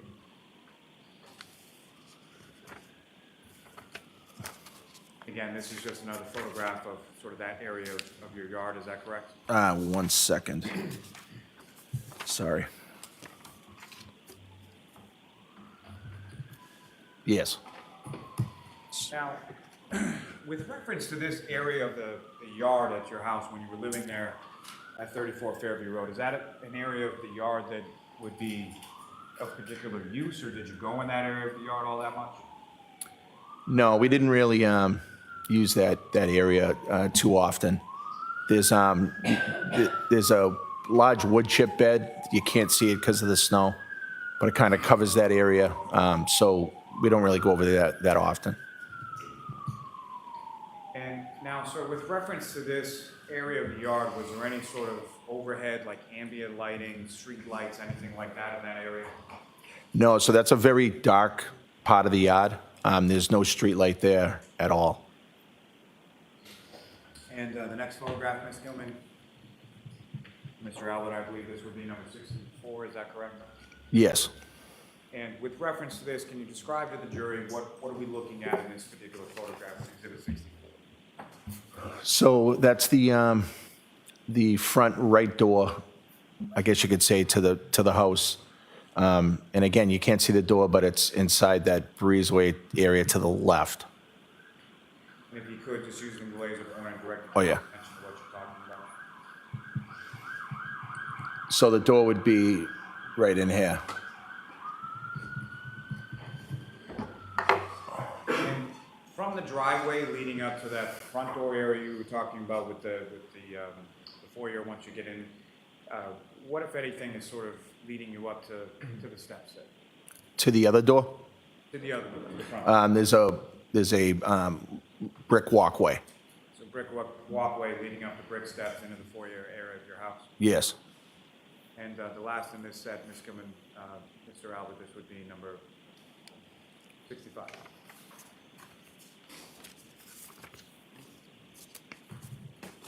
Do you recognize what's depicted in this photograph, sir?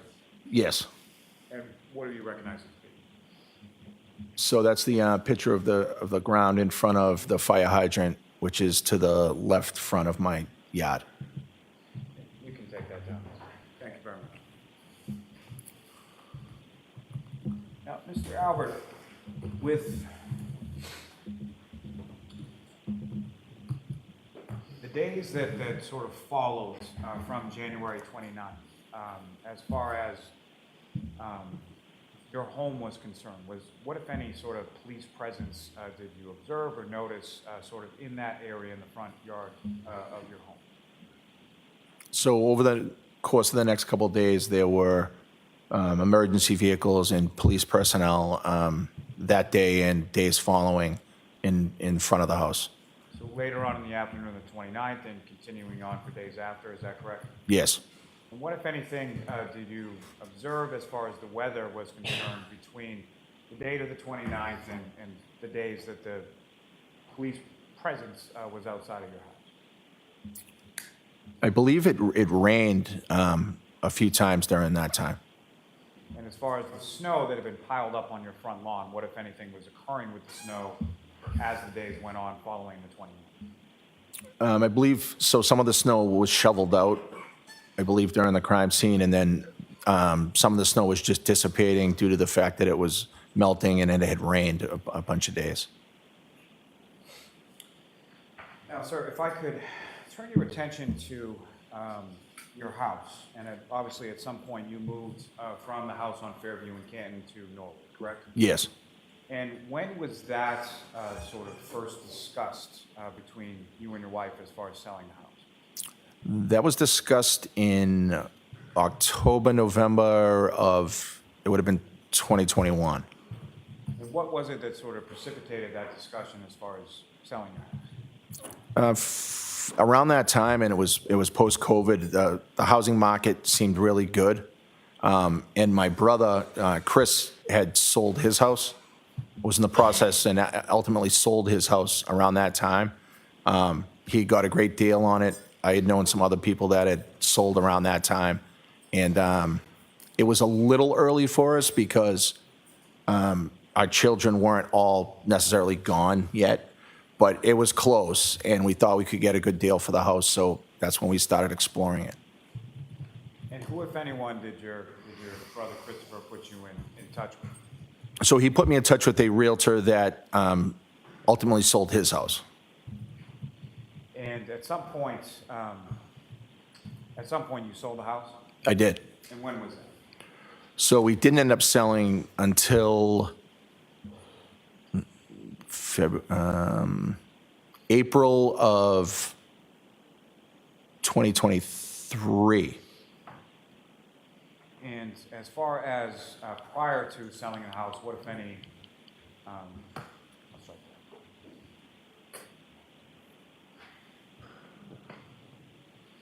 did the sale of your house have anything to do with what occurred there on January 29, 2022? Absolutely not.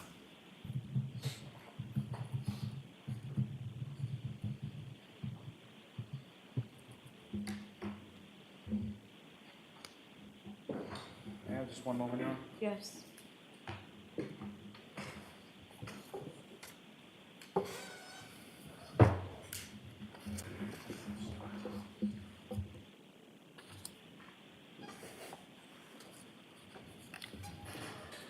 I have nothing further for this witness, Your Honor.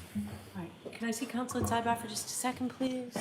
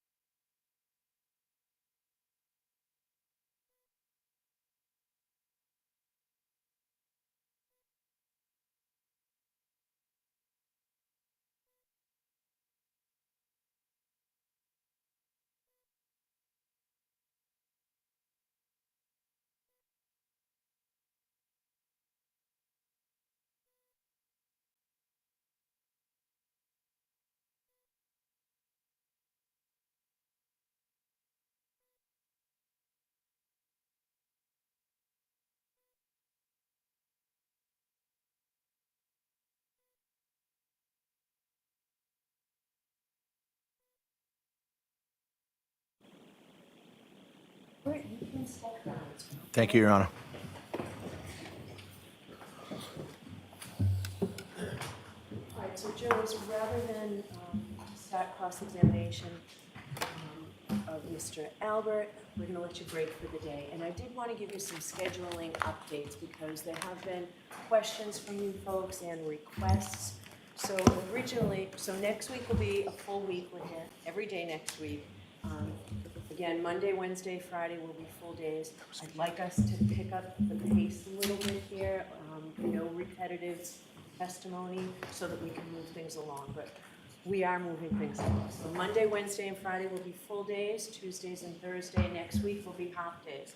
The week I wanted to address with you, where we were already going to be off the 29th and 31st of that week. There's been a request and it makes sense. We will now take the 29th, 30th, and 31st off, rather than have you folks come in. So you'll get 3 full days, sort of maybe in the middle of this trial, to be able to just kind of regroup. And I figured everybody would welcome those days, but I am going to ask you to give us a full day on the 28th. So think about that this weekend. So the Tuesday will be a full day, and then Wednesday, Thursday, Friday, you'll be down, okay? June 7th, we're off. We will end June 6th at noon instead of 1 o'clock. Okay? All right, so I do have to give you those 3 cautions. Please do not discuss this case with anyone. Don't do any independent research or investigation into this case. If you happen to see, hear, or read anything about this case, please disregard it. I always like to tell jurors, just leave everything here. Your notebooks, literally, figuratively, just leave it here. Have a great weekend, and we'll see you Monday morning. Rise for the jury. Jurors, ready to stand, please.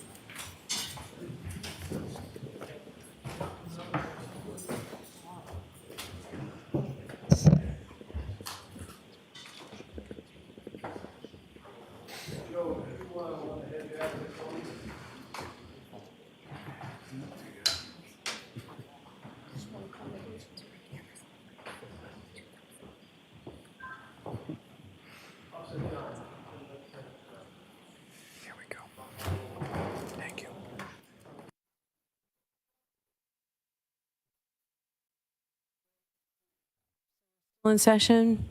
Any other evidentiary issues I should be prepared to spend some time on this weekend? Not for the Commonwealth, no.